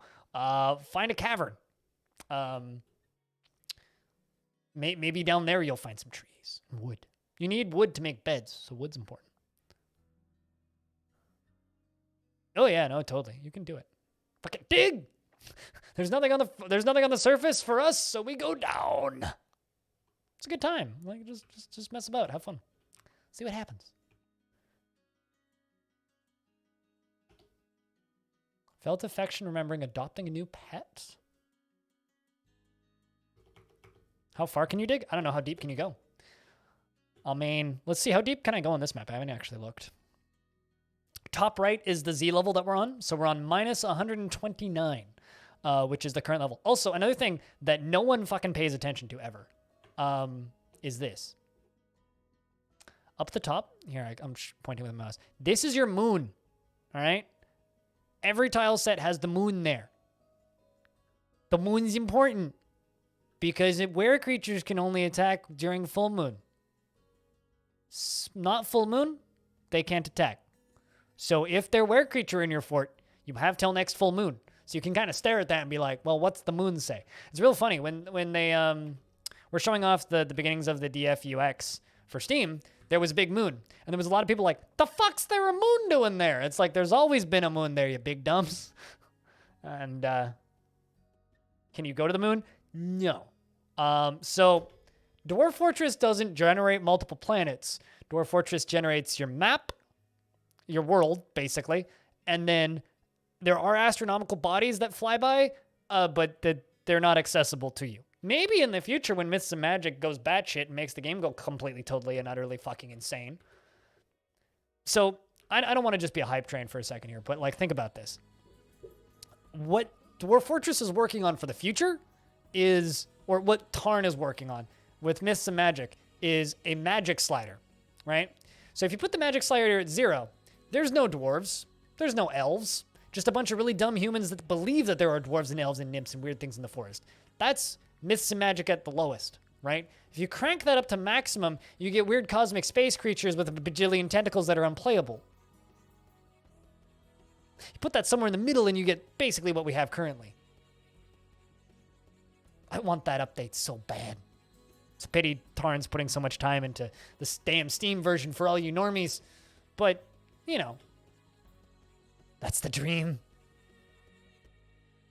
That's the dream.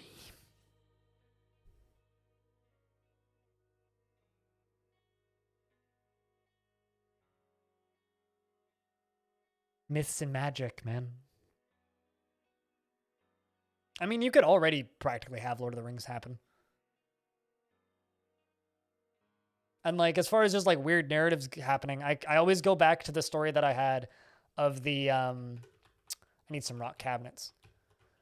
Also, the way I'm playing this fortress right now, not exactly indicative of what normal DF play is like. Most people aren't really going to play like this.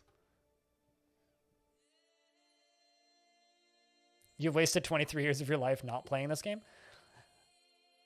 There is so many unfortunate memes about Dwarf Fortress being this impossibly difficult game that no human being without like a PhD in mathematics and psychology could ever possibly get into.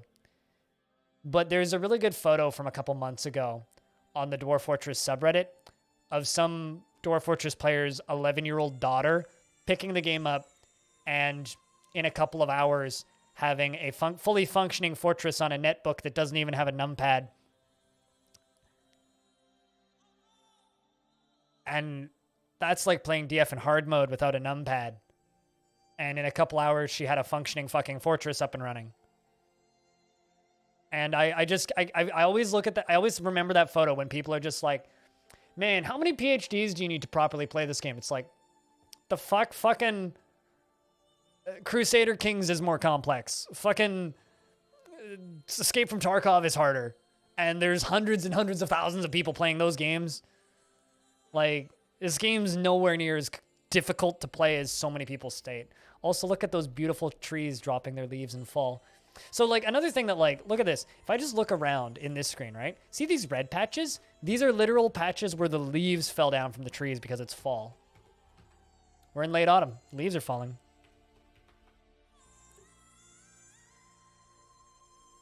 DF is enough. Well, I mean, Crusader Kings is a lot easier to get into now that it has an hour-and-a-half long tutorial that's functional.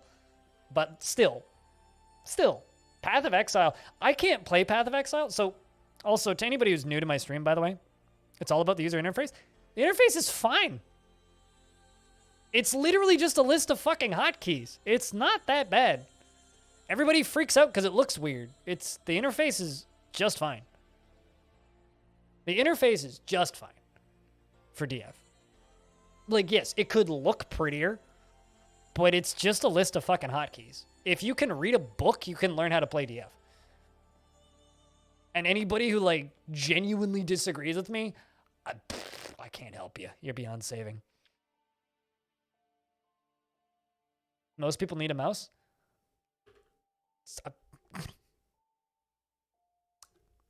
I play games with a mouse all the time. It's right here.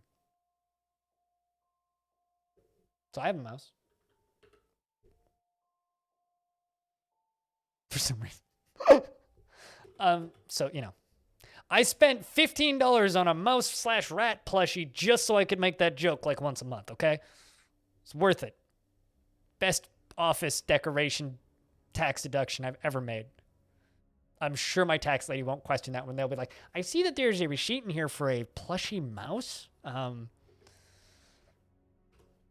an office prop, okay? Game, excuse me? Oh, it would help if I was tabbed in.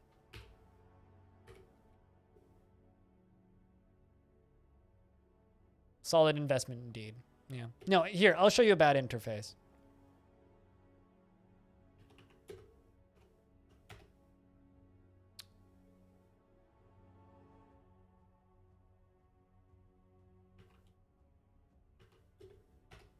This is a game with a bad interface.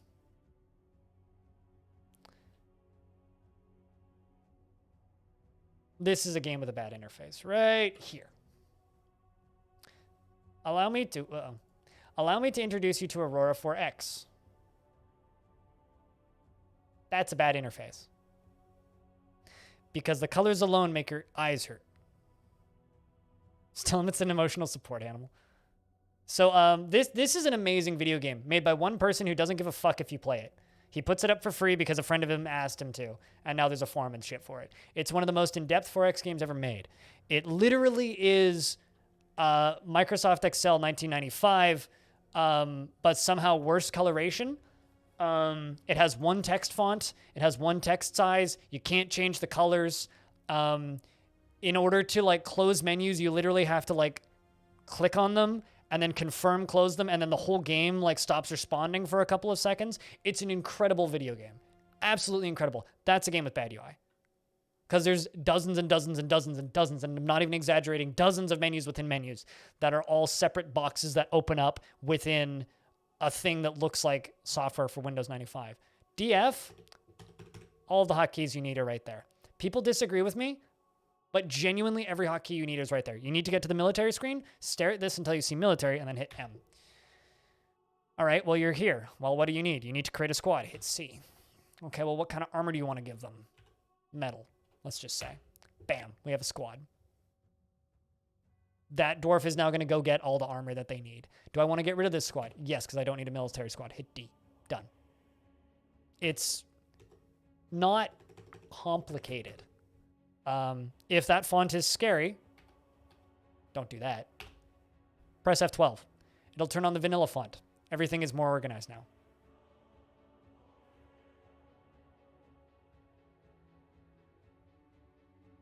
It's not anywhere near as bad as people make it out to be. And when people say that, it's all about the interface. Okay. Let me throw you a curveball here. I'm going to go to Google, or in my case, Quant, and type in Endgame Civilization. If you've never played a Civilization game before, and then suddenly you are handed this, what's your immediate thought? The fuck am I looking at? Look at all of these numbers up top. Look at all these weird icons. You don't know what any of these icons mean. What's that mean? What's this mean? What do I click? What do I have to do? Where do I have to go? How am I supposed to control this? Well, it's because you didn't play it from the beginning. You didn't go through it one step at a time, slowly. You didn't read the wiki. You didn't read the tutorial in most games' case.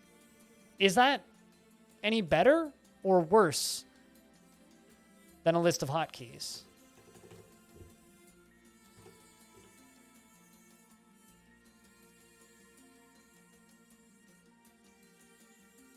I mean, that's just me every single minute of every single day, and no one listens. Warm Shadow.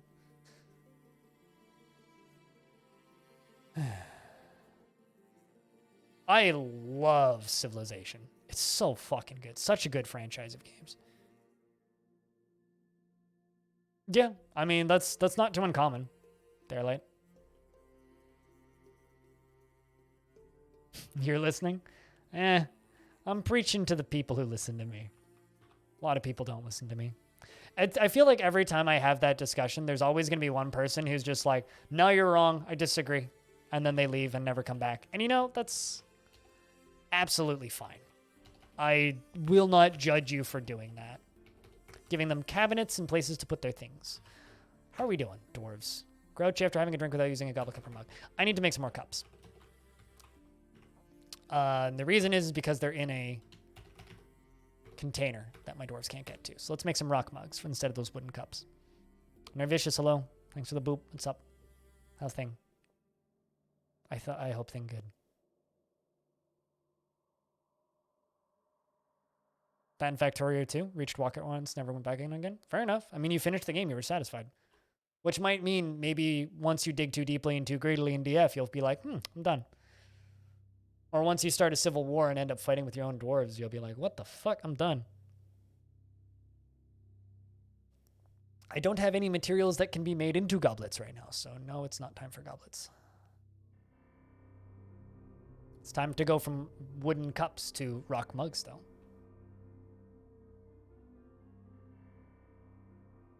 Start a civil war? You can have a civil war. So here's another thing that I can do. See this? This is the map. See this? This is the world map. Every time you generate a world, you'll generate one of these, right? I don't know what the fuck's going on in my hometown, really. I do know that last time we checked, in the mid-autumn of the year 325, short-assed handle torches became the holy hope of the virtuous denomination, replacing Ashton Tinkoven. And Novi Kissgates became the holy hope of the virtuous domination, replacing Arxul Yorspoken. By the way, Novi, are you lurking? I saw you a minute ago. So that's one of my dwarves from a previous fort, which traveled. Which fort were you in? Hold on, let's find out. Because I've got this all in my doc. Welcome back, Logic. What fort was that dwarf in? Heartrags, I think.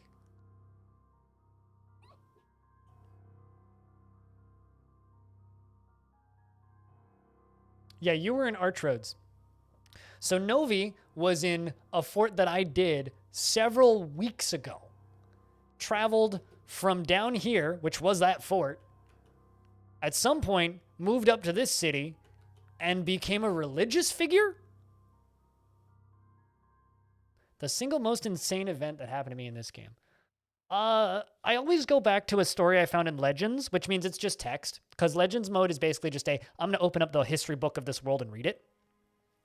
I found a queen necromancer who in the first 100 years of the world became elected or managed to get, after like beating the shit out of people and scamming her way, managed to get the position of queen of that world, or of that dwarven faction in that world. And then proceeded to every single year get married to about 4 or 5 dwarves, murder them, and res them as zombies, and then would send them out to do her bidding. So she was this queen who would sleep around a fuckload, had dozens of lovers, would get married a couple times a year, and systematically murder her husbands within a month. Every single time. She'd get married, murder them, res them. Get married, murder them, res them. Get married, murder them, res them. And had hundreds of husbands and hundreds of zombies that she'd resurrected into like an army of husbands, which is kind of fucking badass. Also, if you want to see stories that I've discovered, that YouTube video is the most recent one, but every so often I do lore videos called Today in Dwarf Fortress, which are all just stories that I've found or witnessed in real time that I've edited together into little like cohesive 3-minute shorts.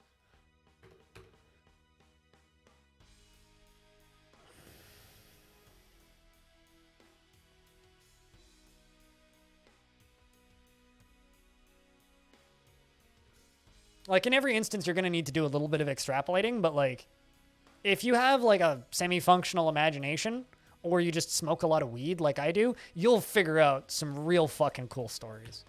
And it's great.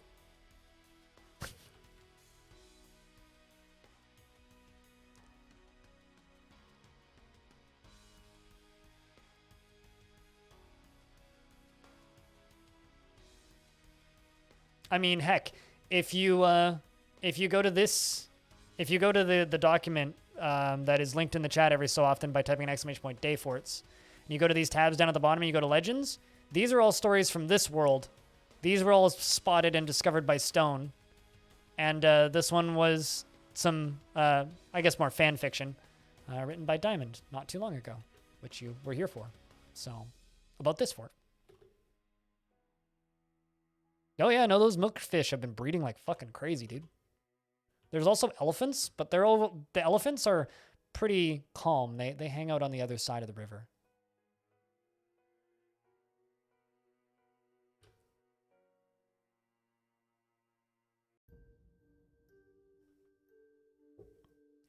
It's just really nice to see people that like kind of get excited about stuff that happened in DF and not just look at it and go, that looks weird. I don't understand this. This is scary. What the fuck? And then just write it all off as too hard and too complex, which is what a lot of people do. And it kind of sucks. Also, looks like my dwarves are socializing and getting good thoughts out of it. Restless after leading an unexciting life. Let's make you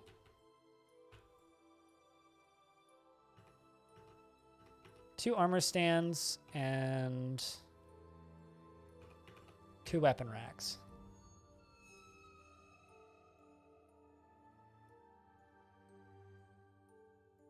Because that dwarf wants some exciting life. So I'm going to let him train.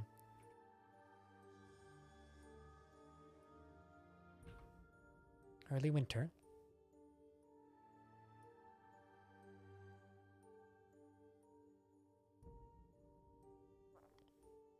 But I'm trying to think, like, crazy stories.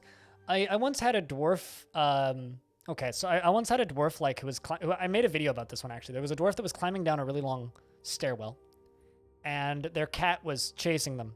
The cat jumped over, like, I don't know, a 200-meter drop down to, like, floor covered in bones that was burnt by a beast of old. This cat jumped, and the dwarf, like, tried to get to the cat, because they'll do that if they have a pet and they like being around their pet. They'll sometimes try and get to their pet. Tried to get to the cat and got stuck on this tiny little ledge. And then the cat vaulted back over to the stairwell and ran away. And so this dwarf was like stuck by itself. And I watched this happen in real time. And this dwarf's just fucking sitting there. Starts climbing up the side of this cliff face to try and get back over. And a giant cave spider comes climbing up from the bottom, straight up towards this dwarf. And it startles the dwarf. And the dwarf jumps over to the other side, you know, like trying to get away from this giant cave spider, which, by the way, is one of the scariest creatures in the game. Just period. Just one of the scariest creatures in the game. And this dwarf falls, impacts the giant cave spider, grabs his grip again, jumps over to the ladder again, and the cave spider falls and explodes at the bottom. And the dwarf got credited with the kill of the giant cave spider. So literally, dwarf jumps over to this thing, is climbing down this wall, spider comes up from the bottom to try and fight with the dwarf. Dwarf loses grip, falls, collides with the spider. Spider falls down and goes splat. Dwarf regains grip, jumps back over the ladder. Basically just like fucking suplexed, like mid-air suplexed this giant cave spider off the cliff, yes. Or like the other day, I had a giant humanoid composed of flame. This was in Gift Vault, my Christmas. We got Super Mario, yeah, literally. My Christmas fort, which was like a holiday fort that I did that had a loose holiday theme. I had a dwarf or a troglodyte slap a forgotten beast that was made of flame. So it was literally a fucking Balrog minus the wings. He had horns, was composed of flame, humanoid, giant beast from the depths comes flying into the basement of my fortress, setting everything on fire. This fucking troglodyte's just like running away. The forgotten beast goes to like fight with the troglodyte, and the troglodyte just slapped him and his head flew off. And the thing exploded and died. Which is amazing. It's like, yeah, like, fire beasts are pretty delicate, but like, God. It's like, I understand fire beasts are delicate, but that's just hilarious.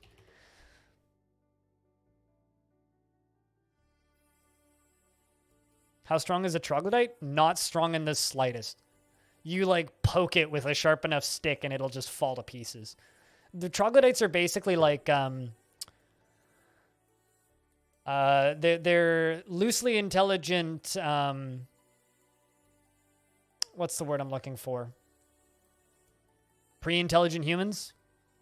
Slightly more evolved monkeys. They live underground. They're pink. They're represented with a T. Lizard people. They're not really lizards, though.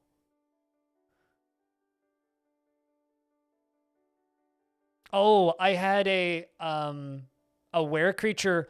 I've had were creatures do this a couple times. I had one with a cap as well.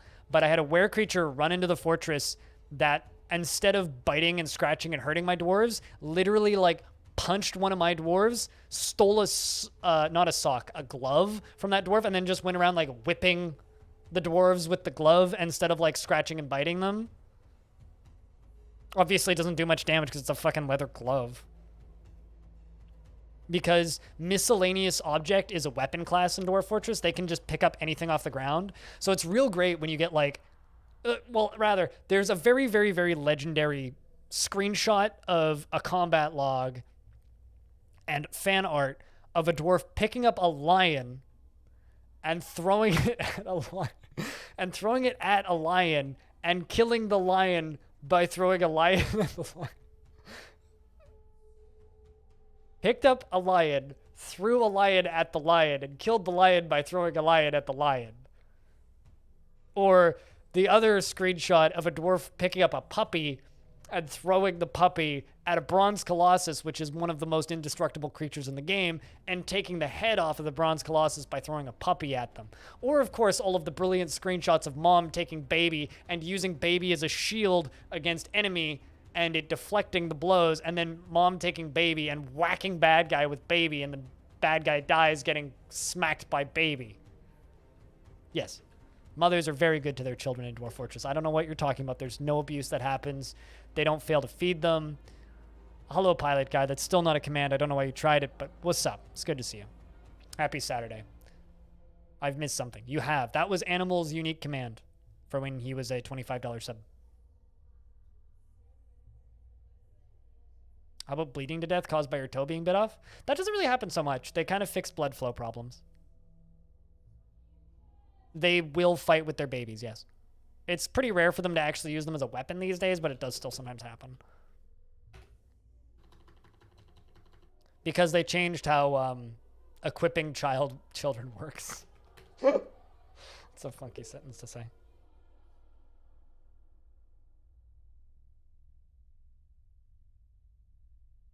Should miscellaneous weapon also take damage as a weapon? Like, actually, I don't know. Well, so the way, okay, so I'm not even playing DF, I'm just rambling about DF now. The way it used to work was, there were mounts, okay? And, the enemy AI, when they were invading you, they can mount onto their horses or beak dogs or other creatures that they can ride.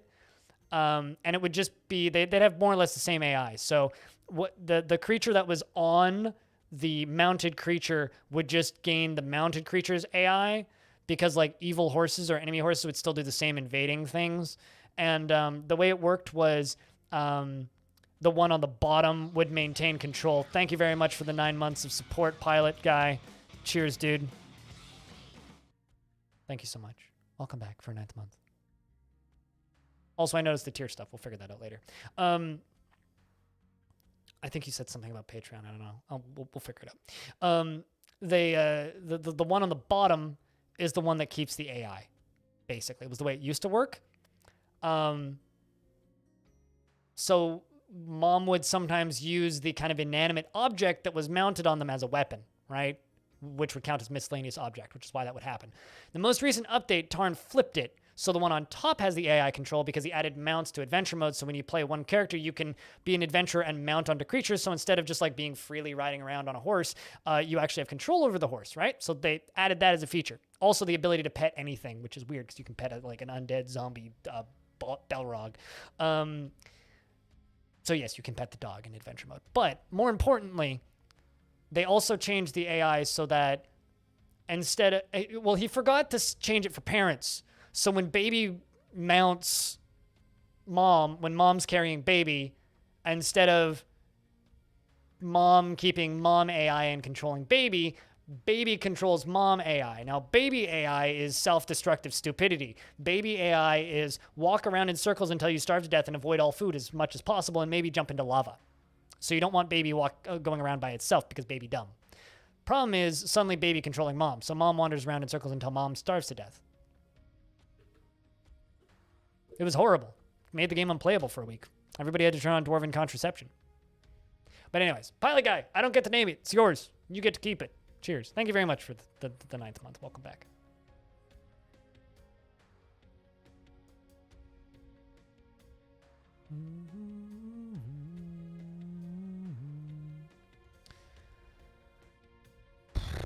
Anyway, that's why people watch me, is to watch me ramble about dumb shit like Dwarf Fortress.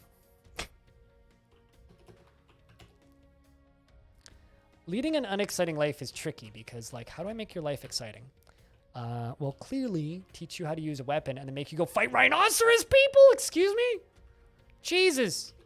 If, like, giant platypus, dingoman, and elephants and other animal people weren't enough, that's rhino people.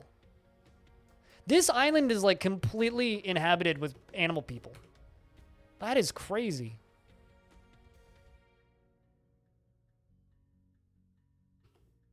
Exclamation point, annoy me, Pilot Guy. We'll give you a list.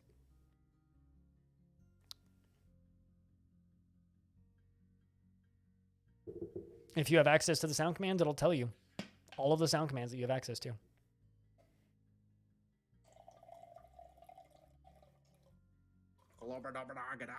Flubberdubberdogadagus. Indeed. Can you tame the animal people? No. Animal people are one of those parts of DF that is sorely underdeveloped. Sorely criminally underdeveloped. I have to check how late the post office is open in the local mall.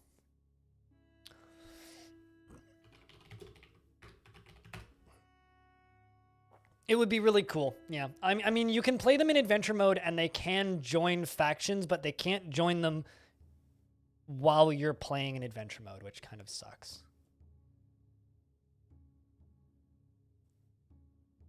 Okay, they're open till 6, which means I can stream till 5, and it's 2:45, which is good. Got more stream time left.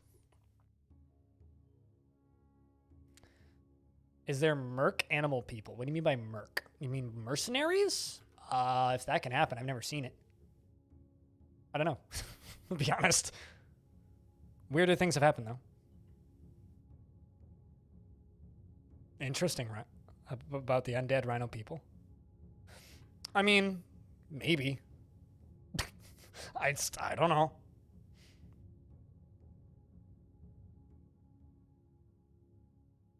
Yeah, no, you can join your... If you retire a fortress, then load up an adventurer in the same world, and then join the fortress in adventure mode as an animal person adventurer, and then reclaim that retired fortress, you'll have an animal person in your fort. But that's not exactly a straightforward thing to do.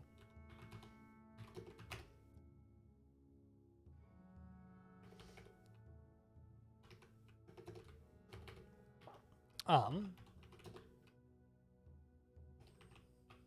going to build a little military squad up, or a little spot for my 2 dwarves to train in the military up here.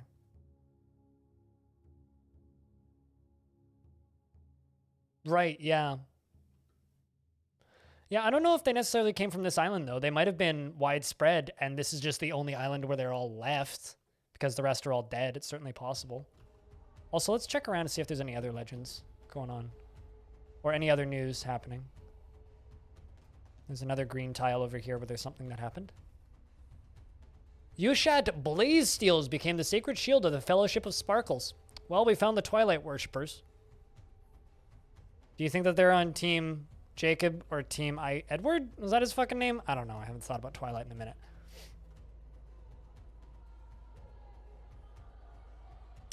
Yep, and that's it. It's cool, though, that fucking Novi Kiskates became the holy hope of the Virtuous Dominion. That's really cool. Someone who has Legends open should go check that out.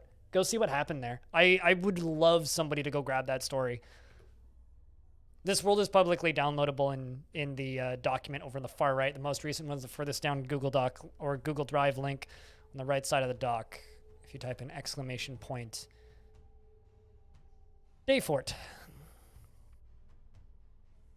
All right. How much booze do we have? We got 60 booze. Let's give these dwarves like a month of training.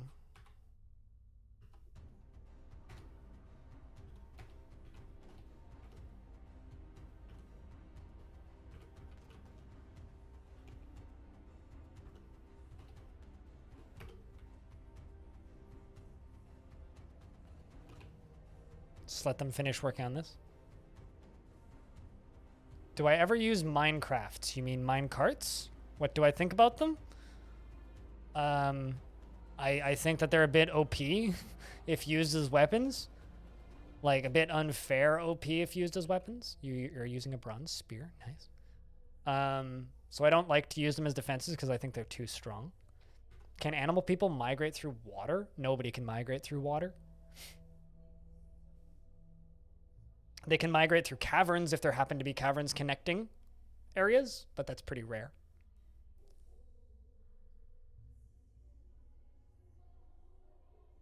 I mean, technically there's supposed to be no dwarves on this island, but this guy's here because that's just how the game works mechanically. It's hardwired.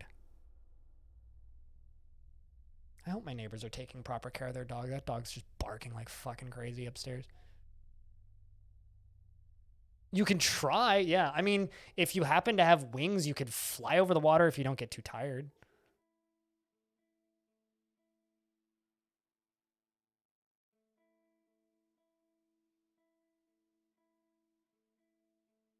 Yeah, I mean, try hitting somebody with a minecart. Yeah, I don't generally use minecarts because I find them really annoying to build. And then by the time I'm done building them, I need to deconstruct them all.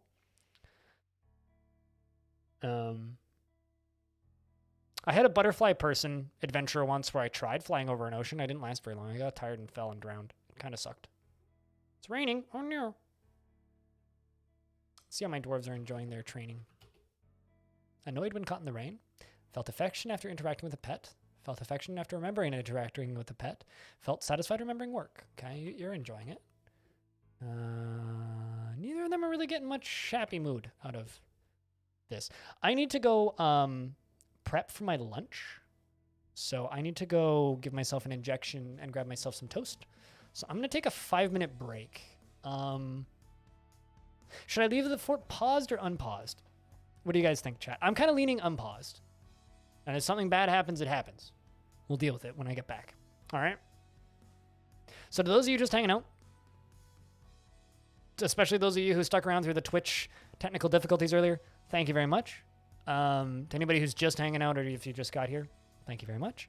And if you're here for the first time, welcome to the stream, and I hope you're enjoying it. To anybody who is here for the first time, though, I normally stream 6 days a week, but I'm about to go on vacation. I'm taking tomorrow through the 6th off, so I will be through until the 6th. So I will be taking the 3rd, 4th, and 5th off. I will not be doing any YouTube stuff, or I will try not to. I might end up anyway.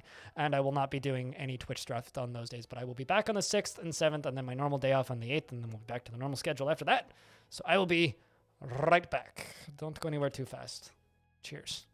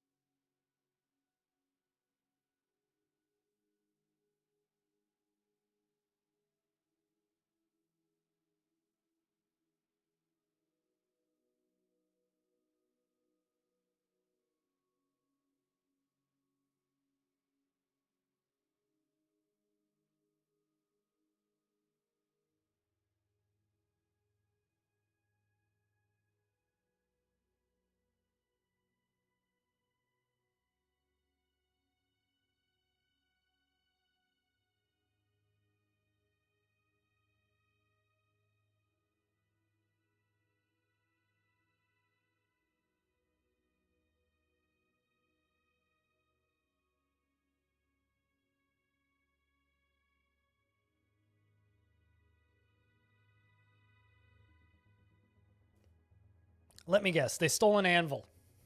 How's the dwarves doing? No, they didn't. What are you talking about? Something stole something. What do you mean? I don't see any theft. Freskins. Got me all worried. How we all doing, Chet? I hope you didn't miss me too much. I had 2 pieces of toast. It was delicious. What do you mean?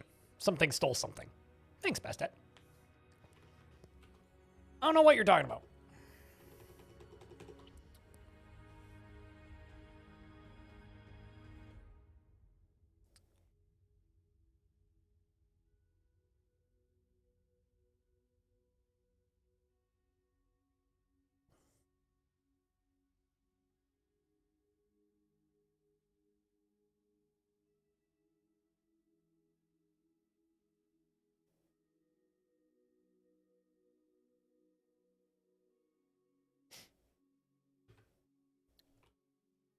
All right, well, we've now got a spear dwarf and an axe dwarf. They've trained enough that they've learned how to use their weapons. So let's turn those off. Let them go do whatever now.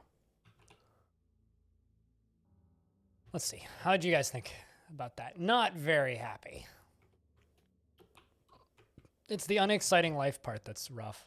Although this dwarf's very happy. Monom's actually very happy about learning axe. Whereas this dwarf just wants an exciting life. What do I need to make you have an exciting life? That's actually perplexing. And a little bit worrisome.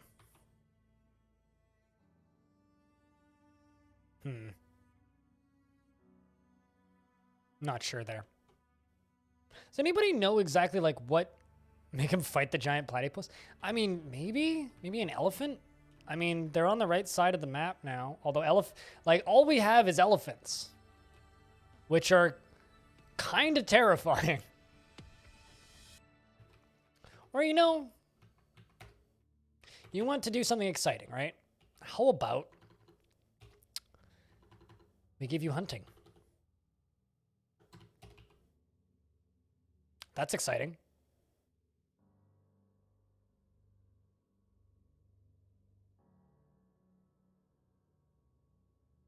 We gave him hunting. That'll work. Let's make a butcher shop, a still, and a tanner shop, and a kitchen in that spot.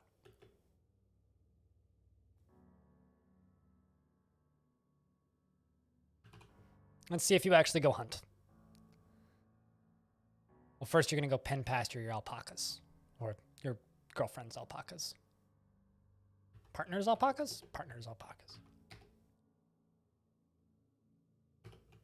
Just romantically involved.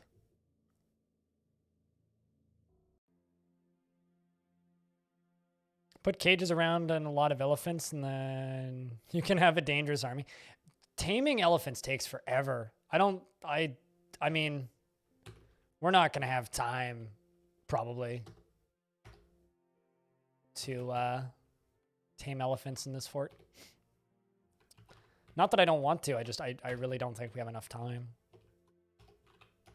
Although, so far, this desert island survival thing hasn't been so bad.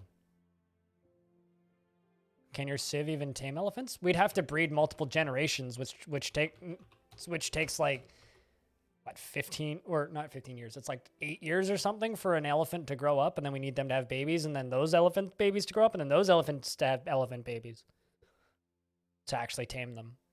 That would be interesting, though. It's, of course, neat knowing how many elephants are here. Socialize!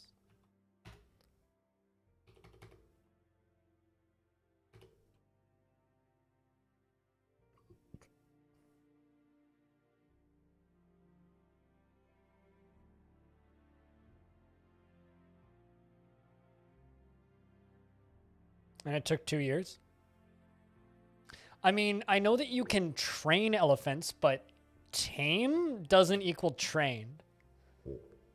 So yeah, that sounds about right for training, but taming? You need multiple generations of them to tame them.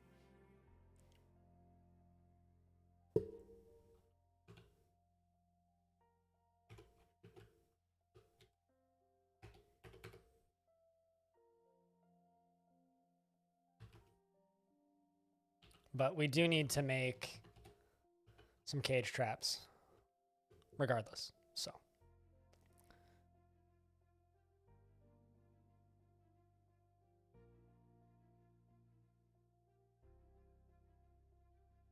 Yeah, no, I know all this logic. When you train an elephant, you can then train them for war. But there's a difference between trained and domestic, right?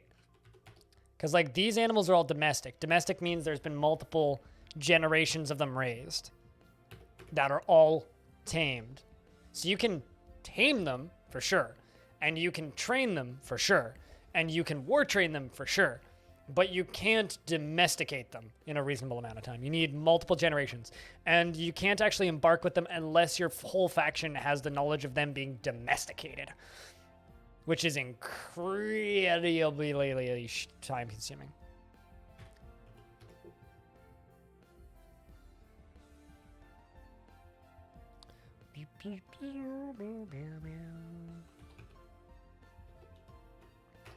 Let's also build a jeweler's spot right there. Yeah, that's kind of the difference that I'm stating there.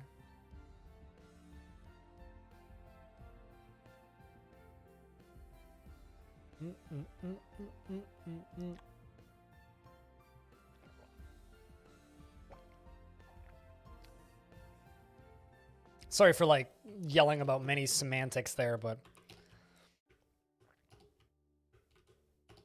like I've never successfully domesticated elephants. I've tamed elephants, I've trained elephants, I've war trained elephants, never once domesticated elephants successfully. And how's that working out? Warm Shadow. Hey, Mad. Your dwarf is still alive in Long Death, by the way. I will be going back to that fortress probably Wednesday because I'm taking a couple days off. Yep, still alive and happy. Although there is a functional, or not functional, a actual vampire in that fort now that was one of our dwarves, who is no longer a dwarf, is now a vampire. Because he went and got real mad and punched a statue in a temple. And defiled a god, and the god decided, fuck you, and cursed him.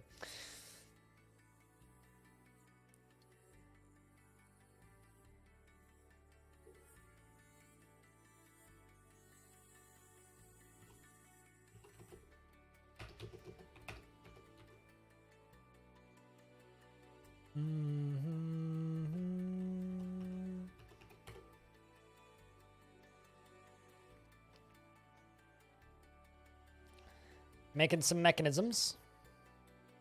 I curse you with immortality. How dare you live? I mean, immortality sounds like a curse to me. I don't know about you.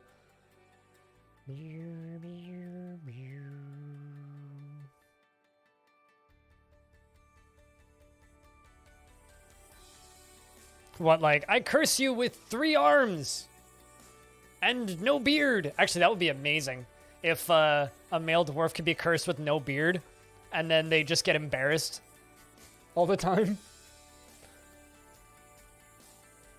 The old-fashioned way? What, go get bit? Dragonfire?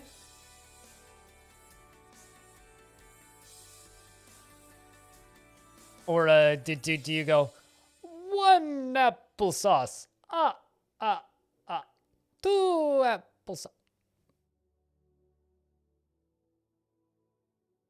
It sounds like a blessing, actually. I curse you with... Actually, it'd be kind of funny if like they turn them into animal people. It's like, you are now Goat Man! McDorfdom!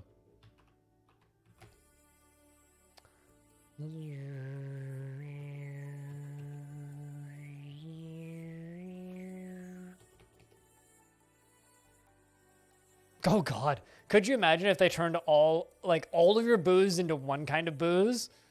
I don't know. I feel like a lot of those might just be really annoying. It's got some tiger irons.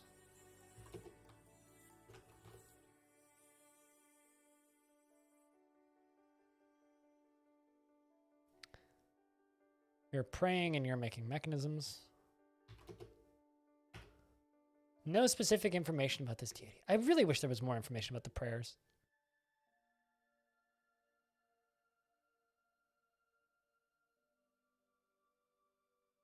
Although I think there's two sides to being a dwarf that's cursed with vampirism. It's you now have immortality, but you can't have alcohol. It's like being cursed with immortality, but you can never drink any liquids, so you're always thirsty. That kind of sucks. Every oak age dwarven stout turns into Bud Light. No! Also, yeah, could you imagine eating food without garlic? No!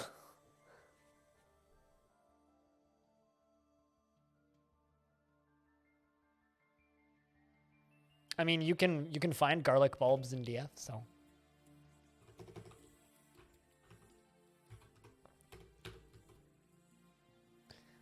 I'm going to make a single meal. So we're cutting gems and making mechanisms.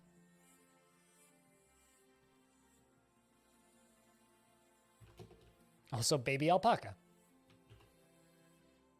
He's copper wool. He's extremely long. He's skinny. His skin is dark brown.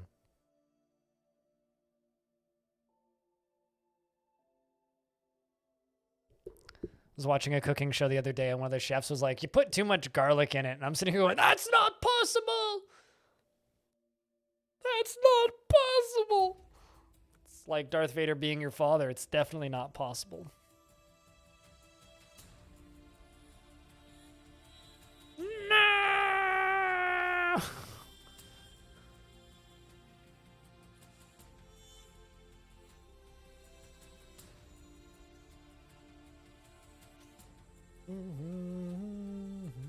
Now I'm wondering, would a dwarven beer brewed and stored in dwarven made barrels taste different than a dwarven beer brewed and stored in elven grown barrels?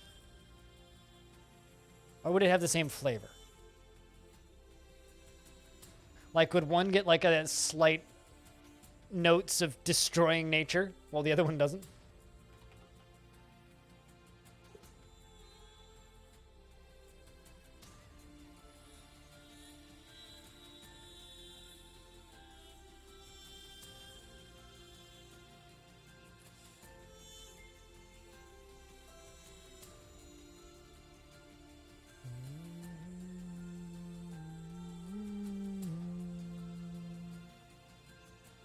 As someone who has an Italian grandmother, there is no such thing as too much garlic. I appreciate your taste in food.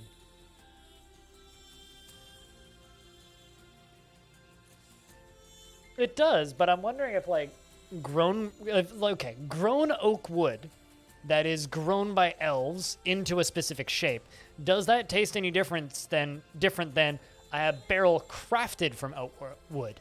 Because one is technically like grown into that shape, so that just functions that way, whereas the other one is crafted, like sawed, cut, crafted wood.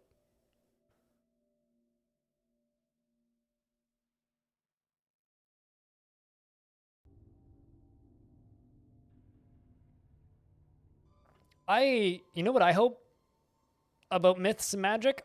I hope myths and magic isn't overblown. I hope it's not overhyped.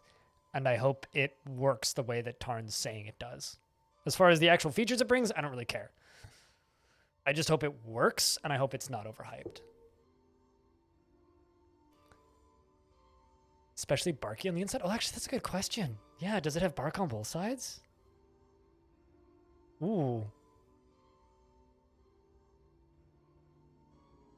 I'm just saying that if you punch a statue, there should be a chance that you just get turned into a sheep.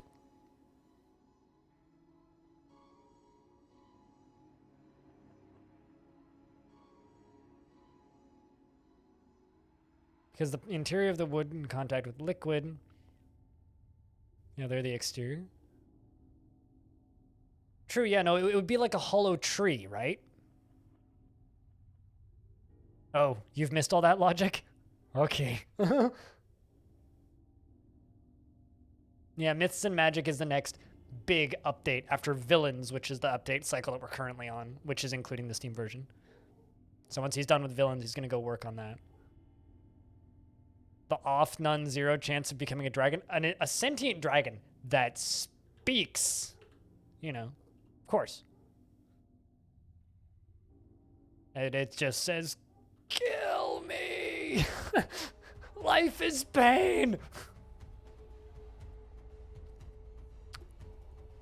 No, this is like old news. This isn't recent news. This is like news from 2014, I think was when Myths and Magic was first talked about / announced.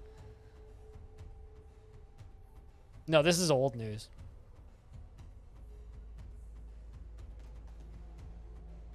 So no, you haven't missed anything. Okay, I'm gonna make a food stockpile right here. And this is just going to be for seeds.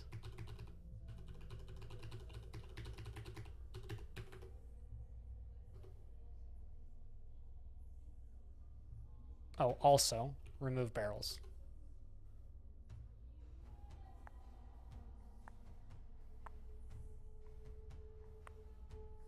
But yeah, no, basically Myths and Magic is supposedly going to redo the way the world generation works. So instead of just generating the world from where it is with like unknown pre-world history, it generates that pre-world history, which can dictate how the actual world looks and functions. So you'll get creation myths as well. Instead of just like, in the time before time, things existed, supposedly. It'll be, oh, giant intergalactic space titan punched a space whale, and that formed the galaxies, which caused the Earth to form, and now we worship the space whale that we live on the back of the corpse of. Obviously. I mean, it won't change the game much, but that will be the creation myth of the world that you're in. Kind of deal. That's kind of the pitch, I guess. Suck it, space whale. If you listen to the DF Talk episodes, there's a relatively recent DF Talk, I want to say it was like 2 DF Talks ago, where he talks a bunch about that stuff. He generated a world in his separate Tarn-only special build of the game, which generates a bunch of tentacle creatures and a mythological story about a weird intergalactic beehive. Explaining? I ain't explaining shit, I'm just babbling. But yes. You've only been introduced for this world for like 15 minutes, and you view DF embarks not so much as standalone colonies, but municipal services being sent into a kingdom to build bridges and from taxpayer money. You're not wrong.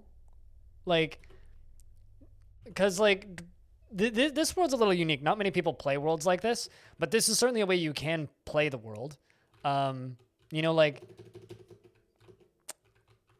where is it?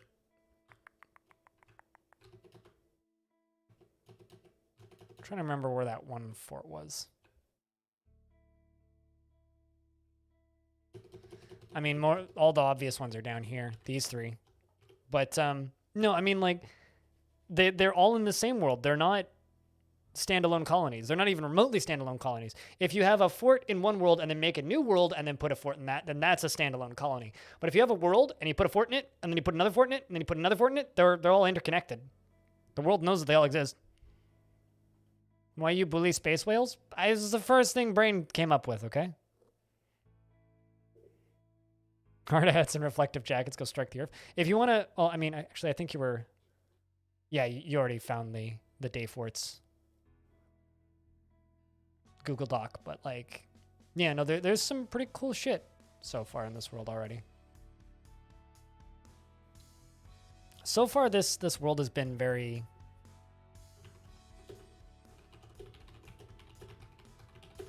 I'm just typing in calm with lots of animal people. Because that's what this world's been. Because Space World Whale was a dick, probably his name of Moby. Threw his weight around. Yeah, it took out a spaceship. It's horrible. I mean, what? Also, little known fact, this game has angels in it. So, you know, that's the thing. What were my animals running from?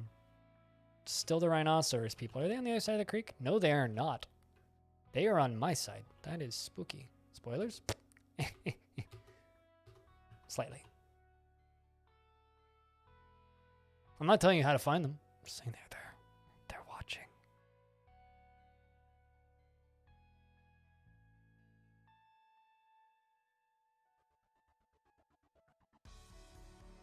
Why is this dwarf asleep outside? You have a bed. I guess sometimes you just gotta fall asleep outside, you know? Good luck finding a vault. I'm going to make a weapons stockpile in here. Actually, let's cut that down a little bit. Let's go up here. Nope, those are chairs. What are cages? It's the hotkey for cages. J.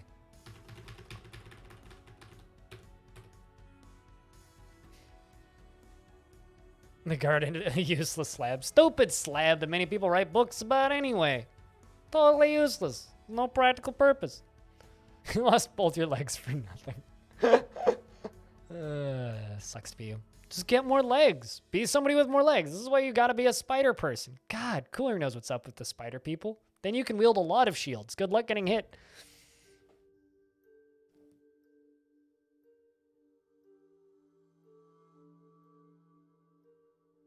Just a whole lot of shields.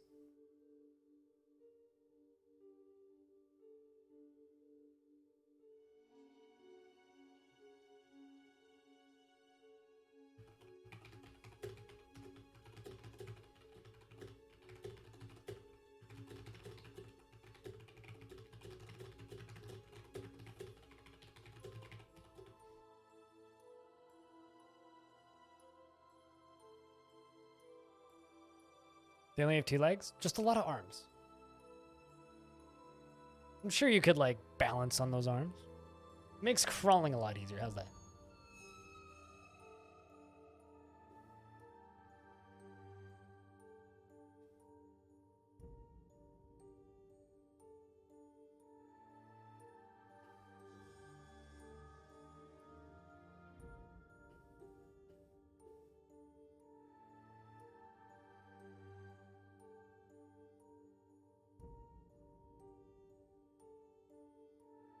Eight reasons to kill you?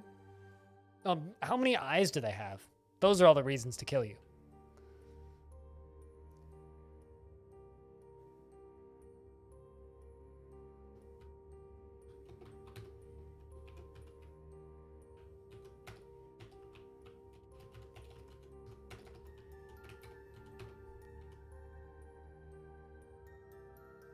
Most of the angels are made of ash, so you poke them and they just go and just fall to pieces. Is that what you're saying? It's like when you have a forgotten beast made of water and you just pop them. There they go. Building those cage traps. All right, we should chuck a couple cage traps up here. Maybe we get us a giant platypus. We can eat it. There we go.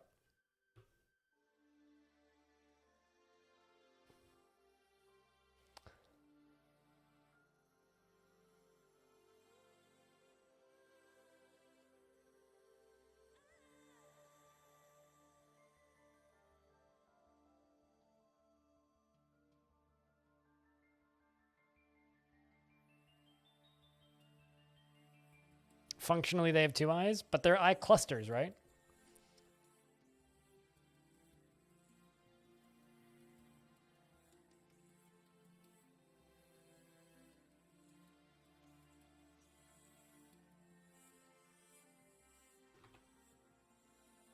Man, this world has a lot of animal people. The ocean fort that we did recently had tons of squid people and mako sharks showing up. And then this one we've seen rhino people, capybara people, otter people. What was the other one? Capybara, rhino, lion. Yeah, it's a fucking furry convention over here. Was that your artwork? Yes. For those of you who don't know, Cooler... See what I mean? Look at all those eyeballs. That's 1, 2, 3, 4 eyeballs at least. They're very baller eyes. Yeah, that's Cooler's adventure.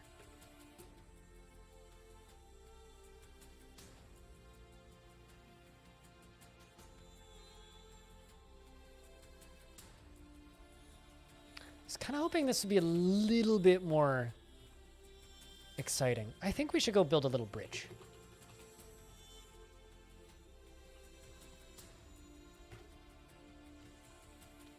Let's make it out of wood. Nothing super fancy. Doesn't need to be super fancy. Watch them both try and swim through the creek and die. Should be fine.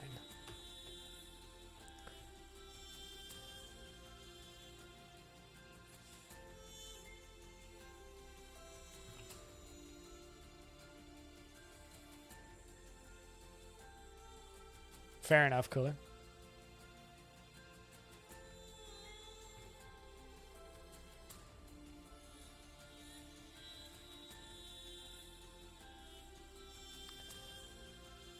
Small ones are bonus. Ugh.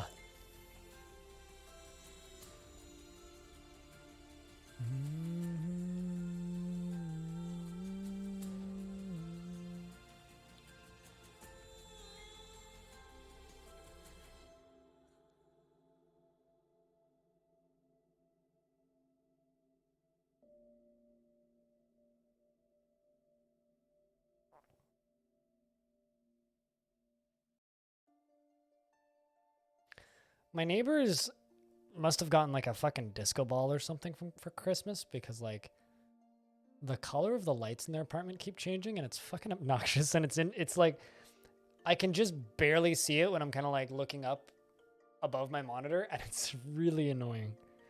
It's like, oh, now it's pink, now it's green, now it's blue, now it's orange, now it's green, now it's pink, now it's white, now it's blue, now it's... They're just having like a weird rave up in there. It's like something out of Cyberpunk. But like, probably more mature and well written.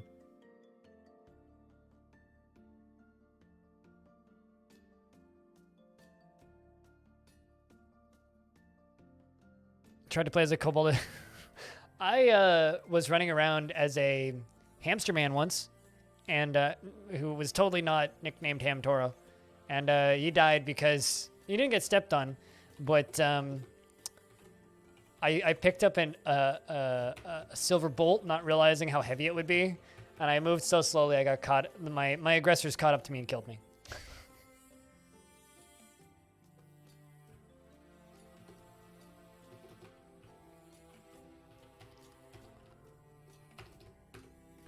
There we go. So we'll have that little bridge there. Oh.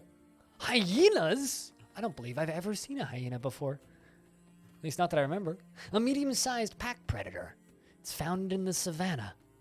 Its hair is tan with black spots. Its skin is dark brown and its eyes are orange. They're just laughing at me hysterically.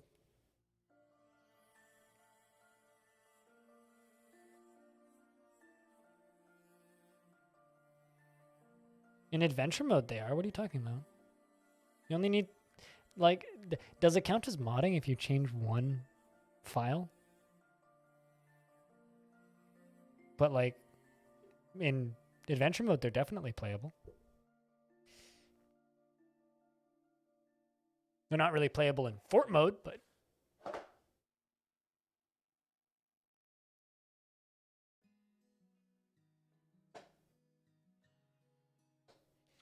Out of the surf and onto the beach, as this terrifying ocean, they walk the deep sea.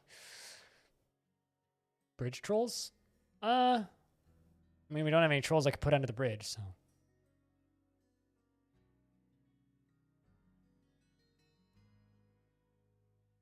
Maybe. Warm Shadow. Is that where you're at right now, Cooler?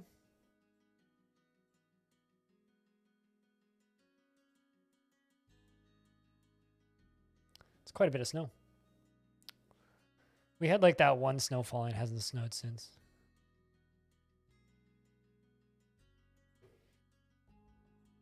It's night now? Well, yeah. That's a pretty snowfall, though. I went for a walk at 1 o'clock in the morning on New Year's Eve. Well, I guess technically New Year's morning. First hour or so of the year I spent outside. I saw a couple making out in the middle of the street. I saw 2 younger children setting off fireworks in the middle of the street. There was a dude walking his dog pretty late at night. A lot of weird people that were just outside for the sake of being outside. I always wonder about that. It's like, I know why I'm outside. I'm outside because I'm depressed. Why are you outside?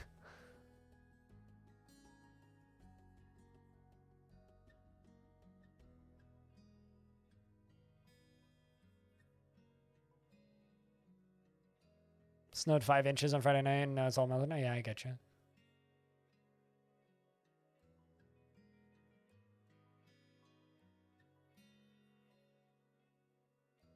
There we go. Here comes the mechanism.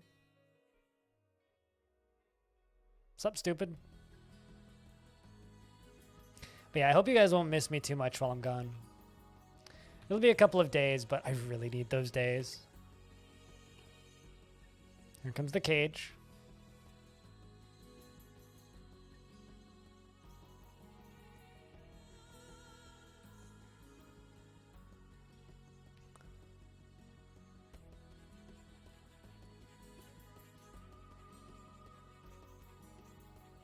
Yeah, exactly. Caffeine, exactly. I mean, I'm only getting a break because of you guys. You guys were nice enough to me that I can afford it.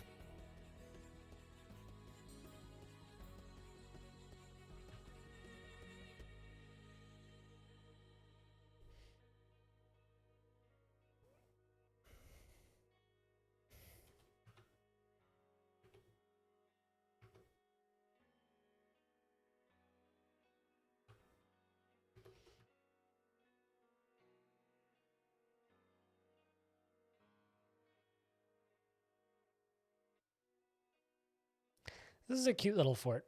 I'm quite attached to it. You know what would be kind of really fun? Would be to do a fort like Long Death, but you do it like this, where you start off with a couple, and then only go with dwarves that are born in the fort. It'd be very hard.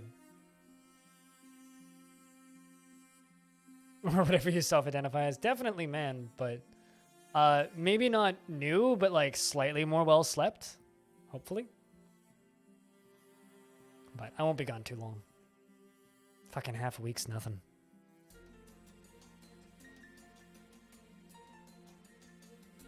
Like, the most days I took off in 2020 was 7 days in a row.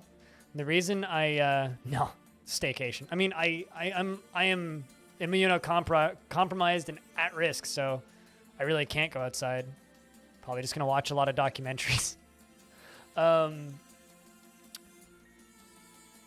What's the word I'm looking for here? The most days I took off in 2020 was literally because I was in hospital for 5 and then stayed with my parents after that. So yeah, there was definitely that was the most time I took off in 2020.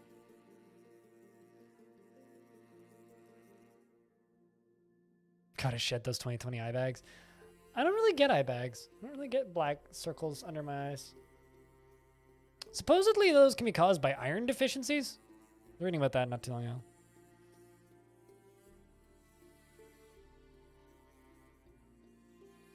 Yeah, that's the one thing I can say about 2020 is I was very fortunate in that, like, I can't get laid off if I'm my employer.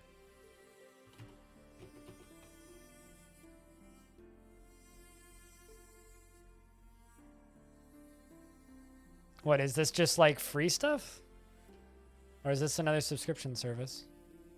Or what is this?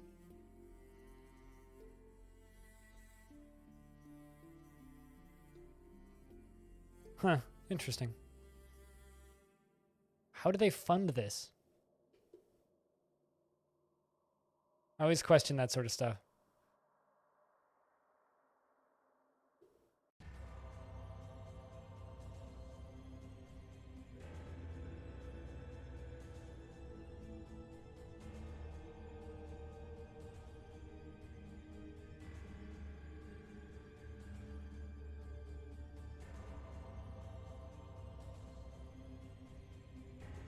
Oh, I see.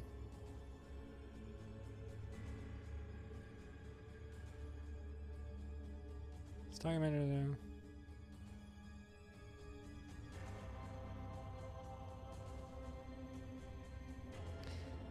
I don't know if I'd want to use that. It's an interesting link, but I don't know if that's something I would use. I was looking at their terms of service, and because it states that they are just linking to stuff uploaded by other people, and that they assume that the rights to the documentaries are either public domain or uploaded with the permission of the rights holders. That's concerning to me. Yeah, chat's been fixed for a little bit now. It was down for about 40 minutes. Like, I'm sure most of that stuff's public domain, but at the same time I look at that and I'm like, I don't know if I'd want to use that.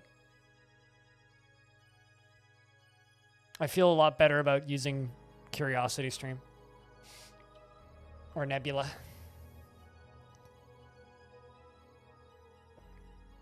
Especially if they're linking to mega video files, then yeah, I'm out.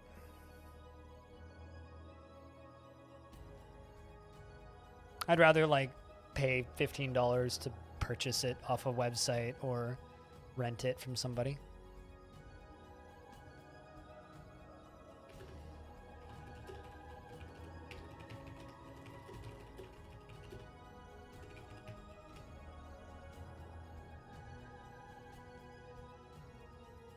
But how you doing, Lump? It's good to see you.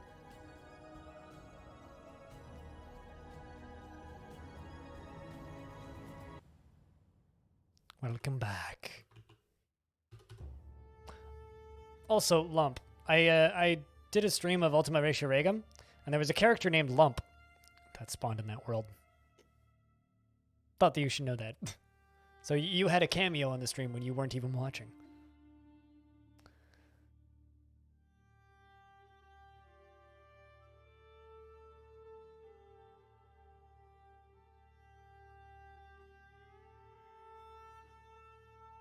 I need some more cages.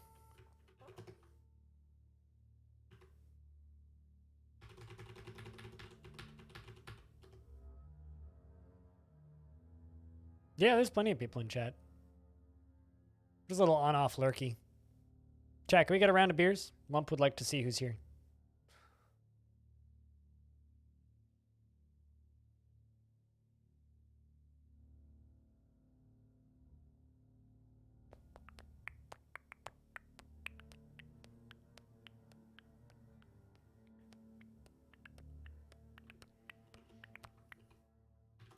How are these dwarves doing mentally? Pretty satisfied? Annoyed when caught in the rain, but that's normal. Want to acquire something. All right, well, we need some clothing. Build us a loom. And a clother's shop.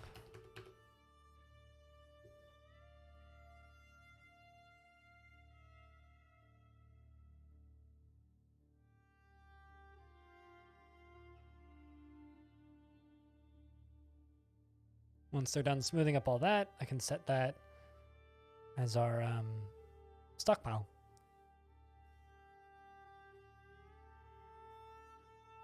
Yeah, I mean, I'll take your word that you exist.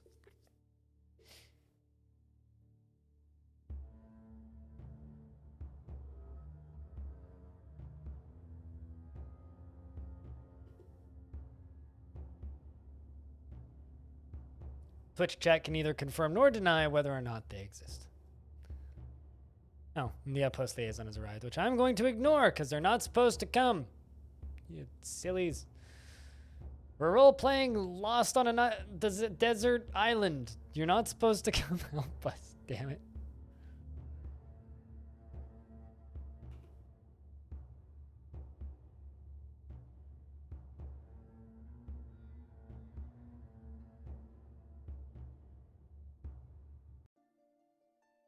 There you go.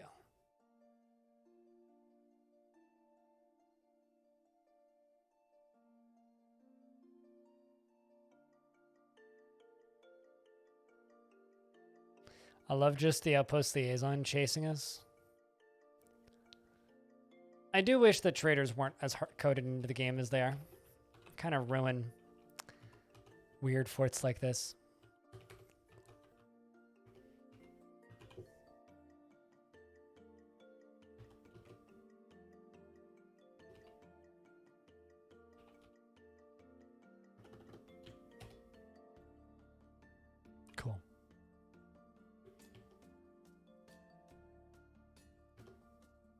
in which you may or may not exist, and this may or may not be one of those moments.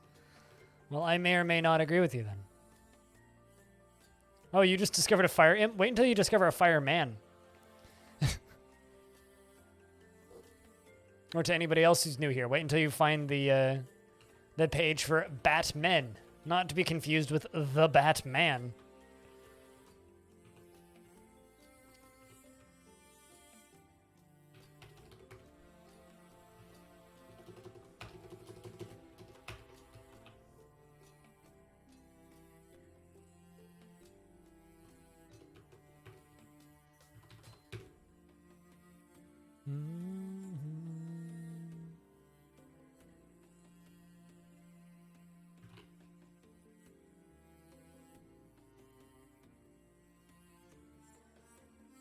It's a man-made of fire.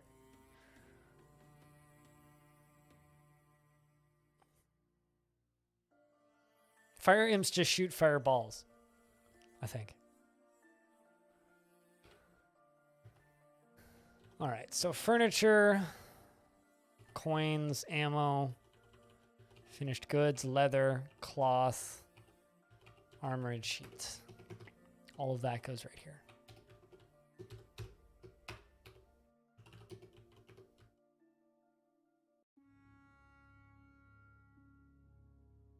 There they go.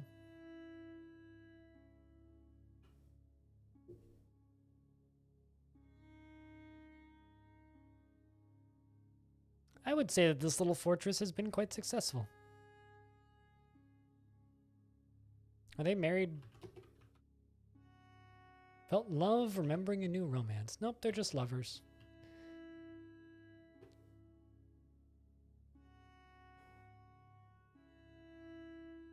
Shoutouts to my cat. We'd lost our 2 dogs, which has been very unfortunate, but like, so far everything else has been pretty smooth sailing in this little fort. Cute, happy story so far.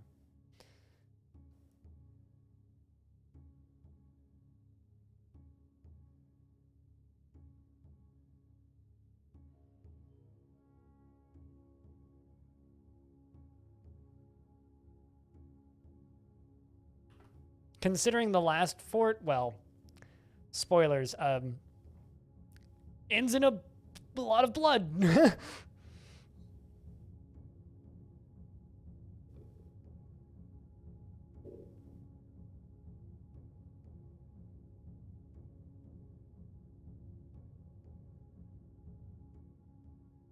They've got that US office thing going on. Yeah.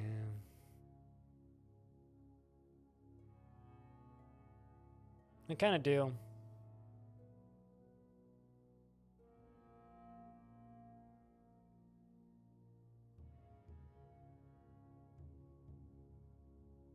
I don't know, that's kind of one of the reasons I like these day forts, is it's an opportunity for me to just have like a chill little farming fort. Should get them to go make some gore. Let's actually cancel a bunch of this.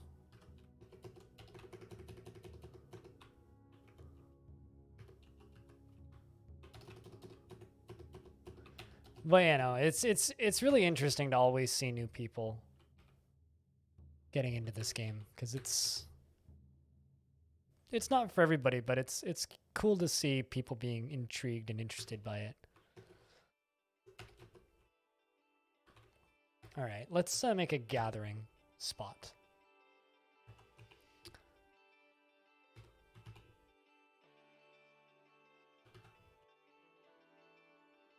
Nope. No, dwarven marriages are much less religious than that. Much more, so we're fucking, eh? Let's make a baby. All right, we married now. So they're like millennials, basically. Also, Dwarf, your bed's right there and you fell asleep on the floor. Bloody genius. And then sometimes you'll have dwarves that'll have like a lover, a husband, and then like 15 more lovers. It's really funny when you have a dwarf show up in your fort and it's like, they're here with their wife, and they have 18 other lovers from other forts, and you're like, huh, I wonder why you moved away with your wife. Interesting. Are you running away from an army of people that want to stab you to death because you were just screwing everyone over? I wonder. You interview them, and then it turns out, oh yeah, no, they were just laundering money.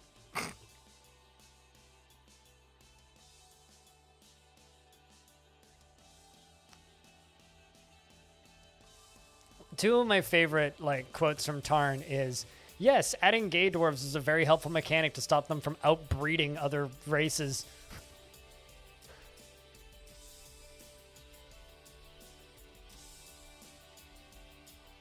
It still doesn't work though. I still often outbreed them.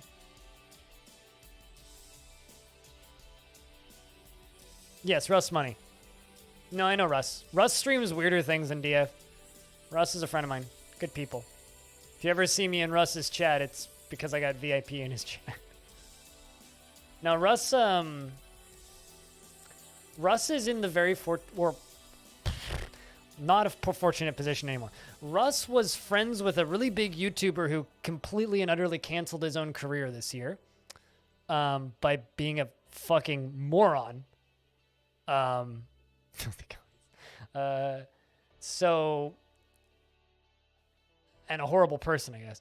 But because of that, Russ had a very large audience that would just watch him from auto hosts from said large YouTuber. I can say who's. It's. If you want to look up the drama that happened with Cryotic, you can do that. If you don't want to do that, I also makes sense. It's fucking insanity, the shit that dude admitted to.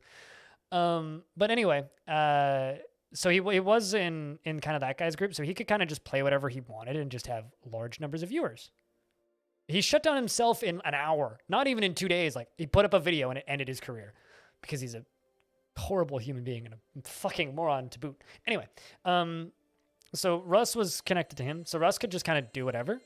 Russ plays a lot of Space Station 13, which in my head is harder to stream than Dwarf Fortress. So, I mean, he can stream anything and he'll have 500-600 people watching. Russ is good people, though. I like Russ. Russ watches my videos. So yeah, follow him if you want to see. He doesn't stream DF very often, but he streams SS13 quite a bit. I wish that community would stop fucking infighting about dumb shit. I say that like, and he literally is just starting his stream soon with SS13. maybe I'll host him when I'm done. No, Russ is good people. Cryotic. Or Cryotic Monkey with an I. TLDR, he just straight up admitted to being a pedophile. That's the TLDR. Also, on YouTube in a video, how to get yourself fucking arrested 101. Duh. Anyway. Yeah, fucking moron. Piece of shit. Garbage human being. God, it takes two dwarves so long to unload the fucking wagon.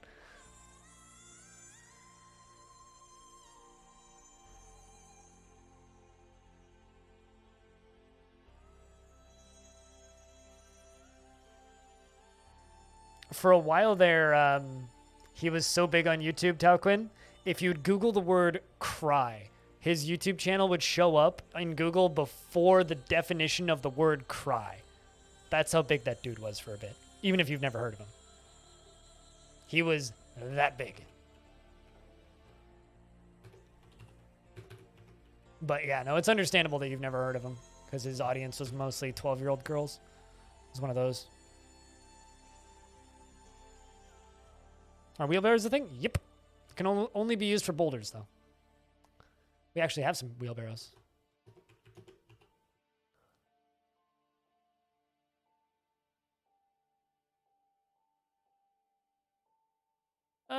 there's certain levels of dumb illegal shit that you can kind of just repeatedly get away with.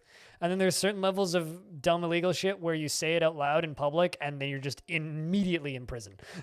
So, I'm just happy that Russ was able to maintain his career and not lose it because of like the person that he was kind of known to be attached to turns out to be a complete and total shithead. He's able to recover, which makes me happy. I was very worried when that news initially broke. This cat's just following this dwarf.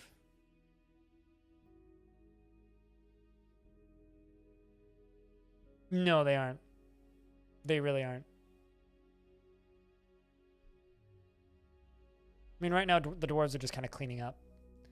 They're removing all of the refuse and bits and pieces, and then they're going to go and empty out the wagon. I really was worried that the elephants and animal people were going to be a bigger problem. Like, the only real... Ooh, the dingo people are back. Wait, why is that milkfish not underwater? Huh.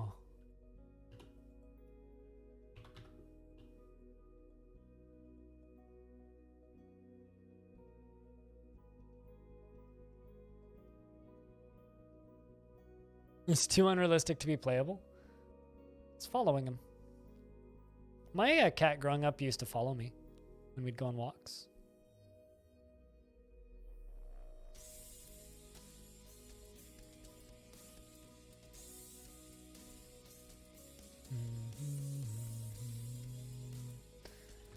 So our number of alpacas have grown. We have 2 more babies that are unnamed. We'll make them both available as pets.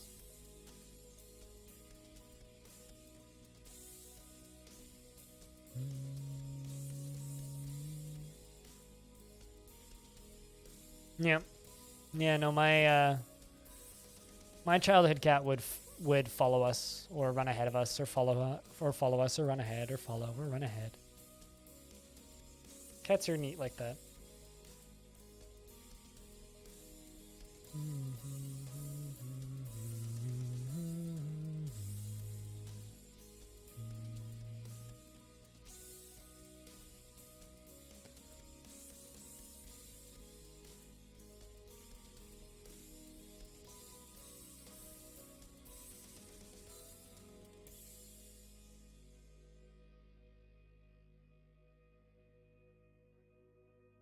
So does anybody have any big goals for 2021? I've talked about mine quite a bit in ramble sessions that I've done, but kind of curious. Anyone have any big goals for 2021? Things you hope to get done or do? Anything you want to achieve? I know that like fucking New Year's resolutions are a dumb goddamn piece of shit construct made by marketing to make you go to the gym. But like, is there anything you want to get done this year, chat? Survive, yeah. It's probably not a bad idea. A push-up? A single push-up? I believe in you.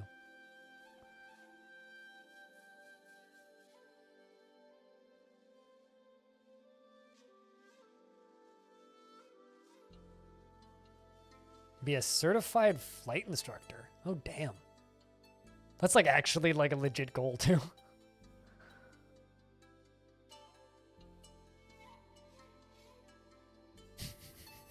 Okay, so Monum now has 1, 2, 3, 4, 5 pet alpacas.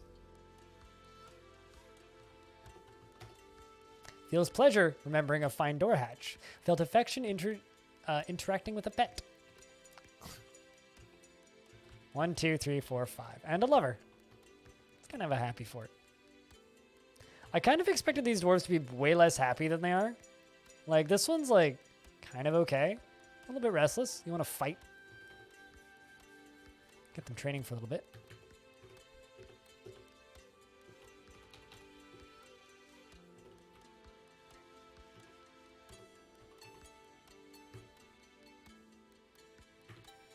Let's make another squad. Put them both in there. Get them training again. Wait, did that say the handles of humidity? The name of the squad is the Handles of Humidity.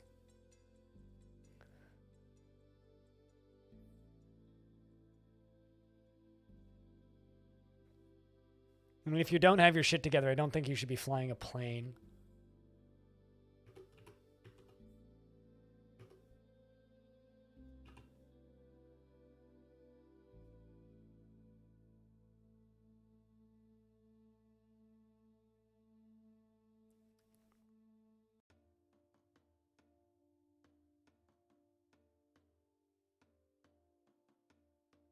Second-hand human. I wanted to fly planes when I was a little child, and then I learned my vision was garbage.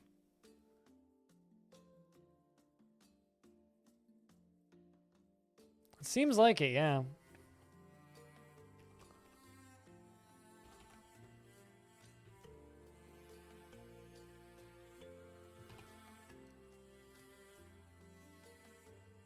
Should I tell him to go take on an elephant? It's probably a bad idea, right? Look at that. Look at the leaves falling from the trees.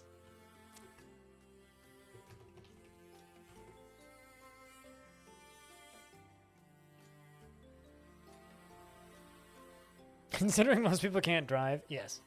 Although I would argue it's probably safer to be flying in a plane up in the air than it is driving on the highway. Like, obviously, if the plane starts falling, then suddenly it becomes way more dangerous. But if you're, like, up there, there's way less shit to hit up in the sky than there is on a road. Like, the minute-to-minute of flying, probably safer than the minute-to-minute of driving on a highway. That's just my assumption. I don't know actually anything what I'm talking about, but that's just my assumption.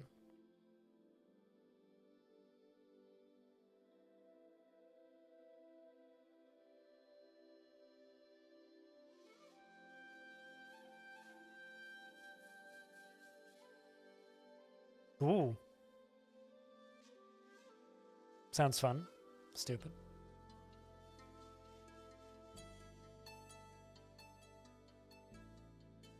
I'd argue parachute testers disagree. I mean, I'd argue that car testers explode all the time. Better a plane than a helicopter? Yes. A plane can glide. A helicopter is just trying to kill itself all the time. They're a high-speed self-destruction device.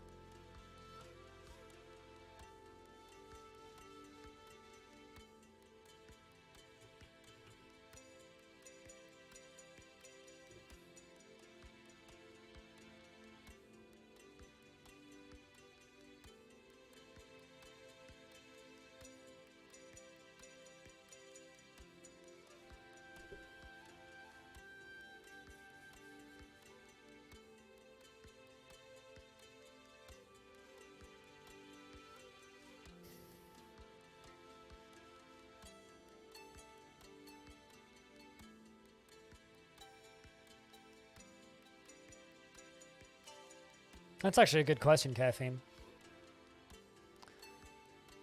It's probably less hours than I have spent streaming.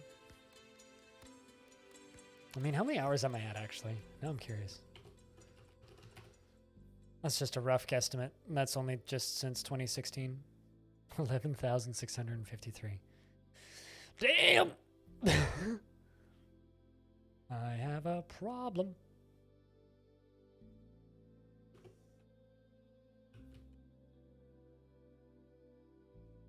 Just constantly feeling affection after interacting with pets.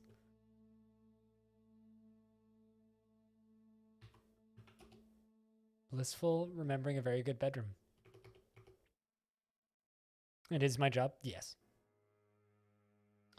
This is why I tell people that don't worry if they're not as good at video games as I am, because I do this for a living.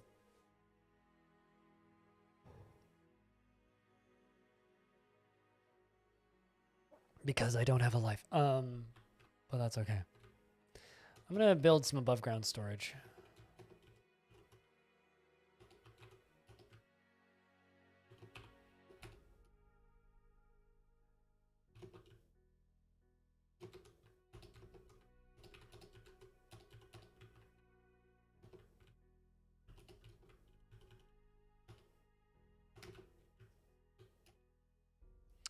God, I was kind of hoping that the rain would slow down because I have to go to the post office tonight. It's not slowing down. at all. But that's what I gotta do.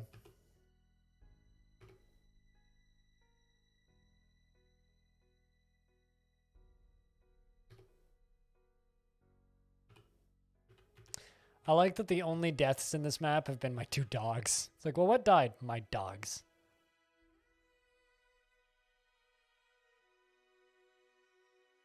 So is this the closest DF comes to an Animal Crossing game?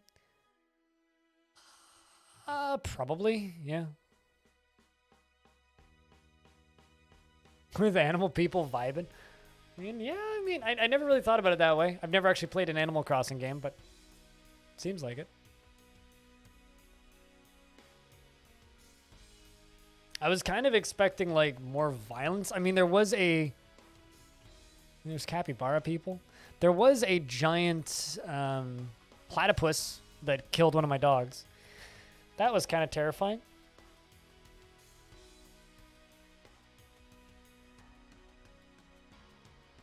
I'm kind of surprised we haven't been attacked by anything. I think there'd be more random acts of violence if I had more dwarves. There's just kind of not enough dwarves in this map, really, to have random violent acts happening constantly.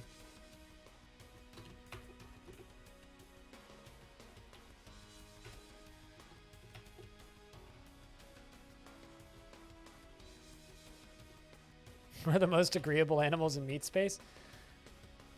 I don't know about that.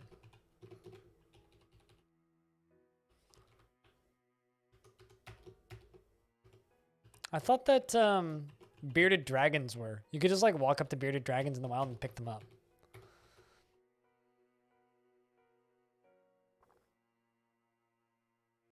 Although one of my favorite comments about iguanas specifically is from my moderator Hobo, who claims that in Florida when they get too cold they just randomly fall out of trees. Which I think is really funny. Although iguanas are fucking assholes.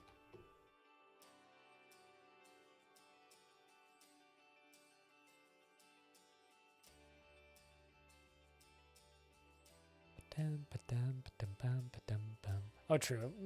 Yeah, bearded dragons are not indeed mammals. Yes. Absolutely post an image. There's no rules on links and images and stuff. Just don't post anything that breaks terms of service or you will never post in my chat again.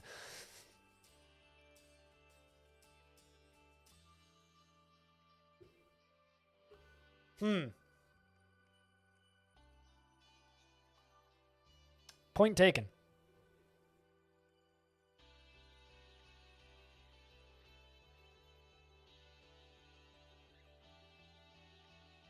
Point taken. Banned, exactly.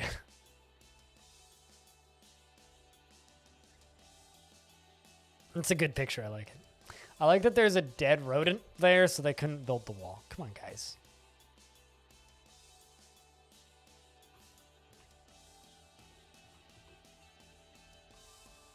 So yeah, this fortress is pretty slow moving. I was expecting it to be a little bit more exciting. But overall, I think that this has been a good, successful little day for it. Just kind of working on this above ground storage area. Trying to get all that stuff done. And I think that's pretty much it. A little bit too chill, I think. Like, the last week's day for it was a little bit too intense with, like, you know, all of the intelligent undead rushing in and stabbing everybody into tiny little itty bitty pieces. That was a little bit too intense. And this is maybe a little bit too far in the other direction, but yeah, no, it's been a very good chill stream, that's for sure. But yeah, plan for the next few days, I will be taking a few days off. For those of you who missed it earlier, I will be taking Sunday, Monday, Tuesday off. I will be back on Wednesday. And I'm going to do my damnedest to work as little as fucking possible for the next few days. I have like a meeting, and that's like I think all I'm going to do.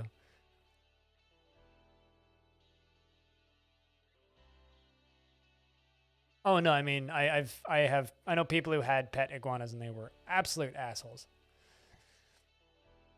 You were going to get someone's tame lizard, and they thought it was feeding time and snapped your finger.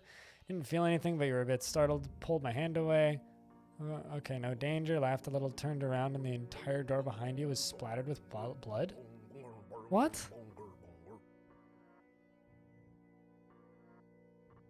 A little lizard managed to bite you down to the bone in your finger. My God. What kind of lizard was it? Can I rerun some VODs? Absolutely not. If you want to watch VODs, go to my YouTube channel. I don't like running reruns on my Twitch channel at all. I just not a fan. If you want to watch VODs, go to the YouTube channel. Because then I need to moderate it, right? Someone needs to moderate it. I tried doing reruns once, and admittedly I did get a Prime sub, but it's just not the kind of content I like to run on my Twitch channel.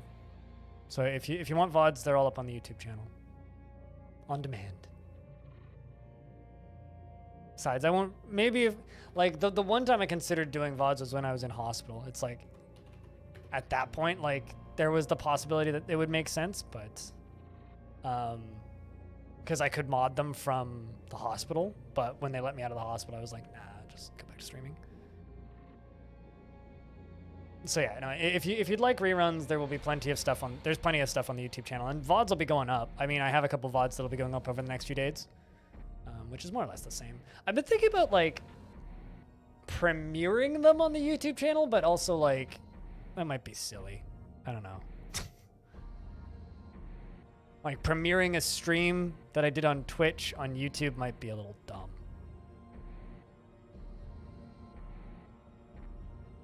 Very, very sharp teeth. I'd be really curious to know what kind of lizard it was. Really kind of curious.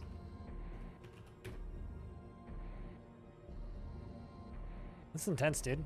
Yeah, I don't know.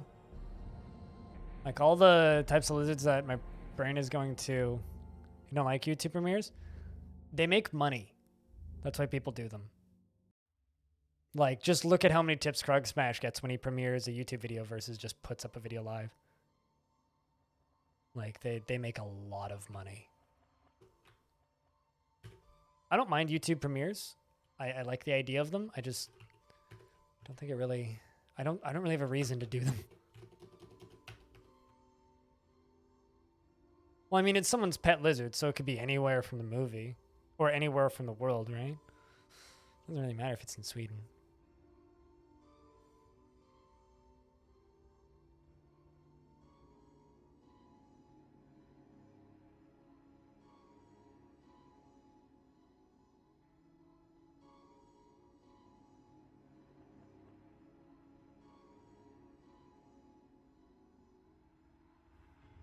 You know, I'm trying to figure out in my brain, like, what animals would I need to kill in DF to write "Buy WinRAR" on the ground? Be a really good Halloween thing to do for next year.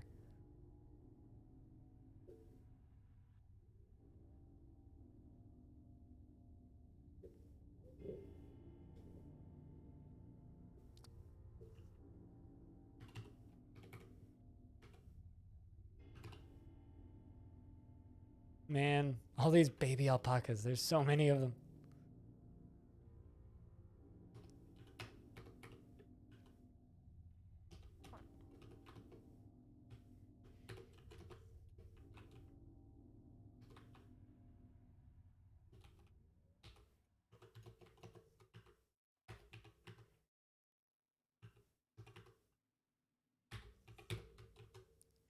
Sheer milk. It's 70% off because they just put out a $30 DLC, Squug. Also, that's just kind of par for the course. That's not out of the ordinary.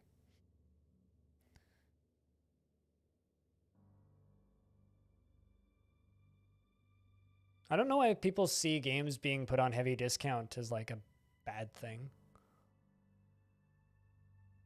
It's pretty standard for AAA games on Steam, especially if they just put out a big DLC. Also, it's not like the game's cheap. It's 67% off, $26. And the DLC is $30. They just want you to buy that DLC.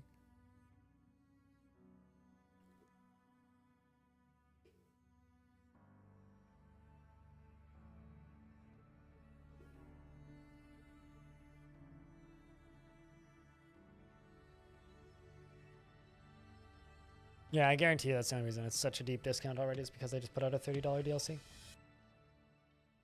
Which is apparently like rage quit worthy difficult, so that's cool.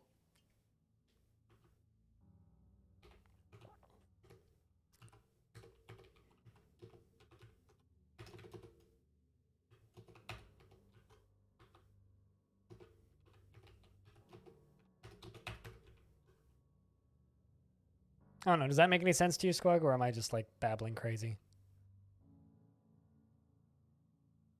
There we go. You're shearing the alpacas.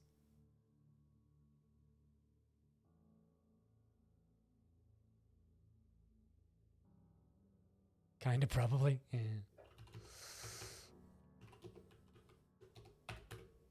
Get that door placed. Yeah, I don't know. I'd say that this fort's been pretty successful. Just kind of chilling. Just a happy little couple of dwarves that got lost after traumatic events, and they're just happy. It's kind of nice to see. Versus, you know, like a self-destructive mess of explosions and violence. I will say this. I'm probably going to miss you guys more than you guys miss me when I'm gone.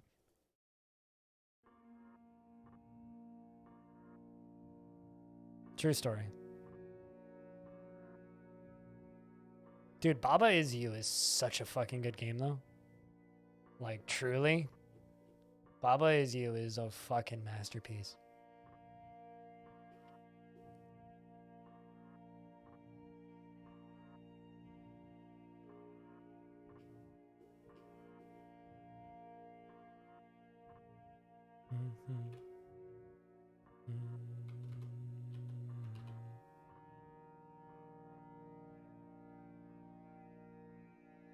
But yeah, no, you've done pretty well with Baba Is You, that's for sure. Every time I look at your name see your name on Discord, it's like playing Baba Is You. Yes. Have you played The Witness, Squug?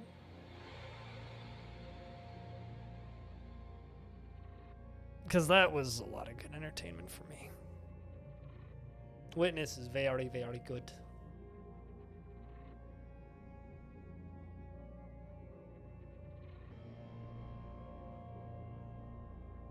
Yes, it's another puzzle game. Big island filled with puzzles. Big island filled with line puzzles.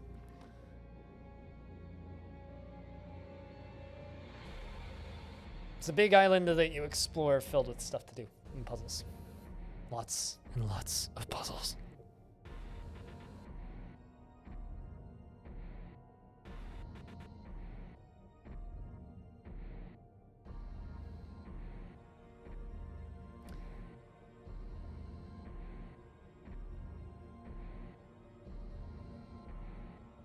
So yeah, this fort got a little hairy at the beginning. A little bit hairy at the beginning, but since then it's calmed down, and this fort's been really chill.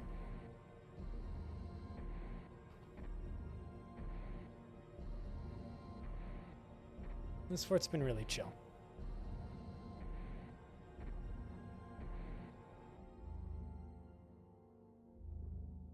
Unfortunately, both our dogs died, but aside from that, it's been really chill.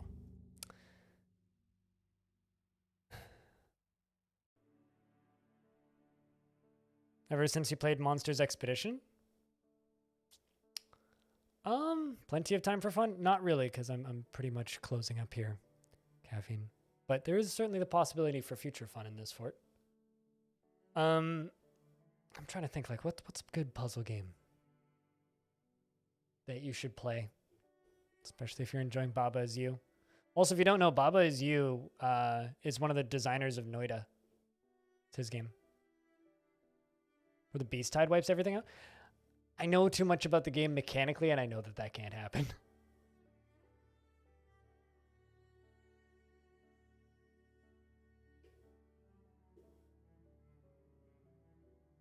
You like the idea of playing with a limited embark? Yeah, I might try and do other embarks like this with like a specific number, like 20 dwarves, say, or like 15 dwarves. I had a fort that was really cool where I accidentally started a civil war with my own faction. And it lasted for like, I don't know, 4 or 5 streams. And it was up in a glacier. And we were just like stealing artifacts from my own faction. And I had 2 incredibly good military dwarves. And then everybody else was just like, functioning, running the fort. We had 20 dwarves. And it was actually kind of a blast. I mean, big forts are cool. I like big forts, and I cannot lie. Those other brothers can't deny. But like, every now and again, it's nice to just kind of have like a really small restrained embark, especially for something super limited like this. But chat room, I think that might be it for me today. So I always try and keep the Saturday streams a little shorter anyway. That's what, 7 hours of Dwarfs? Because I only did about an hour 10 of records this morning. It's pretty short. I think it was hour 15. But yeah, I'm going on vacation. Not going to Disneyland or anything. I'll just be staying home, so I'll be on Discord if you want to get at me. If you want to rewatch streams and stuff, as I was talking about earlier, all of the VODs are up on the YubTubs channels. If you want to support me directly, I have the Patreon. The discount for the year has changed. It's now 8% instead of 15% for the whole year, but still decent discount, especially on the higher tiers. Thanks everybody for hanging out today. This was fun. If you want to go download the world or mess about with it, there's the Google Doc, and feel free, like, if you have the world downloaded, to like fuck around in it, and if you find anything, just DM me and I'll add that stuff to the doc. Hey, Manufacturing Monkeys, cheers. So to those of you who, like, are just hanging out, thank you very much for watching today, specifically. It was fun. I had a good time. I hope that you did too. It's very chill, a little bit more chill than I was expecting. I was kind of expecting the Untamed Wilds to be a little bit more silly. Sometimes, like, you have weird animals that just, like, odd, like, just walk right up and attack you, but I guess we just kind of lucked out where we placed the fort and we weren't really on the pathway of any of the animal people. So it didn't really start any punching fits or fist fights or anything silly like that. I will be back Wednesday morning, 9 a.m. Pacific. I may do a night stream on my days off. Depends on how I'm feeling. So keep an eye out for that possibility, but I'm not going to promise anything. I don't really count those as work. For those of you who are supporting me on Patreon, there will be a post either tonight or tomorrow morning. I'm going to be doing patron polls. So what I'm going to do is I'm going to kind of have a bucket of games that I haven't streamed or haven't streamed in a while. And I'm going to put in 3 at the start of every month. And the one that gets voted up the most, I'll do a couple streams of throughout that month, if that makes sense. So I think one of the first ones in there is going to be Wayward. And there's going to be a few others. Yeah, we're going to start doing that. So if you're on the Patreon at any tier, that's going to be a thing I'm going to start doing. It's going to be alongside the little update blogs that I do roughly once a month. So keep an eye out for that. And it's been fun. Thanks everybody for taking the time to watch the streams and support what I do. And hopefully by the time I get back, I will be more awake and in a better headspace. That's the ideal. I'm going to send you guys over to Russ Money, just because he was playing Dwarfs yesterday. I was talking about him a minute ago. He's playing Space Station 13. He's a good friend of mine. Nice guy. So thank you everybody for hanging out. Please go tell Russ I said hi. Go